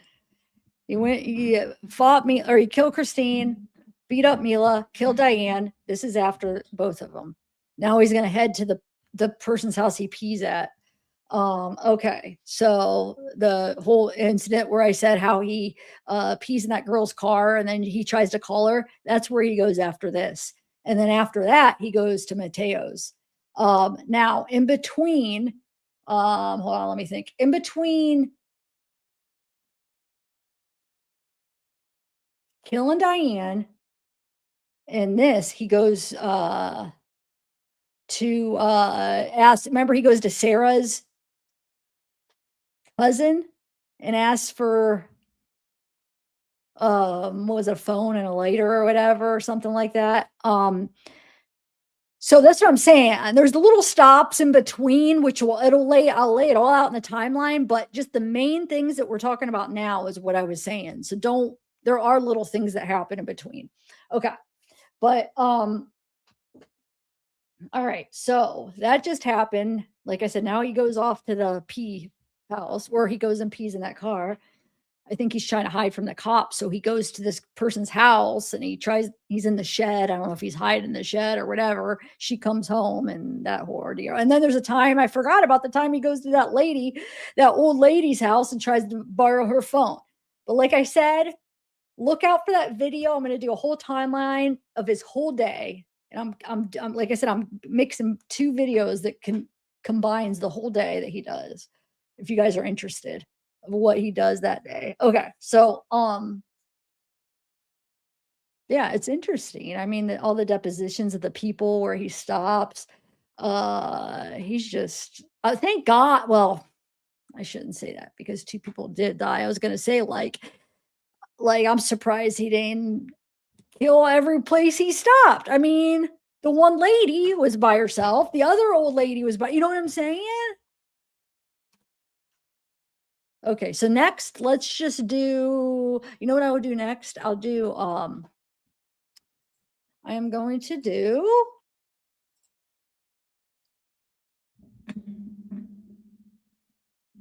who's arguing? Everybody quit arguing.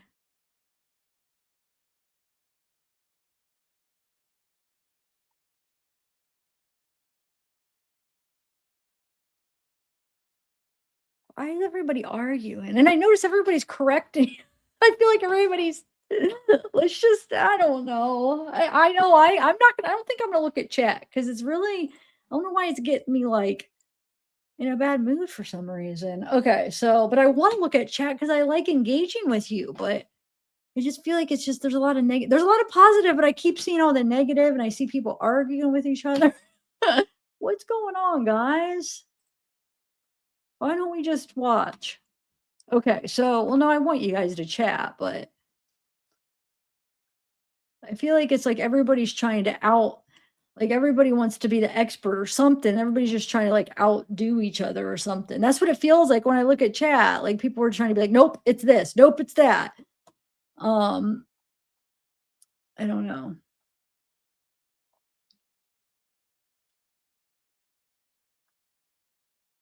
All right, so next I'm going to play. I have so much stuff. Oh my God, over a year's worth of stuff. But you know what I'm going to play? I'm going to play another video. It's from the trial. It's where, hold on. Yeah, it's where his sister's letters read, and but you know what? I'm gonna skip. Hold on, I gotta make sure I skip the beginning where I talk. I hate sometimes my voice. Hold on, let me skip some of this. Let me get to the point where I need to go.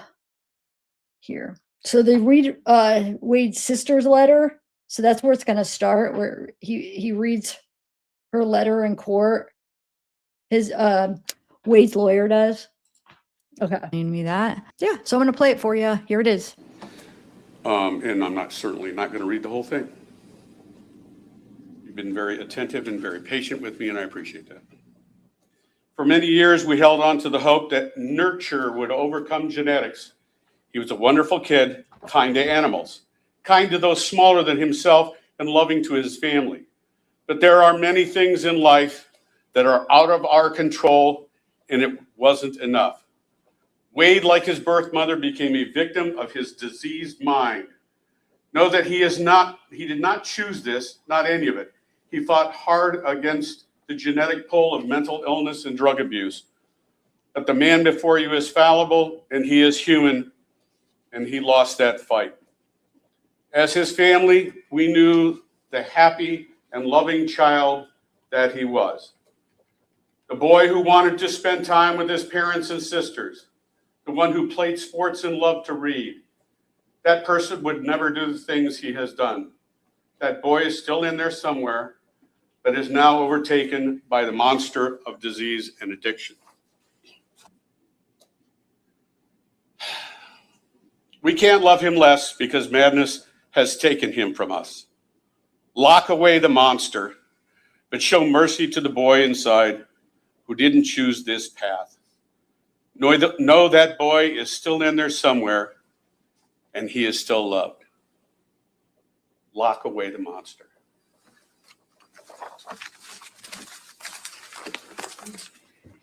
Okay, so here's another interesting part that I must have missed the first time watching the trial.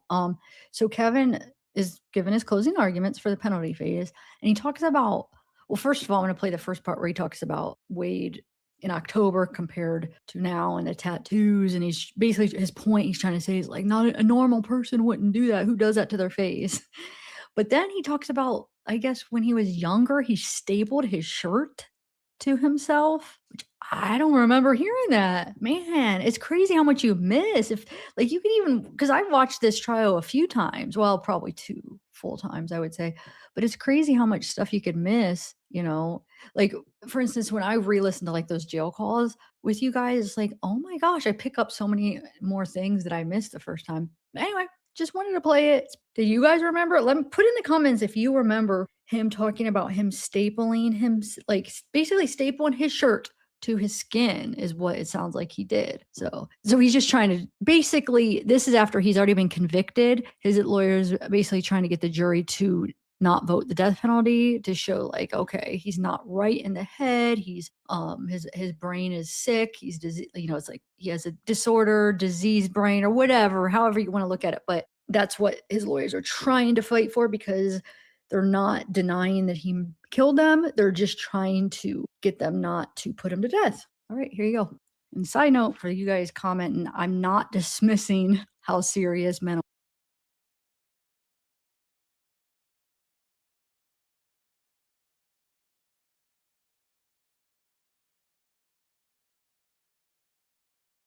He leaves her in her home because it's getting too light outside. So then he goes to see his girlfriend. And he attacks his girlfriend in broad daylight in front of a bunch of witnesses. Then he leaves. And it's still broad daylight, and he goes riding down a road and picks up Miss Ruiz and later kills her.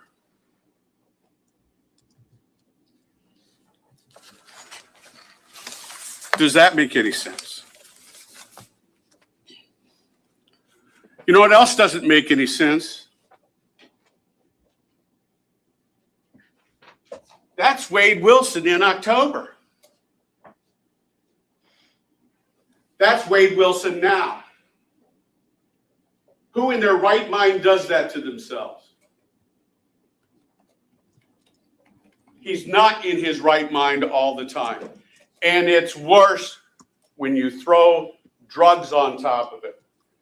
When he was a little boy, what did he do? They found him wearing a long sleeve shirt with the shirt stapled to his arms. This isn't something that just occurred overnight. This is something that's been growing in Wade Wilson for a long, long time. Okay, I just want to play this TikTok. I can't remember Oh, who did this. so Shoot. funny. Because I have it downloaded, but somebody made this TikTok where they found a part in the court where the lawyer, his other lawyer, not Shirley, but the other one, looks at Wade and it's like he's seeing his tattoos on his face and he makes the funniest face. So I thought that'd be appropriate to show now, considering what Shirley just said about look at him in October. Now look at his face now. Look at him now here. He's talking about his face tattoos and he's like, that's not normal. Like a normal person wouldn't do that or whatever he just said. So it's just to show like what the his other lawyer his reaction when he's actually like up close and like seeing his tattoos. I don't know why this cracks me up so much. Oh my gosh. Oh, I don't know. Like he's definitely looking at his lawyers. Have a good night. He's like, oh my God. But yeah, stapled his arms when he was little. He stapled his shirt to his arms. Crazy. I missed that like first couple times I watched the trial and then I caught it and I was like, what? How did I miss that part? Okay. So we got that. And then let's watch. This is his letter, his parents' letter that they wrote about Wade. Oh, we'll play that real quick.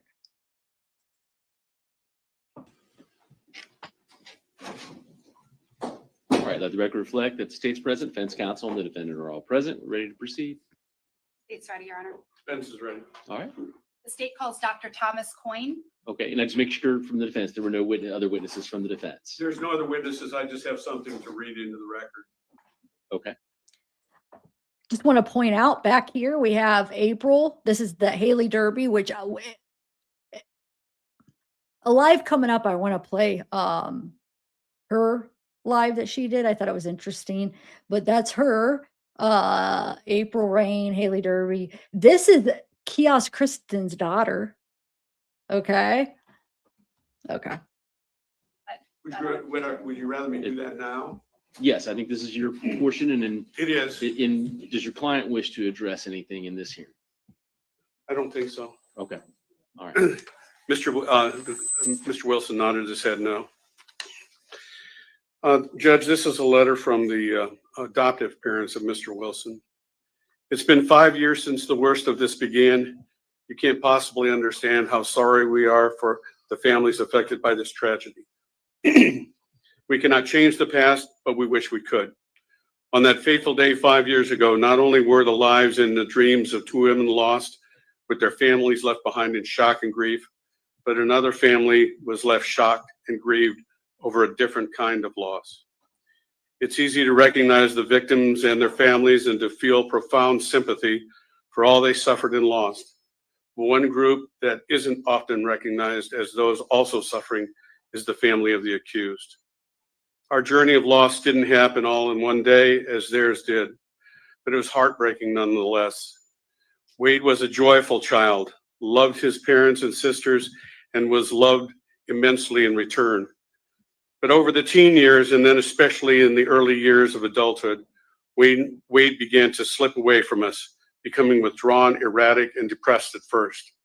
Then as addiction was added to mental illness, he became frankly paranoid and delusional, and the sense of loss became increasingly sharp. He was in the system for years trying to get help for his mental anguish and for his addiction. They put a tiny Band-Aid on it and then sent him back into the world without a diagnosis, medication, and without follow-up care. We tried to hold the pieces together. Here real quick. That's Kiosk Kristen's son too. But had no idea how to find the support Wade needed to be the person he was inside. The system failed him, and that fateful day in 2019, we lost the last piece of the son we loved and all the hopes for his future. In those tragic moments, when the cancer of severe mental illness and addiction won, we lost our son, grandson, brother, nephew, and uncle. So we understand the despair, anguish, loss, and hatred for someone or something that takes away someone you love. Because despite everything, Wade is still our son, and we love him. The hopes and dreams of his life are already lost, but the human is still in there somewhere, tortured beyond what most of us can even begin to imagine. Taking his life will not bring back those two beautiful women. There is no justice on earth for that kind of loss. Taking another life only adds to the tragedy. Please see it in your heart not to kill our son and make our innocent family suffer even more. The system designed to help those who suffer and are lost failed him. That system is broken and would be only further broken if it took Wade's last breath. That broken system owes Christine, and it owes Diane, and it owes their families, and it owes our family. It owes us all the peace that it did not provide to Wade. Candy and Steve Wilson. We would rest. But I would just ask that you colloquy the defendant to ensure that he doesn't want to speak at this hearing. Oh, well, Mr. Wilson, you have an opportunity, just like during any of the other phases of, well, let me just finish real quick. Any of the other phases during the case, if you want to address the court, I would permit you to do that. Obviously, everything's recorded, but you would have that opportunity if you wish. No one can prevent you from addressing the court if you wish to, and no one can make you address the court if you don't want to. So it is a decision that's solely left up to you if you want to address the court or not. Not today. Later, when I come back, I will. Today, Okay. no, I won't. Okay. Great, thank you. The state calls Dr. Thomas Coyne.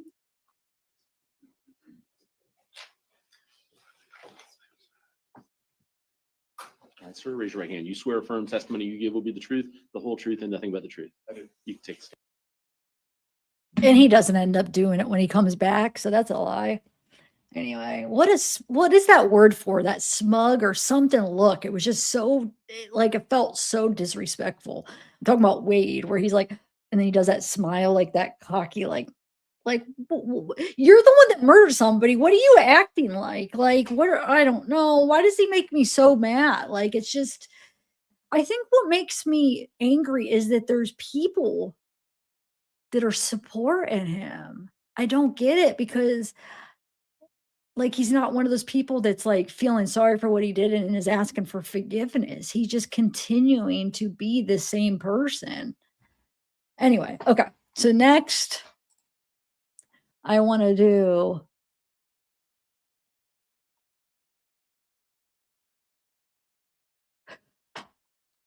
you guys remember, do you want to watch the since we just were talking about Kristen's kids being there, let's watch where Kristen went on to Coral's live stream TikTok. Let's watch that live. Well, let me see how long that is. Okay. Well, you know what? I actually did a live. Oh, wait. I'll do the whole thing. Never mind. Hold on. Hold on.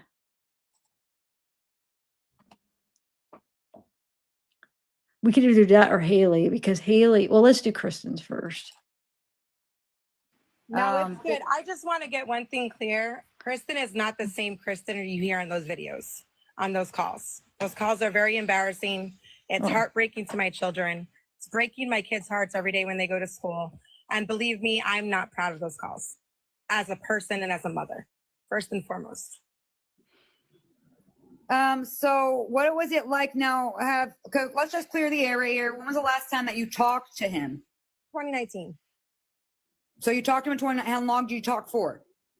Maybe 3-4 months, because I had to go in and do time myself. And bad mistakes, bad choices that I made.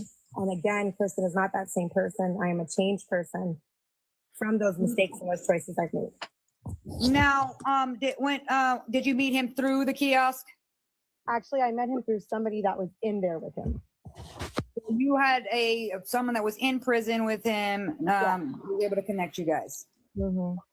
Okay, and so you started talking to him, and were you engaged to him? Because we got to clear that up. No, never. Never engaged to him. Can you disclose how much you have dropped to him? I know it's none of our business, but I like to be nosy. I want to say maybe $20 2 different times, because I, again, wasn't doing well myself. Going through Did every conversation end up in him asking for something? I want to say I'm not. Hey, someone hit me in the chat. We got to, because some people are questioning if it's you, because obviously you've grown in 5 years and your voice is not as aggressive as you were when you were talking to him in those. That's because Kristen is a totally different human being than you heard on those phone calls. When I know, tell you I've 100% confirmed who you are, but I want, what can you tell these people that would confirm who you are? I don't know. What would you want me to tell him? I know, guys. I could tell you those calls are very embarrassing. Okay, I have 3 children and a grandchild. Those calls have made me cry every night since I've heard them. So I don't know what else you want me to do. No, you're good. You're good. Listen, sure people that know me that have been watching this live, girl, they know how I roll. Listen, Right. people. Okay, April already said it in there. She knows that if I'm bringing you on, I know I've already confirmed with you. Guys, I made her create a backup account, so I knew she was going to take heat. Would you want to come out and say your kiosk, Kristen? No. And death threats. My kids are at school as well. So again, at the end of the day, I'm going to start crying because, like I said, at the end of the day, that was not who I am today. And the mistakes and the choices that I made back then, all those mug shots that you guys are and everybody's posting, those mistakes made me who I am today. So again, I am not embarrassed of my past. The mistakes and choices, yes, I'm embarrassed of. But those calls, definitely embarrassing to my children, my entire family. now, did you hear those calls before they were dropped? Never. So you never even got a warning that these were coming out about you? Never, not once. Thank you for being strong. Listen, I appreciate you for coming up in here and feeling comfortable enough to speak with me. You know that I was, that you came to me and we talked, and I promise you I would not. I respect you for what you do, Coral. Totally. I really do. And I respect a lot of the women for what they're doing out here for on either side. I mean, it's a fight and it is a crazy case. And I think that's what piqued my interest in the very beginning. And because I was going through my own stuff at that time, I think, and it was just, something to get my interest off my own problems. I think that's why I chose to do that. And again, it was a mistake. Have you been able to get therapy or help for your trauma with this? No. Now, so after, how long did you talk to him for? I want to say maybe 3 months, 4 months tops. Did you ever go visit him? No. I said I was going to, but never did. And then after you got you got arrested, and then you didn't have a ride, right? That's what I heard in the call tonight. Yes, I mean. And you were gonna go visit him? Yes, I was going to. And I think they canceled his visits. I can't remember. It was 5 years ago. I know I went up there and the one visit was canceled or something like that. But again, can you do us a, I know this is really terrible to say. You can say no. You don't have to say yes, but can you call him the name so everybody? Sugar Lips. Yes. Sugar Lips, which that's hilarious. I think it's funny. Don't ask me where any of these conversations even came from, because again, that person, Kristen, you heard, is honestly, that girl right there is dead to me. I'm going to ask you a personal question of my own, just because I have questions too. And you remember, any questions I ask you, you do not have to answer if you don't want to. Just tell me, hey, like, no, move it along. But on that call, you were very aggressive and very fast. Were you using at that time? No, I was not using. No. Not to assume, but it just sounded like. Definitely wasn't using. Believe me, I was too scared. The law scared Kristen straight. Believe me, by far scared me straight into a changed person. And I mean, now what made you guys stop talking? Because I had to change my life. I had to focus on myself and my children and, things that I have going for myself right now, and I'm choosing to talk to these kind of people or even be associated with them in any shape, way, or form. It doesn't look good for myself, so. Let's be mindful, guys. We all change, right? She's taking ownership and saying, I'm so mortified, but also, what does my children have to do with this? And why am I getting this? Look at, she has nothing to do with what Wade is sitting on trial for right now, or what Wade got guilty for, right? This happened before. It's all being trudged up because everybody is bringing all these things forward because the case is fresh and hot. You see it, scroll for you. And unfortunately, she's got to pay for it and gets to hear how everybody bash her and tear her whole life apart. Imagine if your life was from the dumb stuff you did in your earlier days was like. Now, how old were you when you first started talking to him? 5 years ago. I mean, I'm an old lady now. Like, Yeah, so I'm just trying to do the age gap. I'm 41 now, so I mean, I was what 36, maybe somewhere around there. And now, did you go in and out of like you had struggles yourself? Like, were you in and out of jail? Did you have a No, background? I mean that time I went in, I was facing charges, and I went back in for a year, and you know, I came out a changed person. You know, I also right before I was in there, I lost my sister. So I mean, there was a lot of things that happened in my life at that point that made me change who I am as a person and who I associate with, and you know, the choices and mistakes that I were making. It woke me up. Totally woke me up. I'm going through the chat. The chat's flying. I'm only choosing a respectful one, so I'm sorry if I skip you. I just didn't find it to be relevant to bring up. Oh crap! It just jumped. And I see somebody in there asking if he ever talked about his kids. I didn't even know Wade had kids until these videos came out. Until Steve actually was on this call with you, and I was watching it then. I didn't even know he had children. So never talked about kids. Never. And how often did you talk to him? I didn't have a lot of money, so again, like maybe once a week, if that. I mean, you heard on the one call where I said I only got $1.25. Like, I didn't have it like them, you know, like that then. And like I said, I think I was looking for a resort to stop thinking about my own issues and my problems, you know, like an avenue to, you know, get my mind off of what I was going through, which definitely wasn't a good avenue at all. No, definitely not. I think we were all kind of. I did give you kudos though for that one comment about the markings that he had on his body, saying, "Hey, it ain't a good look." It definitely isn't a good look. I got tattoos too, but I definitely don't have tattoos like that. You know, I'm not. You know, I don't judge people for, you know, their choices, because again, I've made mistakes or their tattoos and stuff. But when you come on television like that with tattoos like that, definitely isn't a good look. So after all this, now so you just had to get yourself together. So there was no like disconnect between you two. Like there was no bad like you just kind of went and started going another way. He did try reaching out to me, and I never responded. And he got like real nasty about, I guess I didn't keep it real with him.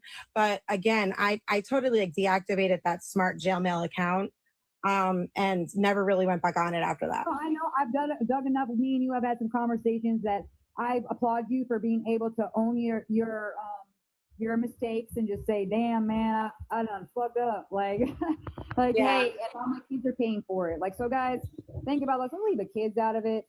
And that's a problem. Now, what did you think about though when we got to explain to us like what happened? Were you just like scrolling and all of a sudden you're getting tagged and stuff, or like how did you find out about when that first kiosk Kristen call dropped? My son came to me, and How old's the son that was he a teenager? Yeah, he's 15. Yeah. You guys, you see. But again, I had to better myself, so that's why I disconnected from that kind of world and the law. You know, I was involved with the law, and I recognized my mistakes, and some people need to recognize theirs. And I just didn't want to associate myself around that no more. So it was my choice to disconnect from him and everybody else. You know, even my ex Brian that I bring up in that call. You know, I had to. When I tell you I'm like Brian is the love of my life, but I had to distance myself to better myself from these kind of people. Okay, now and then what did I want to ask you about what do you think about the Joey calls? Oh, Joey's that one's a funny guy. I mean, I actually know Joey, so Oh yeah, because Joey I would say so. Joey. Shock you though? No, I know Joey from actually like living in the area of Lee County, because that's where. Wait, I'm gonna switch. You know what I want to watch now? Let's watch his arrest. You want to? I haven't watched that in a while, but I want to share a picture that I found on my files that I forgot I had. I had the one. Hold on, I'll show you what I'm talking about. Where's it at? Where's that? Hold on. Thumbnails maybe. Oh, hold on. I gotta find where the heck did I put it? Oh, here it is. Now the one I have, but I forgot about these other two pictures. The one well, let me take this down. Do you remember this? Him and Chris? But look at these other two pictures. Do you remember these two? I forgot about them. Him and look, them two at the whatever fair or something. And then Wade looks pretty happy with this guy. Remember, it's that Chris guy, Christopher. I have his full name, but we'll just go by first names with stuff if we can. But yeah, I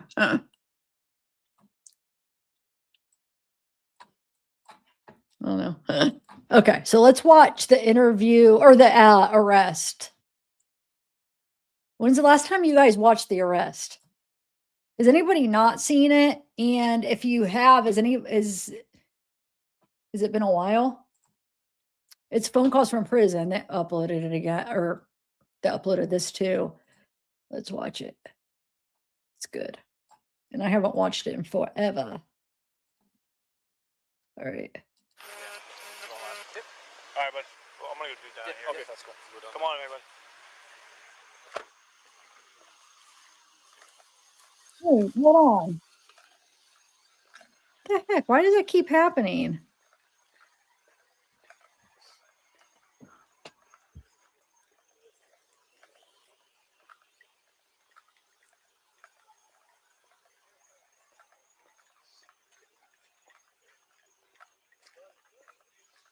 All right, man. Listen, I'm a nice guy.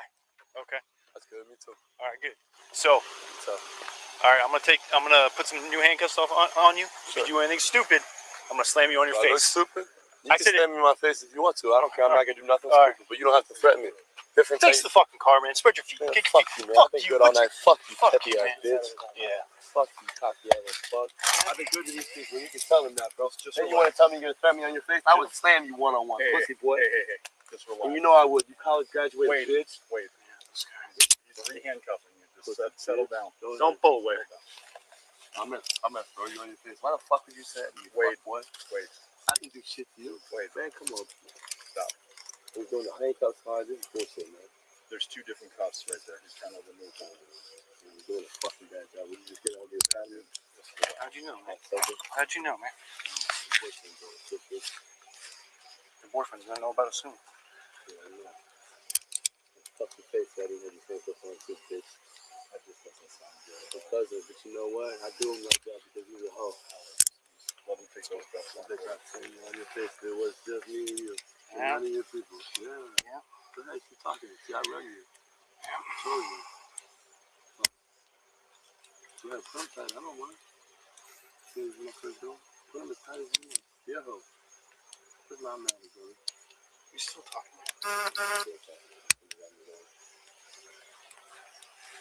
Good for you? Blood flow cut off?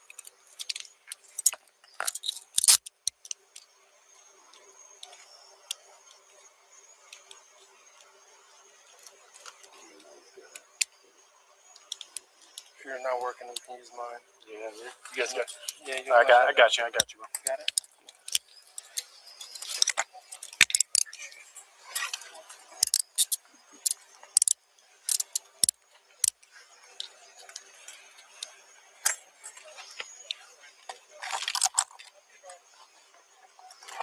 You got anything on you? Some poke me, stick me?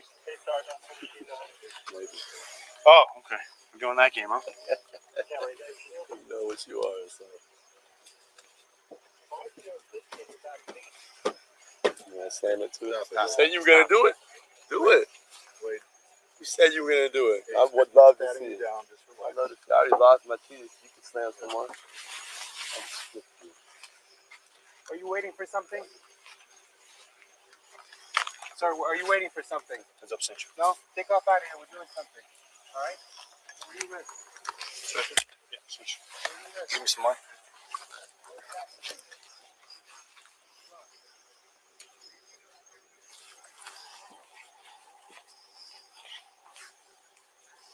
You slam me in my face? That would never happen one-on-one. You know that, right? With just me and you? Okay. You know that, don't you? Okay. I'm well trained. You Good for you, know man. that. Good Why for did you have to come like this? Good for you, man. Why didn't you just come? I wish I did, man. I wish I did. All right, we're gonna go the other. I'm gonna take the belt off first. Cool. Go ahead, do what you usually do first. Wait, look. Do what you usually do first. Take the belt off. Just relax. He shouldn't have did that. I'm a nice guy, but I'm gonna spam you in your face. How dumb is that? No. Go ahead, girl. If you just listen up. Go ahead. I'll just listen Not what up. I said. What'd you say then? Tell I me. said I'm a nice guy, but don't pull away, or I'm gonna slam you in your face. That's exactly what I said. Why So would as long I as you pull don't, away? I don't know you. Let's go. Okay, cool. We're on the other side.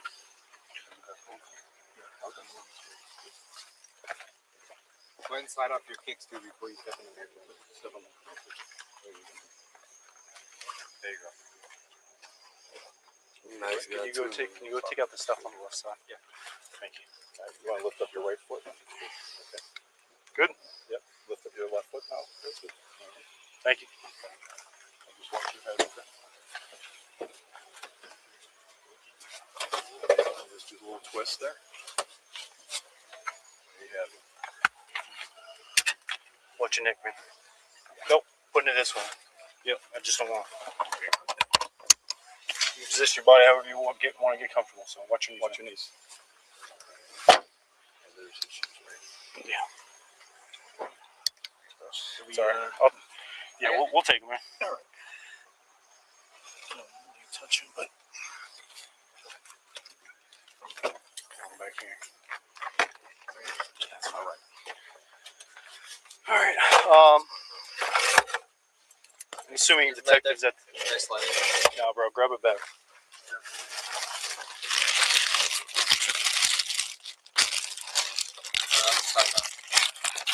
Yeah, we're gonna figure that out. All right, thank you. Thank you. All right, good. Appreciate it. Good job. You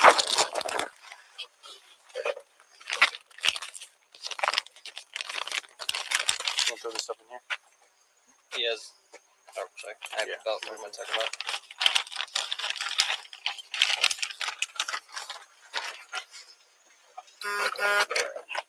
Can you go hit my lights in the front? Yeah, bro. Just turn them off. So I turned his last time. I was going to cut it.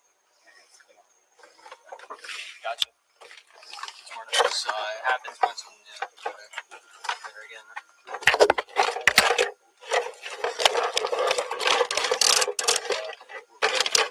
Interesting. You want me to keep his belt with the shoes? yeah, put it all right here.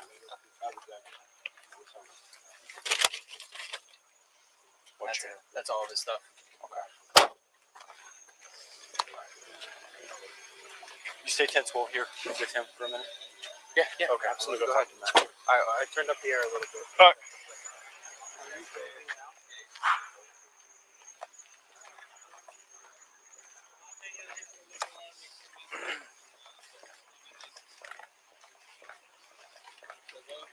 Yeah, still going. Okay, no problem. I might have to skip. I might skip forward through some of this. Yeah. Yeah, I think we're gonna. Hey, thanks, sir. Appreciate it. All right, brother. Have a good day. All right. All right, the guy's right behind you. Yeah, you're good. Stay.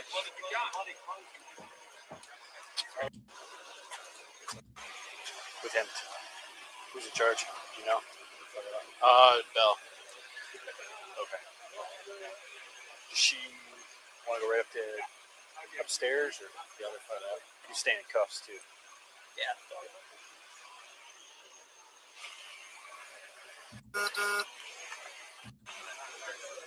Took offense to you saying nice guy. That's weird. I don't know. Usually people like me, man. Yeah, no, I didn't find you saying it weird. I know. He lives right around the corner. I just spoke with him. He's harmless. So, Upstairs. upstairs? Yeah. Okay. You can send if you want.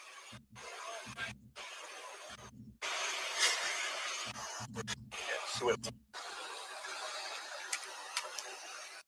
I'm gonna skip forward some of this. So. You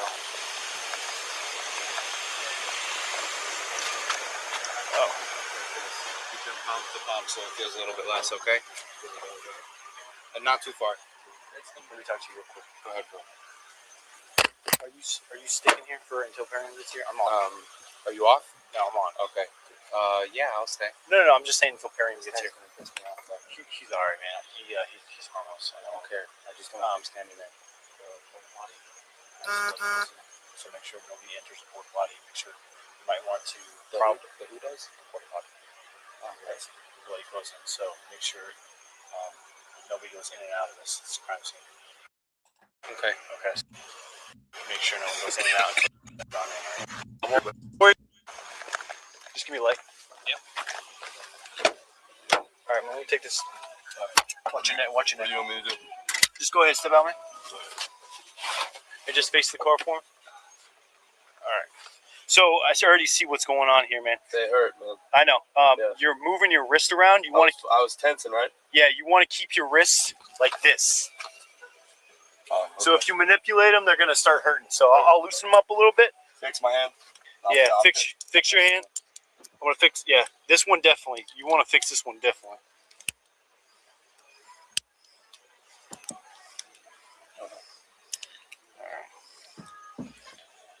All right.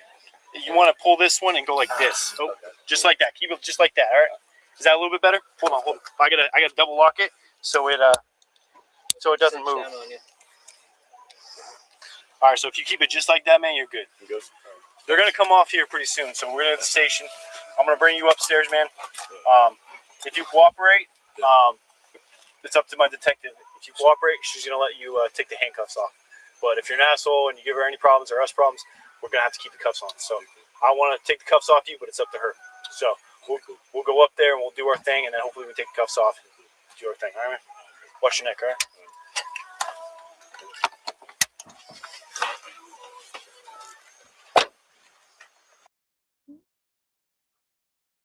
Yeah, if you want to use gloves, yeah. I have my street gloves. It's fine. There's the shoes.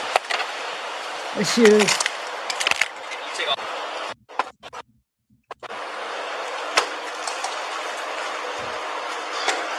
All right, man.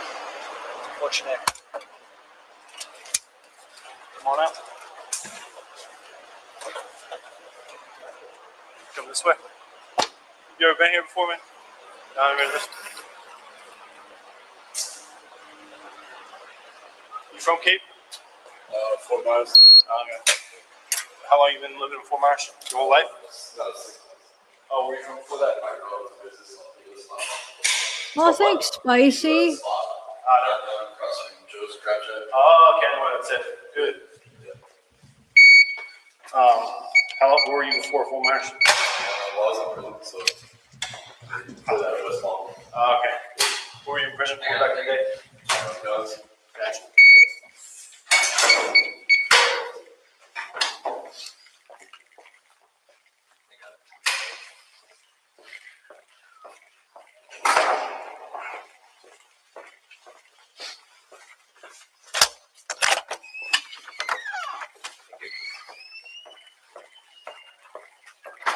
What prison you go to? Washington, Maine, Jefferson, CI, Wallace, CI. Yeah, moved you all around. Yeah. Jesus fuck.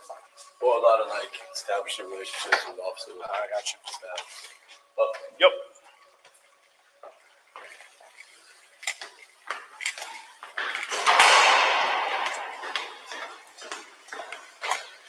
We got this second door here.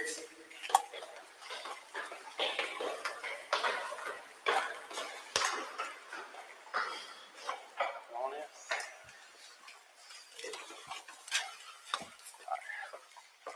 She should be here.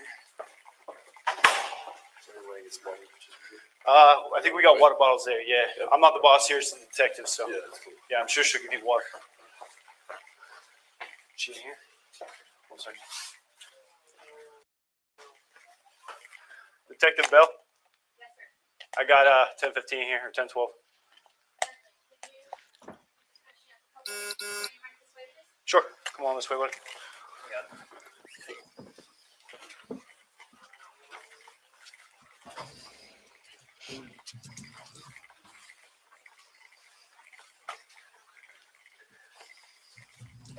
Go right that way, please.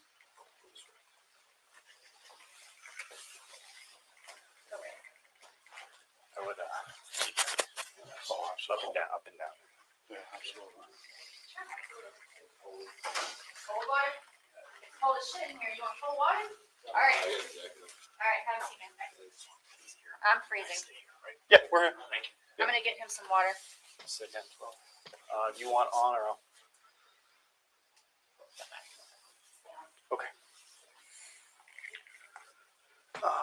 can throw the shoes right here if you want. She's getting you water. What's up? For right now, yeah, you have to leave them on. I know, man. I don't want to talk unless you tell me what. I'm not the boss, man. Watch this. I'm not the boss, man. Let me show you. Here, this right here. On the road, I make decisions. Up here, I don't. You know how it goes, man. Is she getting you water? I think she's getting it right now. Okay. How's the food in prison, man? Terrible. Listen, man. I heard up and down. I heard it was good, and then some places I heard it was horrible. Some places they cook it good, so it's good. And other places they just don't care. Really? And then some places I don't really care how they cook it. It's more about like the quantity. Yeah. So They give you extra tray if you ask, or you gotta, you don't ask. Just go try to get one. And if they catch you, you just have to get out of line. If you make it, then you get an extra one. You know. Fair enough. And you don't do anything by the right in there. Yeah. I think I'd be pissed off, man, if I got three trays and I was still hungry, man. I think I'd get real upset. I'd be pretty upset. Yeah. Yeah. You get upset. I like to When eat, I'm man. hungry, I'm not. Yeah, that's what I'm saying. When I'm hungry, man, I'm not me.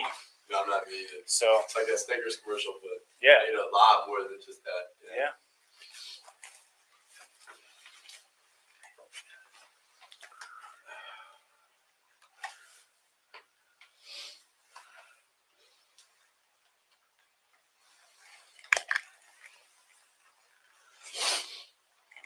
Why do you think they brought me here before just bringing me to the police station? This is the police station. All right, to the jail. To the jail. I have no idea, man. I was told to come here and pick you up. I don't know who you are. I don't know what you did or what you didn't do. I have no idea, man. I have no idea what they even. That's why I'm here. I'm just a taxi service. You can move those to the front. You on the front? All right. I'll be a good one. Thank you. Promise? Yeah. Can I just take them off? I'll be cool. No. They hurt like shit. No? Okay. Told you she's a boss man. Stand up. I'll put them in front of you, man. Thanks. Like our conversation before, not in a bad way. You know what I'm saying? I know. Just put it on the front for now. We'll. All right, just put this cuff, this hand in front of you. Maybe you'll like me better more through and they just heard this. I'm sure they do, but when you get them in the front, they won't be so bad. Yep, I got you. Oh man, They're not so you got great some either. big ass wrists. That's what I'm saying. Like, They hurt. I'll be good. Biggest freaking set of cuffs you got.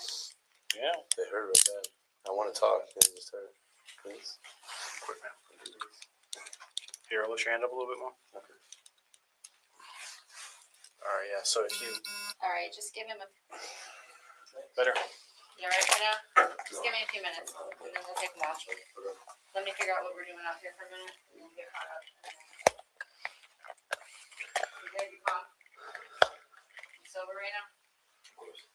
Of course. You were just cocaine last night, right? I don't know about that. Okay. Just want to make sure that, because I don't want you coming down from and then sketching out on me. I don't do drugs. All right. Yeah. All right.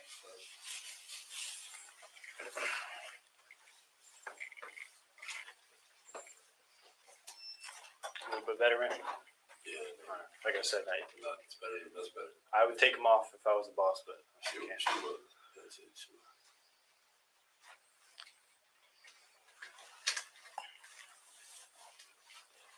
So are you bringing me to Cape, the jurisdiction here because they're saying something here? I have no idea, man. Fort Myers, you know? Yeah, I have no idea, man. I was called for as a taxi, and then That's it. marshals were there, and they said take him, and I said okay. Alright, I guess. That's it, man. That was it. I was at Wawa eating a sub, and then this happened. So You're at Wawa? yeah, I was The eating. subs are so good, bro. That's what I'm saying. Absolutely. So fire, bro. They're so good. Isn't that crazy? At a gas station, too? Yeah, no, Wawa? they're good, They're man. very, very professional about And it. they're good. They're good, yeah. It's either that or Publix, one of the two. Publix is better, man. Come on, you gotta go to Publix. Come on. Yeah, sure. I say Wawa if you're from up north because there's no Publix. Oh, yeah. Publix is like a southern thing. What is it, Kroger's and stuff? Like Yeah. that? Sure. It's like Kroger's and their food would be like Culver's. Aren't you from Cape? Yes. How do you know about the North? Yeah. I have family from New York. Okay, I got you. All right. I'm from here, but I just listen to what other people say. And I've been up there a couple times. Like, funny enough, they have, biscuits and gravy, and we don't down here, really. Isn't that funny? I like brisket. It's great. Yeah, it's great, but it's a southern thing and we don't have it down here. It's weird. Or at least not in Cape.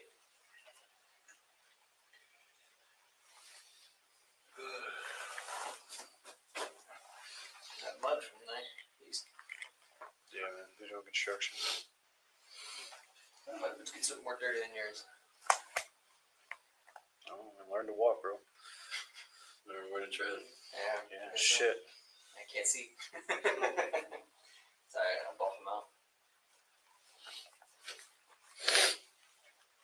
So she owns a spa at right across from Joe's Crab Shack. Yeah. What is it like? Hair, massage, and everything. Like cosmetology. Okay, I got you. She's a massage therapist, like specialist. Nice. Which is great. Like if you work on it and stuff, I mean, it's Right. really good. Yeah. So. That's your one. Okay, you want to take it? Okay. Bullshit. It changes. It's the experience.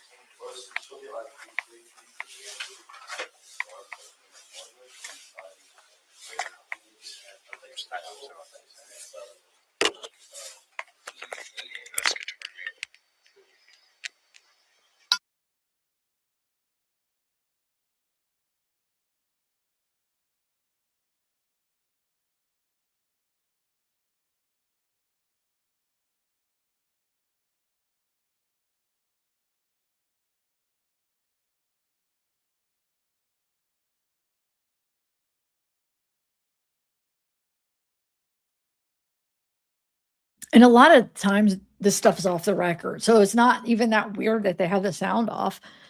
If you guys have researched cases, this happens often. They'll turn the body cam off or they'll say something that's like off the record that they want to be able to have privacy because cases do have some things that can be private. So like I feel like people were suspicious of her. But that's not what I'm saying I don't care for. I don't think that. I don't think like anything was going on that was like they were framing him or whatever. But I see what I kind of get from her, and I could be wrong. Now I'm watching this again, so I might get a whole different perception.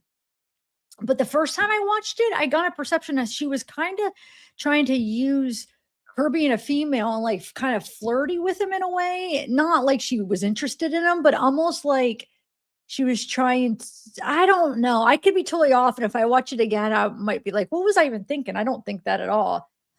I just remember the first time I feeling that in a way where it was like, I don't know. I just got a weird like, but not that like I said, I don't think she's this big conspiracy or this big thing and she's hiding stuff. No, that's not what I meant by that. But yeah, I remember Browse when they were saying that. They probably still are saying that. They probably still think that. They're in denial. It's like they're in denial and I don't know. It blows my mind.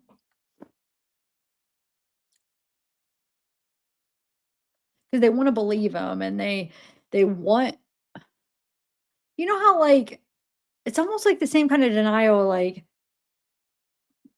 when you're alcoholic or an addict or something, that kind of denial. Does that make sense? It's almost like they're in this kind of denial that, I don't know if that's the right way to compare it to that, but I'm talking about the Wade wives, like in denial that he did this. Cause I feel like they almost have to believe that he's innocent of it because how can they support him? You know, like the worst pain you'll ever have that when you sweat from being in pain.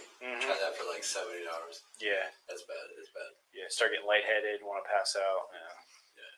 I do about 4 hours, man. And after 4 hours, I'm like, Yeah, 4 hours to tap out. I'm like, yeah. I'm good.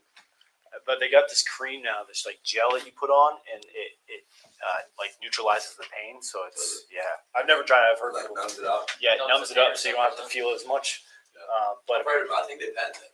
My buddy got a full sleeve, and he's like, I did the whole thing. I said, how did you do the whole thing? And he goes, we put the numbing lotion on. I'm like, I didn't even know that was a thing. Yeah, so some people fall asleep with tattoos too. I don't understand how you do that. I do on my arms. Really? But like stomach, chest, that shit hurt. Yeah, chest, hand, that hand too, right? That must hurt on the hand. Wherever the skin is thin. Yeah. Bone. Or hurts. Bony. Yeah. Elbow is bad. I've heard people doing the elbows. I'm like, why would you? You gotta complete it. I mean, yeah. Granted, if you got something to fill, but I've seen people with just a tattoo there. And Oh, that's what confuses that me. I don't get. It's just the one spot. Now, full sleeve, Like a spider web or something. yeah, something. Classic spider web. Fucking spider web. I've seen a cross, like starting from there, like full piece up here, Yeah. and like wrapped around and came back down. I wouldn't start with my elbow, that's for sure. Nah, I don't know why he did. He said it was something on it. It was uncommon.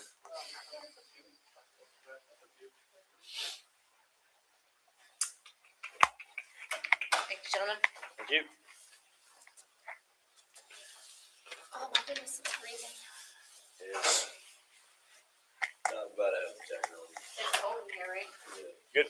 We'll be right here. I'm just gonna shut it a little bit. Yeah, we'll be right here. Grab 2 chairs. Hang tight. Yeah, hang tight. Yeah, the polygraph room has 3 chairs. Just I'm going off. You going off or Yeah, off. Okay, so of course there's that interrogation too that we could watch. We'll watch that another time since it's long and I've already been on forever. I want to play a couple other things, but maybe we'll do that another time. I want to play that clip where he farts though, because somebody brought it up and I was planning on playing it. Hold on a second.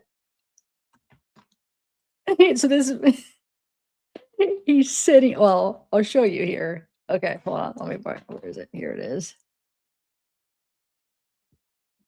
All right, hold on. Let me share my screen again. Ready? Why won't this share when I do it? Okay. The girl that you said was sleeping on the couch. When you're a faggot or something, you just want to talk. I don't want to talk to you, bro. Just letting you know, you said she was still I there. don't even know too much. It's not my business. The girl that you said was sleeping on the couch. When you're a faggot or something, you just want to talk. I don't want to talk to you, bro. Just letting you know, you said she was still I there. don't even know too much. It's not my business. The girl that you said was sleeping on the couch. When you're a faggot or something, you just. Okay. We're having too much fun with it.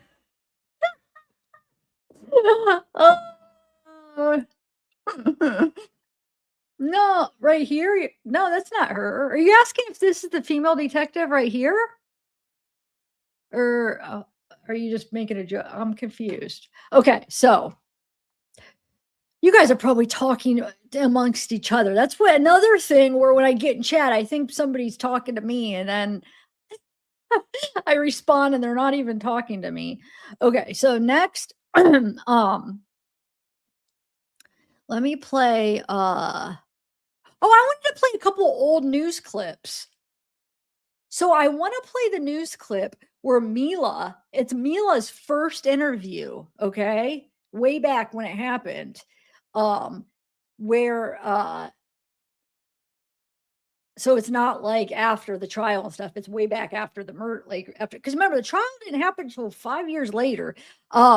So but at the time she wants to be anonymous, so they blur out her face and they change her voice, but it's her. But hold on, let me play it. Have you guys seen that? I've actually played it on live stream, but that was like a year ago. So I'm gonna play some of this stuff. All right, so that is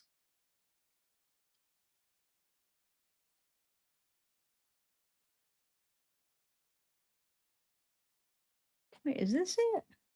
I labeled it wrong, I think. I put new interview. It should be Potential bombshell. Should be first. I meant to put first interview. Oh well. Okay, here we go. In the case of 2 women killed in Cape Coral. An ex-girlfriend of Wade Wilson, who you see here, says he called her from jail Monday and confessed to the murders. Well, Wilson is the man police named a person of interest in the deaths of Christine Melton and Diane Ruiz. But right now, police have only charged him with crimes unrelated to their deaths. Jillian Hartman talked to a woman who believes she was also in very real danger. Jillian, what did she tell you? Well, the ex-girlfriend tells me she got a full confession from Wade Wilson. She claims he owned up to murdering both Diane Ruiz and Christine Melton. Now, she agreed to let us use her name, but she did ask us not to show her face and to distort her voice. He admitted over the phone to me that he killed both of those women. Melissa Montana says she got a surprising phone call from her ex, Wade Wilson, from jail yesterday afternoon. He said he strangled both of them. Right now, Wilson is a person of interest for the death of Diane Ruiz and Christine Melton. Last Monday, Melton was found dead inside her home the same day Diane Ruiz was reported missing. He just said he felt like it.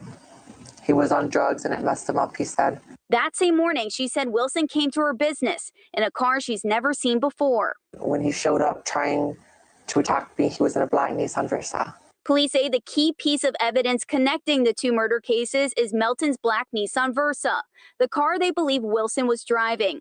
It was spotted in the neighborhood where Diane's body was found around the time she disappeared. I had no idea I was dating a monster. This Fort Myers police report has details of the attack, saying Wilson punched his ex-girlfriend in the face and dragged her to a car as she fought to get away.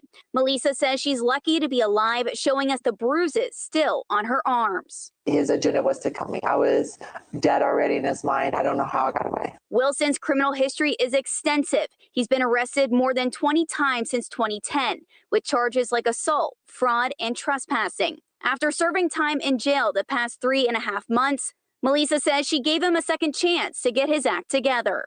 5 days after he was released, I would have never imagined that he would have been capable of killing 2 women. I reached out to the state attorney's office and Cape Coral Police to try and get confirmation that this phone call happened yesterday. They tell me they're looking into it, but can't yet confirm Montana's account. Authorities do tell me they won't be able to release what is said in any of Wilson's phone calls from jail because it's still an active investigation. This morning, Wade Wilson remains in the Lee County Jail on unrelated charges, which includes a battery charge for attacking his ex-girlfriend, Melissa. In the newsroom, I'm Jillian Hartman, Fox 4, in your corner. Well, Jillian, you just said it. Wade Wilson is in jail on burglary and battery charges. And we know a lot of you are wondering if he will be charged in the deaths of the 2 Cape Coral women. Well, retired police chief Walter Zalisco tells us there's no rush since he's already in custody. And right now, officers are building a case against him. Zalisco says there are 2 phases to a criminal investigation. The first is when investigators arrive on scene and collect initial evidence and interviews. The second takes more time, happens behind the scenes. Police have to follow up with witnesses and collect even more evidence. When they present it to the state attorney will say, okay, we have enough here to charge him, with the murder. Police say they are waiting for test results from the Florida Department of Law Enforcement and the medical examiner's office so they can present the best possible case to the state attorney's office. Okay. I don't know. I just figure some old news clips sometimes are interesting because I always like doing that. Like if a case is like years later, go back and watch some of like the old stuff. After knowing so much, sometimes it's interesting. Okay, so we had Mila. Let me play. I want to play something else though. Hold on.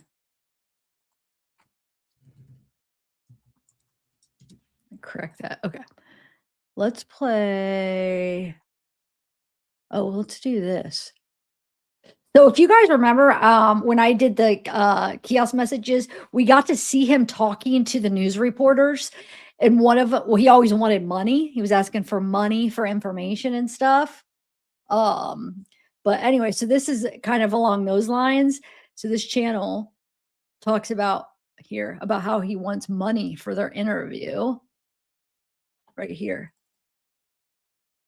And since our phone interview with Wilson, he's reached out to Rochelle and our newsroom saying he would give an in-person interview and new information if we paid him. One of the things we do at Fox 4 is we're transparent about our priority reporting. We don't do any backroom deals. So we want you to know what happened. We said no.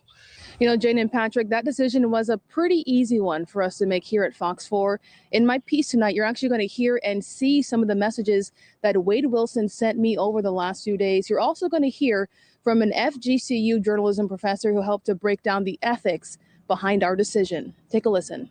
It started with one on Saturday, and then the emails started to flood in. When those went unanswered, phone calls, all of them from Wade Wilson, the man now charged in the deaths of Diane Ruiz and Christine Melton. The Lee County grand jury met today and returned an indictment against Wilson for 2 counts of first-degree premeditated murder. I spoke to him on the phone on Friday. He claimed he was innocent then, but did admit to being with both Ruiz and Melton in the hours before their deaths. I did not commit these murders, and I'm innocent. Fox 4 spoke with Wilson's ex-girlfriend, who has also told us that he has admitted to those crimes. He admitted over the phone to me that he killed both of those women. His frenzy of messages since then have all said the same thing. He wanted to talk to me, to Fox 4, and to share something, quote, career-making, but he wanted to be paid for that information. I told him I wasn't interested. He has since threatened to bring that offer to another news agency. Journalists face murky ethical decisions all the time, but this isn't one of them. Checkbook journalism is pretty much frowned on, whoever you talk to. FGCU journalism professor Lynn Milner says there are very strict and rare circumstances under which journalists would ever pay for information. If it is going to do the public serious harm if you do not run with it, and if you can corroborate it. In this case, the decision was an easy one because it aligns with the ethics we practice here every single day, which include the following. You want to be able to act independently. Remember that you serve the public. You don't serve a source or anyone other than the public, right? You're there for the public good. You want to minimize harm. And in light of today's new charges, I reached out to Wade to see if he still stood by those claims he made on Friday. He told me he will not answer any more of my questions unless Fox 4 management pays up, and that's not going to happen. In Fort Myers, Rochelle Aline, Fox 4. Oh my gosh.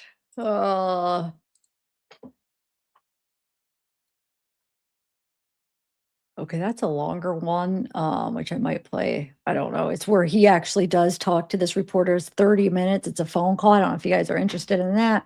I'm gonna play a couple other ones and we'll decide. Hold on one second. I'm trying to. Oh, I'll just play them in order here. Trent, thank you. The man charged with killing 2 women in Cape Coral will be in court today because he wants a new lawyer. I want to show you a live look at the courthouse right now. This is where that hearing will take place at 9 this morning. Wade Wilson wrote a letter to the judge last week to say his attorney no longer represents his best interests. And then 2 days later, the lawyer filed paperwork with the judge to be taken off the case. He said he and Wilson can no longer work together and that their relationship cannot be repaired. Wilson went through the same thing with another lawyer back in April. In fact, if he does get a new lawyer, it will be his 4th in the last 9 months. Wilson is charged with killing Christine Melton and Diane Ruiz back in 2019. Prosecutors want the death penalty if he's convicted.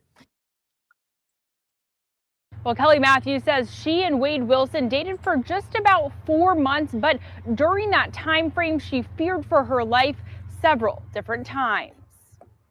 As soon as his dad called me and told me, I was like, that's not surprising at all. Kelly Matthews says she dated Wade Wilson for several months in 2018 and early 2019, months before his arrest in Southwest Florida.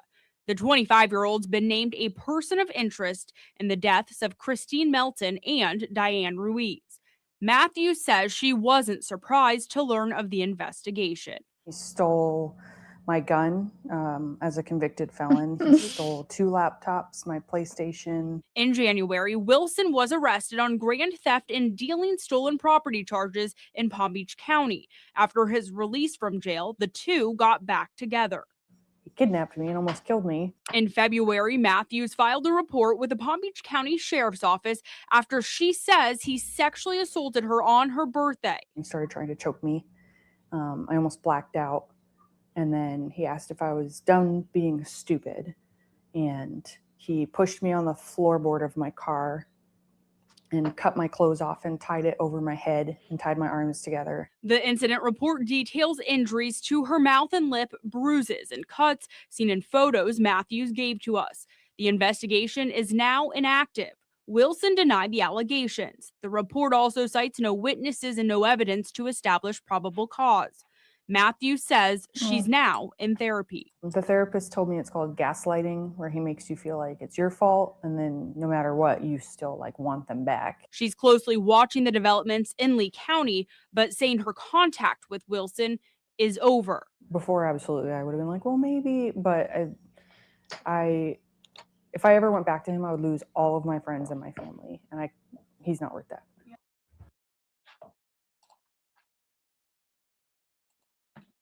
Okay, the next one is, where he talks to this other reporter from jail. These are all the letters Wade Wilson has written to NBC2 over the last 6 months. He really wanted to talk with us. I know what you're thinking. Why would we listen to a man accused of some pretty heinous crimes? A man with a long rap sheet at that. Well, we found out he may be involved in even more than we once realized. Wade Wilson had a lot to say in his first and only on-camera interview since he was indicted on murder charges more than 3 years ago. And I had a lot of questions. Did you kill Christine Melton and Diane Ruiz? No, absolutely not. Absolutely not. No surprise there, considering he pleaded not guilty. He seemed confident, even smug at times while sporting his orange jumpsuit and new face tattoos. I'm not a monster. Yeah, I'm not a saint either by any means. I've made bad decisions in the past, of course. While Wilson is accused of taking 2 lives, he claims to have tipped off investigators about a plot to kill another woman while behind bars. According to an arrest report late last year, Tristan Gendron asked Wilson to help kill the mother of his child, so his domestic abuse charges would be dropped. Wilson couldn't do it himself. He was in jail. But Gendron asked if his crew on the outside could. He just thought that I was the person to ask for that. This is a copy of the note Gendron wrote Wilson in jail with details of the hit job. It came with a $200,000 payout. Gendron said the money was in a safe at Gendron's funeral and cremation services in Fort Myers. People would accept $10,000, $200,000, surely, but I'm not that type of person. Instead, he reported it to the state attorney's office and became a sworn witness. I don't know her personally whatsoever from a can of paint, but it doesn't matter. She's a person. Investigators later found out there was a safe at the funeral home with cash inside, and those security codes in the note were accurate. The funeral director said the murder for hire charges are BS. As you might imagine, anyone tied to Wilson isn't keen on talking. The state attorney's office can't. We don't know all the evidence it has, but it's enough for prosecutors to go for the death penalty. It doesn't worry me. It worries me only because of the level of corruption around here in Fort Myers that I was involved with. We learned some of that evidence may include a confession, which Wilson says he was forced to make after he was charged. When coming to jail, I knew that I had to get something out there as far as a confession because I was told to do that. Otherwise, my parents were going to be harmed. My children were going to be harmed. Wilson's own father spoke on the record. He told investigators Wilson called him after spending the night with Christine Melton, asking for help. She was a server at a Cape Coral bar. Wilson's father said his son admitted to strangling Melton while she was sleeping and then rolled her up in a carpet. Wilson admits he met Melton at a bar the night before she was found dead and slept at her house, but claims she was alive when he left in her car. He told his dad he then picked up a lady, asked for directions, then choked her and ran her over so many times he made her look like spaghetti. I was forced. That wasn't a call that I willingly wanted to make. Investigators say that other woman was mother of 2, Diane Ruiz. But as far as Diane Ruiz, I never ran across her, never seen her, and there's nothing that will say otherwise than that. Wilson only briefly mentions Ruiz and Melton in his letters, never giving these women the dignity of saying their names, just that he was set up. He talks more often about a high-profile case of another Cape Coral woman, Lauren DeMolo, who hasn't been seen since June of 2020. Wilson admits he is trying to save his life, but it will be up to a jury to figure out fact from fiction. Are you just trying to discredit the people who are testifying against you at trial? Absolutely not. No, I'm just trying to tell the truth. Wilson and I covered a number of topics, more than we had time to show you and more than we could legally air.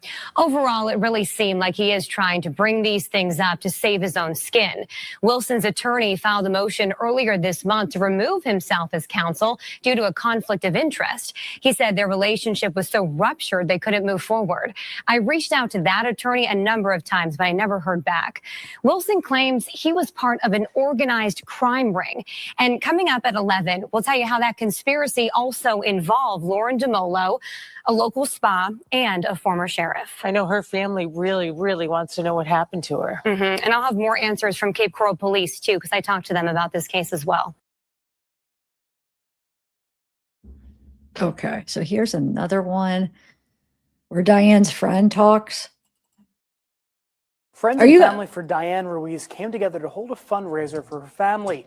Her body was found in a Cape Coral field last month. Wade Wilson, the man police say is a person of interest in the death of Ruiz and Kristen Melton, spoke with NBC2 from the Lee County Jail last night. He proclaimed his innocence, but tonight friends of Ruiz say they're outraged by Wilson's claims. NBC2's Zach Barrett spoke with her friends at this fundraiser. A prepaid call from an inmate at the Lee County Jail. It started yesterday when NBC2 spoke with Wade Wilson, a person of interest in the deaths of Kristen Melton and Diane Ruiz. There's nothing that says that, I did anything. Wilson saying he knew the two women and was even with them the night they died, but he denied killing either of them. I stopped and asked her for directions. She actually wanted me to help give her like a ride to work. So I did. I didn't mind doing that. We drove together for maybe 4 or 5 minutes, and then she had me drop her off at a bus station. Today, family and friends of Diana Ruiz say it's all an act. Personally, I don't believe it. He's just trying to cry wolf now, and he's trying to get any attention anywhere and everywhere he can. Ruiz's family and friends holding a fundraiser for Ruiz's daughter tonight at Cape Coral's Moose Lodge. They say Wilson's comments yesterday upset the Ruiz family. The few that I've talked to, are very outraged and very upset. I think it's, I don't think attention should be given to it. Some friends telling us off camera that he should rot in jail. It's just his way of trying to spin another story to get something different out there besides what's already been known. Tonight at the fundraiser for Ruiz's daughter, friends and family say they're focusing on what they lost just over a month ago. To have this out there where he's now telling a different story, I don't think it should be anything about him. She was awesome when she was here. I mean, everybody always loved Diane. In Cape Coral, Zach Barrett, NBC2.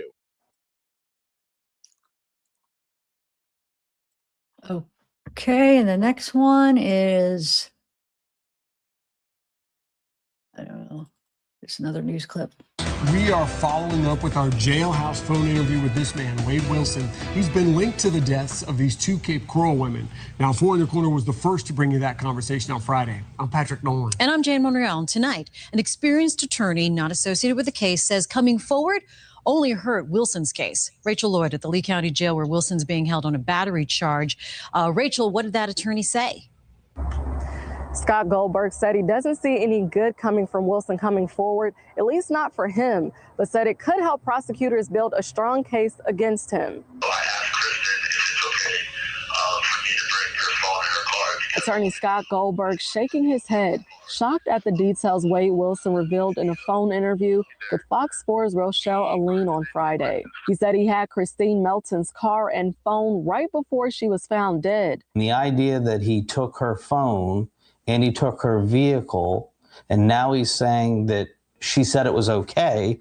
Well, of course she did. Who's going to be able to question her? Wilson says he met Melton at the Buddha Bar in Fort Myers on the night of October 6th. He says they left with someone else and abandoned his then girlfriend's car on McGregor in Fort Myers and went to Melton's Cape Coral home. He says he took Melton's phone and car early in the morning of October 7th to find the car he left in Fort Myers. Goldberg says coming forward was the wrong thing for Wilson to do, especially without an attorney present. These are the things that take away all reasonable doubt. Wilson also said he met the second victim, Diane Ruiz, in Cape Coral and drove her to a bus stop, but says he didn't have anything to do with her death. Goldberg says by admitting he was with Ruiz before she died could be incriminating. That in and of itself is circumstantial evidence enough for me to say we got a real problem here. And while Wilson is still a person of interest for both deaths, he's yet to be charged with murder. In Fort Myers.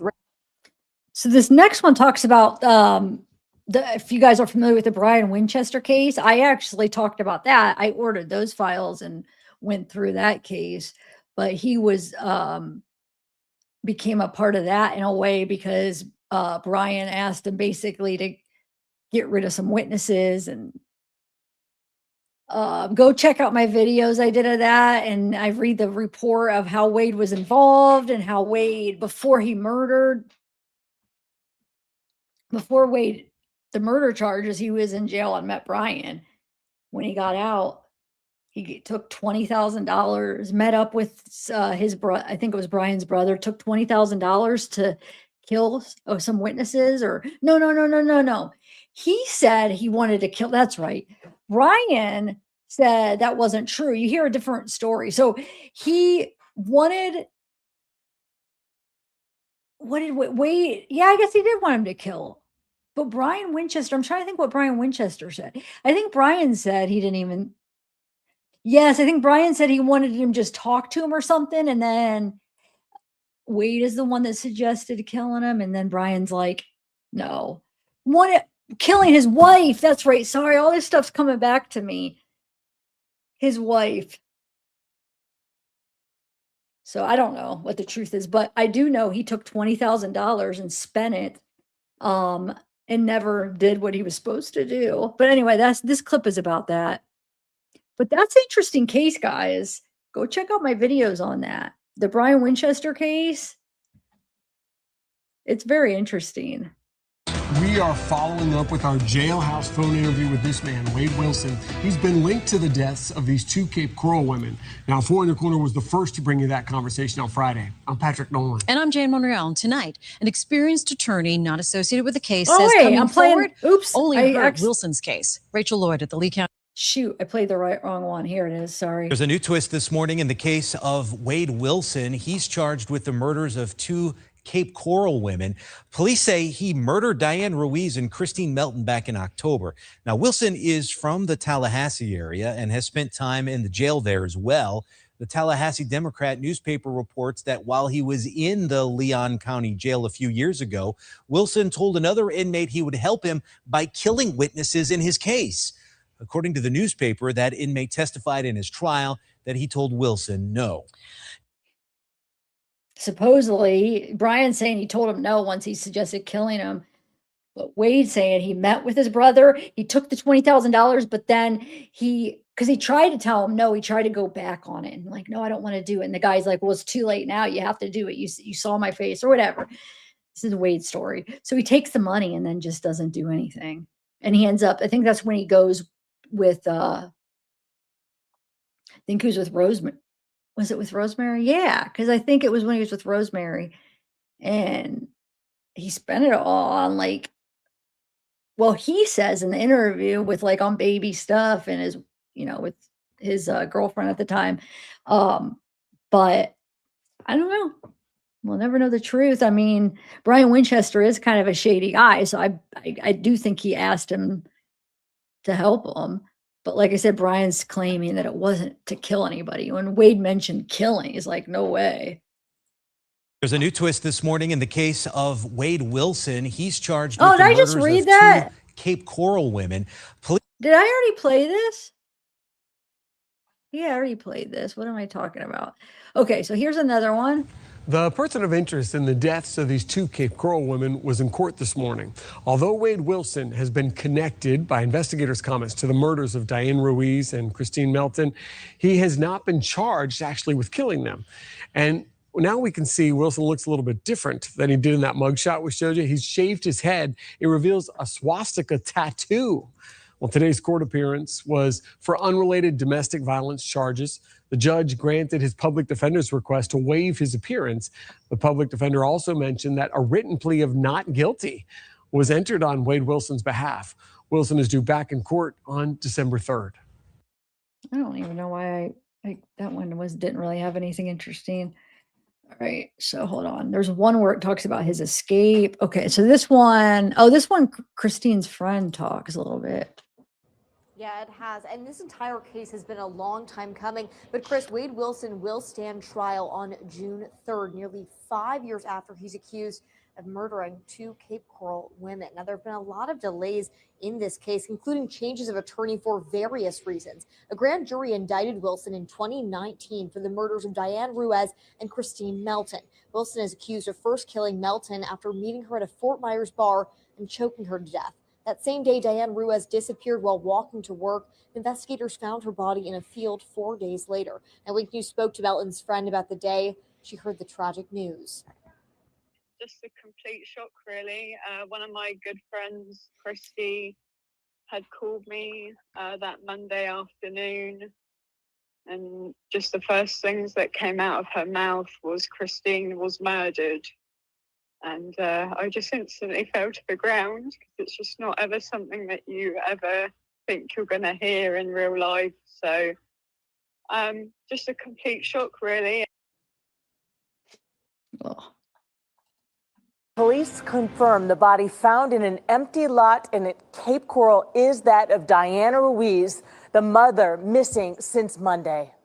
This is a friend. You know, it's not somebody you watch on the ID channel or something that's from far away. This is somebody you know for years. Plus, police believe Wade Wilson is connected to Diane's death, as well as the death of another Cape Coral woman, Christine Melton. I'm Kelly Burns. And I'm Peter Bush. We have live team coverage tonight as this investigation develops. NBC2's Delia D'Ambra spoke with close friends of Diane Ruiz. But we begin with NBC2's Michael Raimondi. He is live where Ruiz's body was found with the latest information. We're about a mile or so from where Ruiz lives and where she was last seen. Neighbors telling me that her body was found just on the other side of these bushes right here. They cannot believe that the mother was just left here. The search for a Cape Coral mother ends. She didn't deserve that. Cape police say they found Diane Ruiz's body in a lot behind a home on Northwest 4th Place. She was last seen Monday morning walking to work at the Moose Lodge. It takes a lot out of you. Sure. You wonder actually what in the hell's happened to people, what drives them to be so mean, to do something like that. Neighbors say they saw a black Nissan pulling out of this lot Monday morning around the same time Ruiz was last seen. Detectives telling them the body had a Moose Lodge shirt on. My heart goes out to that family because I cannot even fathom what they're going through. KPD says Wade Wilson is their person of interest. They say he is connected to the deaths of Diane Ruiz and Christine Melton. Police confirm he is the one driving a black Nissan that Melton owned. People living near where the body was found say their views will never be the same. It's very haunting. Every day you go out here in the yard and you look over and you're going to think about it. If you don't, you're not human. You're going to think about it every day. Ernie Carroll can see the lot from his front steps. He cannot believe someone would do this to Ruiz, his friend from the lodge. People loved her. You know, everybody in there liked her. She didn't have a bad bone in her body. She did not deserve to end up over there like that. KPD says Ruiz's family is aware of what happened. They said the medical examiner has not determined how she died. As soon as we find out, we will share that information with you. Reporting live in Cape Coral, Michael Raimondi, NBC2. This home behind me was Wade Wilson's last stop before his arrest. But Cape Coral Police Department is trying to piece together Wilson's whereabouts between 10 and 11 a.m. Monday morning. up until a couple days ago, it's been pretty quiet. But Bill Morgan lives next door to where 25-year-old Wade Wilson was arrested for burglary on Monday night. According to the report, earlier in the day, Wilson ran from police after admitting to stabbing someone. KPD searching for him most of the day. I went into multiple business along Hancock Bridge Parkway trying to figure out where Wilson went. Some businesses tell me Wilson was found trespassing in the area. The owner of a liquor store up the road says his sons have seen Wilson purchase alcohol there Friday and Saturday nights. The homeowners where Wilson was arrested were out of town. This arrest putting neighbors on alert. you kind of think that you're always protected and everything is going to be fine. And when all of a sudden it happens next door, you start saying, by the grace of God, that could have been our house. So it's pretty scary. Wilson is still in custody for burglary and battery charges. A judge ordered him held without bail. In Cape Coral, Alyssa Dickert, Fox 4. And you notice they said stab because I think he had said that. I think, right? Or at least wait, what did Josh? I think Josh is the one that said that. So I either told Josh that or because I remember originally Josh had said he was bloody. Remember? There was that bloody thing, which that wasn't even true. And the stabbing thing, I think, came from Josh, if I'm remembering right. But no, nobody was stabbed. Okay, so let me do. Oh, so this next one is actually going to be after the trial. Where he takes a deal on that drug charge. Because remember, he wants to hurry up and get to death row. Today, a judge accepted a 12-year plea deal for Wade Wilson on charges for trying to smuggle drugs into jail last year. The state dropped other charges. He tried to escape jail in 2020. All of this comes 2 days after a judge sentenced Wilson to death for killing 2 Cape Coral women, Christine Melton and Diane Ruiz, in 2019. On Tuesday, before his sentence was decided, Wilson's defense team were still fighting to spare him the death penalty by bringing in a doctor showing the findings of Wilson's brain scans. This was in an effort to show that Wilson suffered from brain damage. Today, the judge asked if he understood what he was pleading to. Do you suffer from any mental problems? No, sir. You charged by information with attempted trafficking in amphetamines and conspiracy to traffic in amphetamines. To those 2 charges, how do you plead? No contest. The state attorney's office says the purpose of making Wade Wilson take a plea deal this morning is to get him to death row sooner. Local inside the Lee County Justice Center in downtown Fort Myers, Mercedes Martinez, NBC2. And all of this comes as Wade Wilson's defense lawyers say they will now appeal his double death sentence. They want the Supreme Court to take the case, hoping justices will overturn the Florida law that does not require a unanimous verdict for the death penalty. In June, 9 of the 12 jurors recommended the death penalty for Christine Melton's murder, and 10 of them recommended death for the murder of Diane Ruiz. Well, I can guarantee he wasn't doing cartwheels. I think he knew, or he suspected. This was not a surprise, and it is what it is, and we deal with it from where we are. Unfortunately, he's going to have to sit and wait. But these things take dozens of years before they finally get ironed out. This case caught a lot of national attention on social media. More than 24 women wrote to the judge pleading for Wilson's life. Samantha Serban is diving into the psychology of this phenomenon on ABC 7 News tonight. I got to admit, though, his lawyer sucked. I would not want them to represent me. I'm telling, they were not very good. At one point, it seemed like the one was sleeping. They sucked. But I think it was like one of those things. They had nothing because he just like all the confessions Wade made with details. And I'm sorry, but that one, the audio that he made about Diane that we just listened to, only the killer would know those details. So, I mean, that right there, is just, I mean, only the killer would know she was run over. How would he know that if he didn't do it? So I think they were just like, oh, but that's the thing though, when you're represent somebody guilty or not, you have to do a good job. I mean, you have to represent them as good as you can, or so they don't appeal and stuff. So just because it was such a strong case against him doesn't mean, I mean, they shouldn't have just gave up, because now all these appeals, which I don't think he stands a shot, but his lawyers did not do a very good job. Like I said, I don't know, maybe they're not very good lawyers, or they just didn't do a good job representing him. But even though, I mean, I think he's guilty as heck, but they did suck. Wade began to slip away from us, becoming withdrawn, erratic, and depressed at first. Breaking news, a lawyer is trying to spare a man from the death sentence hours before a judge decides Wade Wilson's fate. A jury recommended Wilson be sentenced to death for killing Christine Melton and also Diane Ruiz in 2019 in Cape Coral. Now, this morning, doctors went over brain scans Wilson had to look at whether he had any brain damage. NBC2's Samantha Serbin is live in the courthouse. Now, Sam, you've been there since day one. So what exactly happened this morning?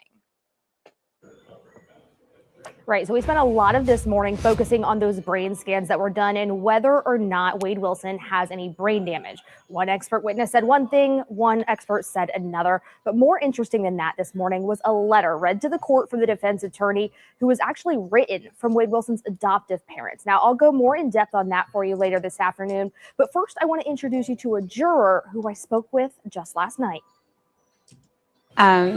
So I went in just expecting it to be kind of like mundane, maybe civil, whatever. The woman sitting in front of me served on Wade Wilson's jury this summer.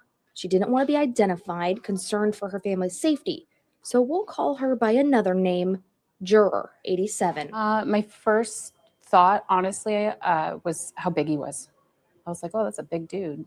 As far as the tattoos and stuff went, it didn't really matter. It was just another tattooed big guy. The evidence, gruesome. You don't unsee stuff like that. The testimony, heartbreaking. Diane Ruiz's fiance, when he spoke about, giving her that last kiss goodbye, and she thought that he hadn't. I mean, it just like takes everything in you not to try and, hold back those tears. Like, it's such a human experience. It's something you do every day with your partner or your spouse. Wade Wilson, now convicted of strangling Christine Melton and Diane Ruiz to death in Cape Coral.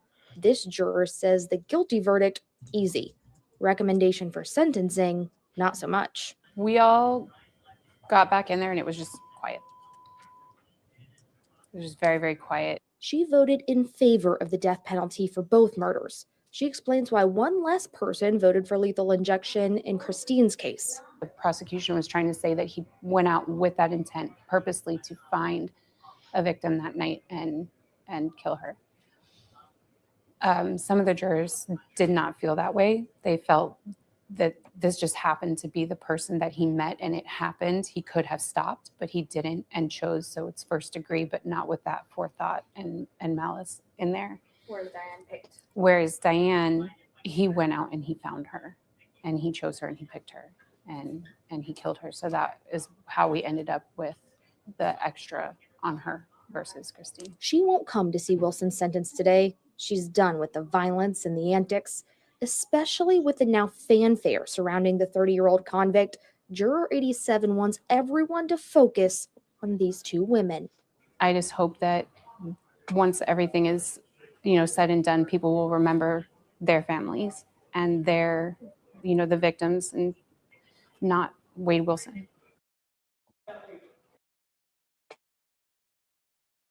Okay, one more news clip. This is the one about the escape. There's two clips together about where he tries to escape.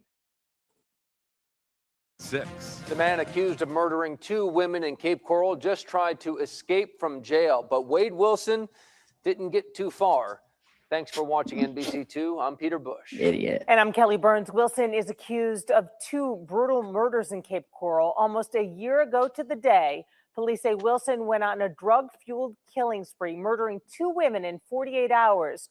Christine Melton on the left and Diane Ruiz closest to me. Tonight, Wilson, along with his cellmate Joseph Katz, are in even more trouble. Reports say they tried to smash through a window and break out of jail. NBC2's Ashley Dyer is live at the jail right now on Ortez Avenue, showing us how deputies caught the pair. Wade Wilson is accused of viciously murdering Ruiz and Melton last October. Less than a year later, he faces new charges. Deputies say last night, Wilson tried to break out of the jail through a window. Last night, Wade Wilson, who faces 2 first-degree murder charges, and his cellmate, Joseph Katz, tried to pull a get-out-of-jail-free card. The window in particular in question, they started to remove some of the weather stripping, okay, and they started to work on that window with a couple of bolts. You can see the damage in the bottom right corner. This just proves that he's not a good person. Lee County Sheriff Carmine Marcino says the men plan to use a window as their escape route. The sheriff calling it a failed attempt from the start. There was no way to get through that window physically, even if it was open, okay? Furthermore, we have a series of layers after that they would have to penetrate to get out, and that's not happening. The attempt to flee his prison cell comes almost 1 year exactly after Melton and Ruiz were found dead.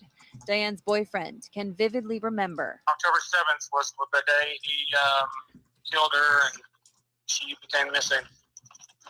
So I'm not looking forward to that day. Ruiz was found dead in a field in northwest Cape Coral. Melton found dead inside of her home. She was a funny girl, you know. She was always happy. She was just super nice. Yeah, she was a good girl. Debbie McCabe lived right next to Christine. Christine was a really, really quiet person.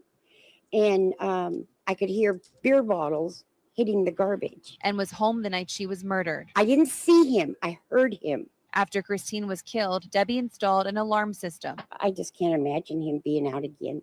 He scared me. As family and friends continue to grieve the loss of Melton and Ruiz, they're relieved to know Wade Wilson will be sleeping right where he woke up, behind bars. He should be locked away for the rest of his life.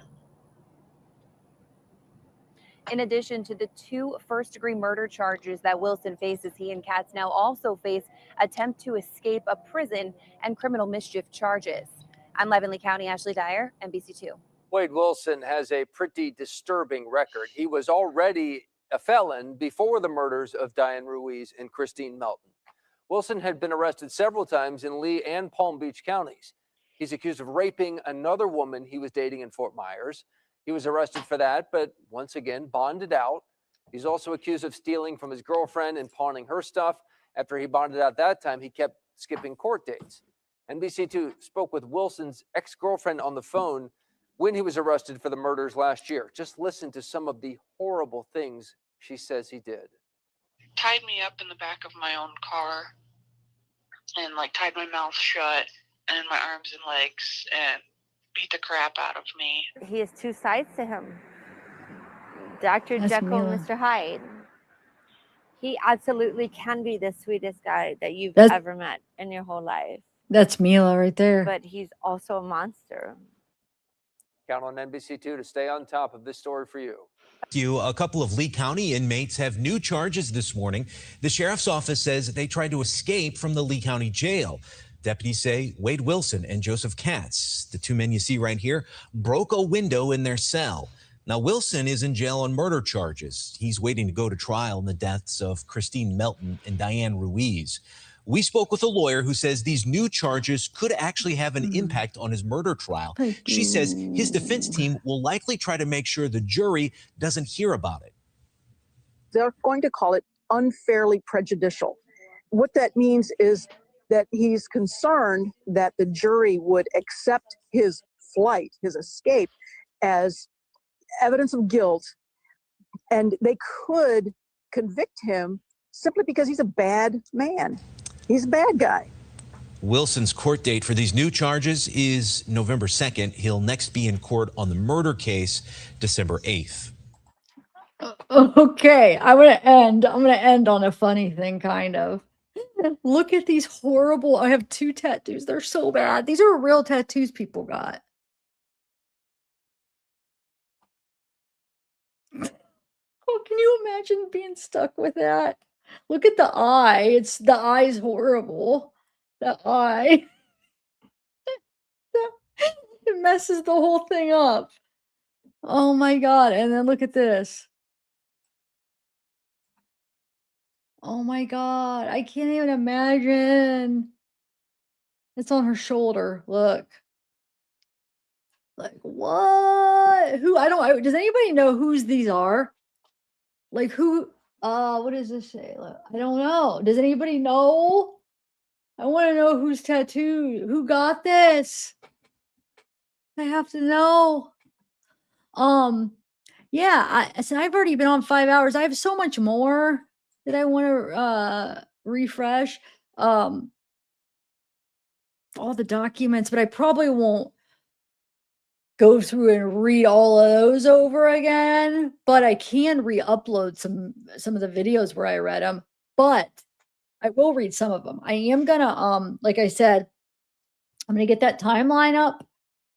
I'm gonna God, I wanna do some of the Jesse, lives too, and then I wanna do the April one. I'll do another live this week, hopefully, and get that done.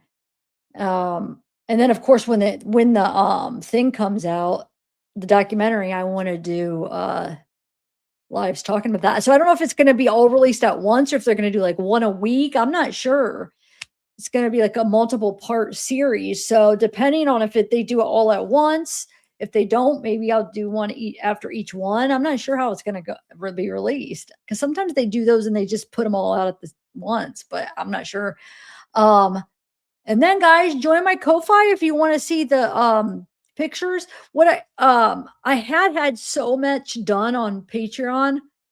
So what I've been doing on Ko-Fi is just doing the ones I didn't have on Patreon already. But I think what I'm gonna do, just so I have them all, I'll start doing the ones I already did on Patreon too. But I still have new ones to do on Ko-Fi, the kiosk pictures. And then, like I said, what I've been doing is I have been there's the link will come up in the chat if you want to join. I've been individualizing each like kiosk messages per person. So like let's say Amanda, then I pull out her messages through the messages. It's like a huge job that I've been doing. Like you should see it's a whole page of like different files of like separated kiosk messages and then of course the pictures, putting those into the people and then identifying some. There's still a couple big ones that I cannot identify, like that they sent so many, two in particular, that they sent so many pictures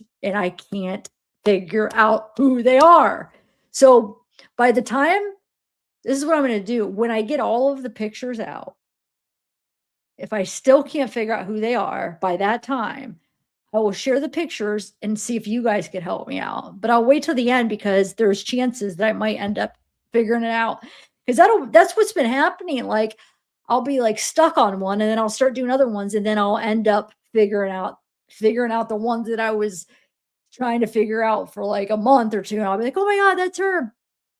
Actually going through my old Wade files, getting ready for this live, I identified two more that I was stuck on because I had them in my files. I had the pictures of them chatting and stuff with their name. I'm like, oh my God. Didn't even know at the time.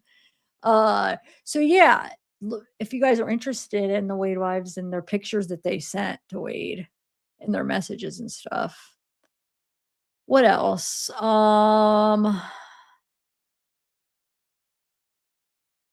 Yeah. I'm gonna finish that timeline too. So you guys, if anybody's new to the case, like I said, check out my Wade playlist. Go to my playlists. I'll put it in the description of this video. So link in the description. Go in the description and then I'll do it after I end this. So if you guys want to check out my playlist. What else? What else? What else? I feel like I wanted to tell you something else, but I don't know. I think that's it, guys. Thanks for coming, and I hope everybody leaves on a good note. I know it started off rough. It got me all flustered, like not flustered, but it got me kind of all. I guess I forgot how it was when I covered this case. I really did. So I just wasn't used to it. I feel like because the cases I have been covering since I've covered this case, everybody's been kind of on the same page with it in a way, if that makes sense. And it just, I don't know. I feel like with this case, since some people have been following it, and it's like now since the trial, it's like people have been deeply into it for over a year now, like a year and a half. And some people are still going at it strong. So I think there's so much emotion and so much time and just so much put into it that like people get so sensitive, I guess. That's why I had to quit for a while. Like it felt good take months a while off because like for like over a year I was going strong every day, man. Like I was putting out a lot of videos too. Well, like I said, I think I have in my playlist, and I feel like I have to still add a few to the playlist that I haven't added. But right now we're sitting at 186 videos. Well, 187 Wade videos. So um here's my playlist if you guys want to check it out. I just sent it. But yeah, because like in the past there I would have a lot of the Wade wives come and chat, and they were just, they weren't hiding it. They would come in and so it would create like a very tension, which is fine. Everybody's welcome in the chat. I'm not saying it's a public chat, so it's not like I'm not saying that, but it's just the back and forth. Sometimes it gets to be a lot, or then the people start fighting each other and getting mad and stuff. But and then creating a bunch of different accounts and coming in and like I forgot, dude. My earphones keep falling out. All right, y'all. I'll see you guys soon. I'll let you know when I get that timeline done. I'll put it up, do a community post with it too. Let me see. Let me say bye to who's left in here. And like I said, yeah, I'm sorry. I feel like the crime scene photos maybe were disappointed. There was a lot. I mean, there was a lot of them. But they were a lot of the same stuff for some reason. So, but they were new. I mean, that's what they finally released them, because for a while they were on hold because of the appeal. They would not. They would deny you when you try to request them, because they said they can't because it's on appeal. But then now they're available, and that's what they have available for them. So, um, and sorry if I was a little rusty on this case. Like, when did I cover it last? It's been months and longer since I went over the case facts of the case, because the last how many months we were doing more like wives, and I was going through, you know, the death row stuff, or you know what I'm saying? The new stuff. So it's been so long since I went over the facts. I used to know everything so well, but it's starting to come back to me. It is. I just have to refresh a little bit more. But as I'm talking to it, it's like I'm accessing that memory and stuff is starting to come back.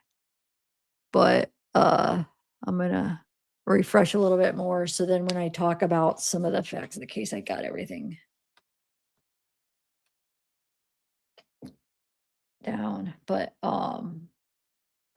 yeah, I'm still covering the David case. I still are doing those Discord. I have to do part 3 of the Celeste Discord, and then I don't know. I want to cover. Oh yeah, the appeal. Is that going to be live streamed, Cat Mouse? I know you've been asking me about that. Hey, if they have video and they're gonna air it, yeah, I'll live stream it. When did you say it was? February 5th? I haven't even looked on the Lake County site or anything for this case, because I'm like so far removed from it. I just now, as of yesterday or a couple days ago. No, yesterday, I think. I just started going through my Wade files as of yesterday. Before that, I haven't even thought about it or it even went nothing. I've been busy with other things or other cases. So besides the kiosk, but that's kind of almost separate in a way because you're just focused on one little aspect of it, if that makes sense. But yeah, so I heard the appeals coming up, but I haven't even looked at the details of it. Cat Mouse, email me. Hopefully they'll air it. Will he be? I wonder if he'll be there. Yeah, heck yeah. If it's gonna be live, if it's gonna be aired, I'll definitely do it. You know that. Um, that's what happened with the Watts case, though. Like, I was so for over like what 2 years, maybe, just like. And then I took a break because I was like, okay, I gotta take a break. And then that Netflix series came out on the Watts, and it brought a whole wave of new people interested in the case. So I went like round 2 Chris Watts and went back and went through the discovery again and went back into it. So I don't know if this is what I'll do with this case or not. We'll see. I probably won't be able to handle it like full force like I was all last year because of the drama that it brings, but I will. I'll put it as one of them. But it won't be like the only thing I did because like it won't be like no, let me reword that. It won't be like how I did it before. I can't. But I'll do it as like a side thing. So just watch. Unless if for some reason nothing else is going on with the David case or there's nothing else like going on maybe, but just behave in chat, guys. I was sensing, I don't know. Every time I looked, I'm like, what the heck is going I just felt like the tension in there for some reason. But I don't know though. Oh, thanks, Kelly girl. Oh, thanks, Joe Peru. I know, Cat Mouse, but it's kind of hard because I don't want to just not look at chat. I want to engage because, I want to engage with the chat. So then, like, if that's what's going on in chat, it's hard to ignore. I try, but then it's like,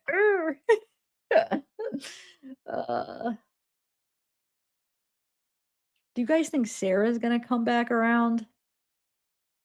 That, I hope not. She's scared. I don't know. I just hope not. That's too much. I guess it wasn't too bad. I think I just wasn't used to it. So, like when I cover the David case, there's really no drama in chat with that. Or even when I cover the Nick Reiner, and I'm trying to think the most recent ones I've covered. I can't even think. My mind's blank right now for some reason.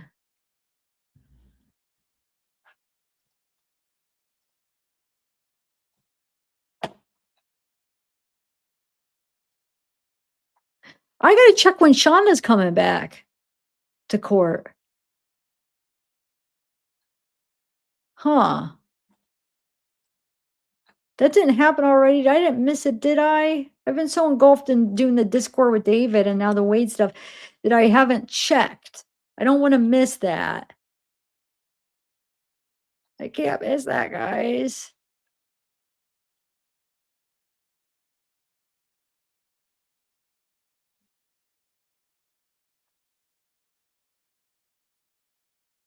Hold on, I'm trying to look for something. 1 second, guys. Trying to find that.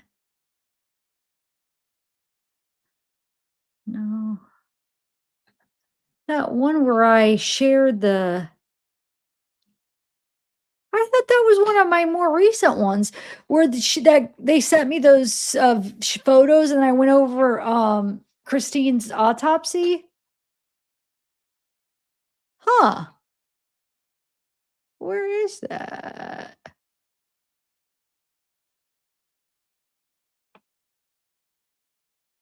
I don't know. I thought it was my latest Wade one, but it's unless if I'm just overlooking it.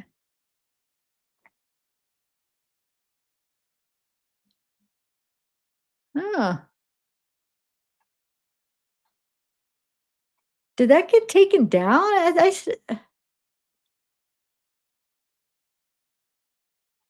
Wow. Hold on. Sorry, I'm looking for this video. Where the heck did it go?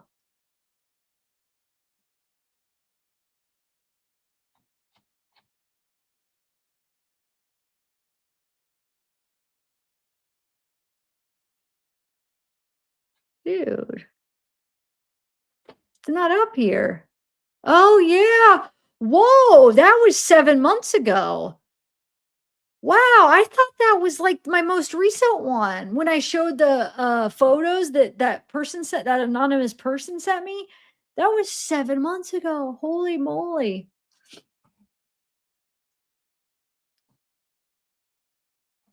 Yeah, I could still do that. I could read through that again, but I actually did read it on that one if you want to check it out.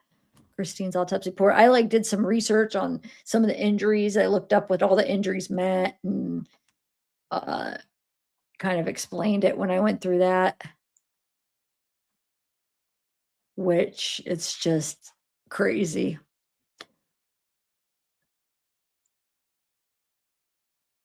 All right. I will see you guys when I see you. Have a good. Oh, why do I have that picture up? Oh God, I had the picture.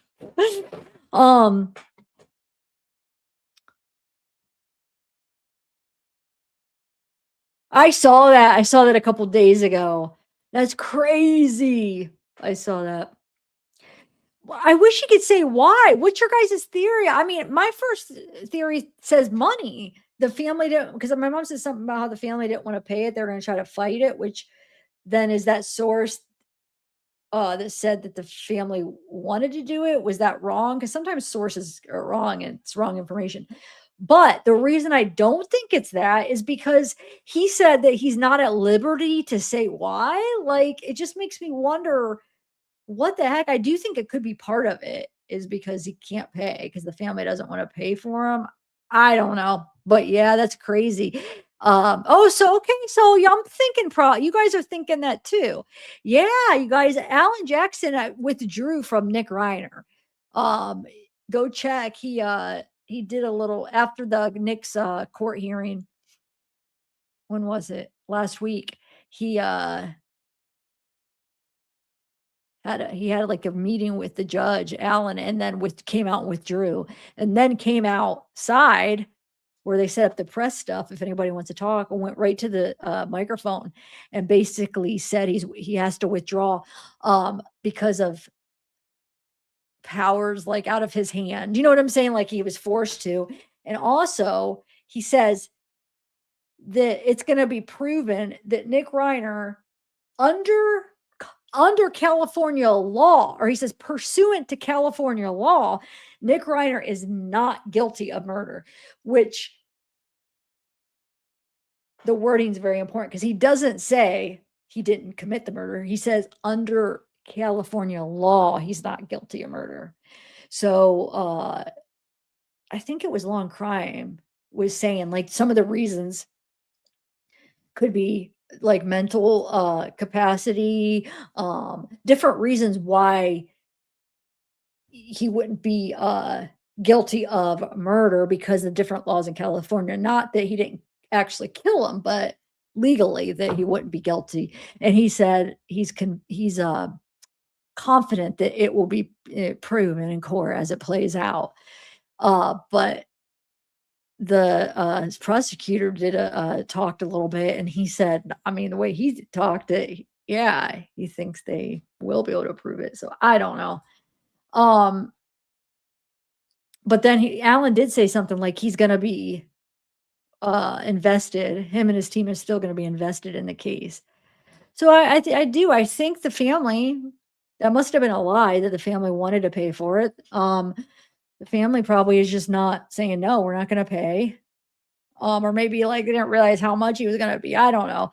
And they can't invest like that much time with no pay. I mean, I think it's something like that.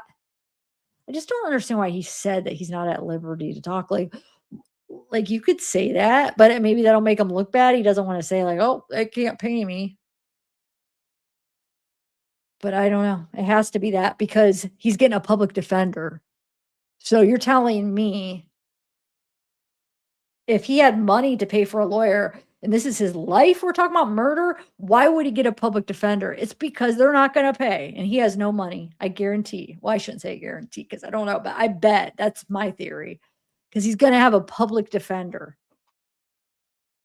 Why does my eye look like I have pink eye? It's all red. Oh, cool. Hello, honey. Well, look out for my timeline video. But don't be fooled because it's not going to be a new video. You'll see like it'll be me. It'll be 2 live streams I'm going to combine together to give it a little bit, but not going to just paste it together. I have to take like little parts because there's 2 timelines and they both have different things.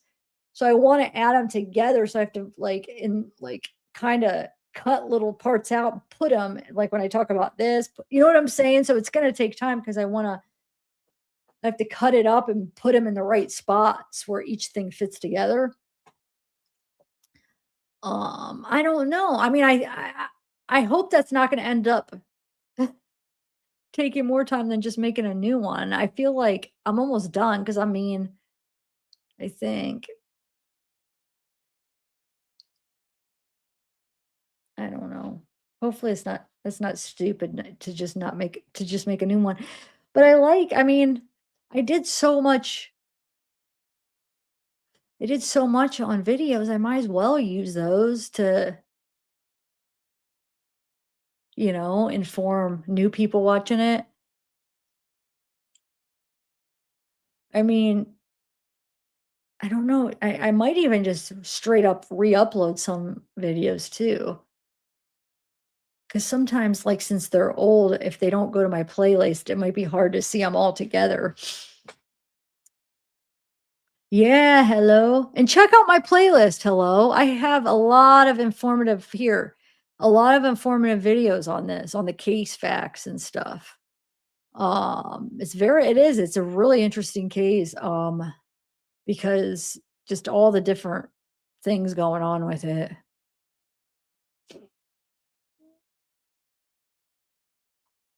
No, I don't think it's that hateful, Joe. No, because he said that's not even a thing. AJ, no. If you know AJ, no. We know he did it. It's not that AJ thinks that he didn't do it.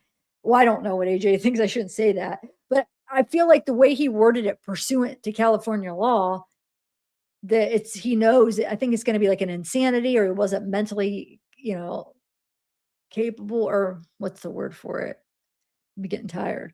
But no, I 100% don't think it's like that.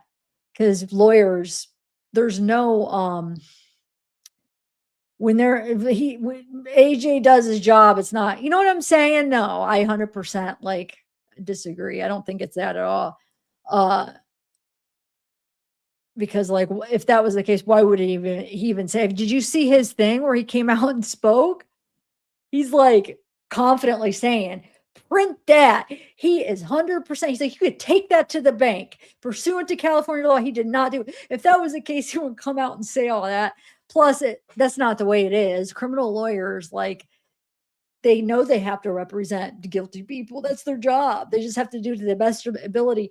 And AJ Allen is a heck of a good lawyer. It's not, I guarantee it's not like that. He comes across so confident too. And that's the name of the game. I mean, they know that some people at times are guilty. They have to do it. But he convinces you that speech. He convinced me that he doesn't think, well, like I said, not that he didn't do it, but he thinks that he said, take that to the bank. You could take that to the bank. It'll show as the case, evolves or whatever. He's like, it'll show that pursuant to California law, he is not guilty of murder.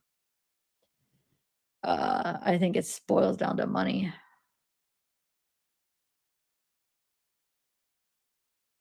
Um,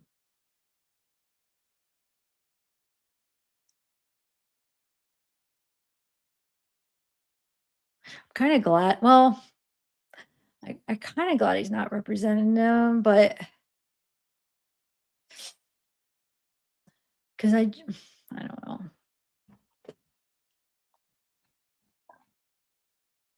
All right, I'm gonna go, guys. Bye bye.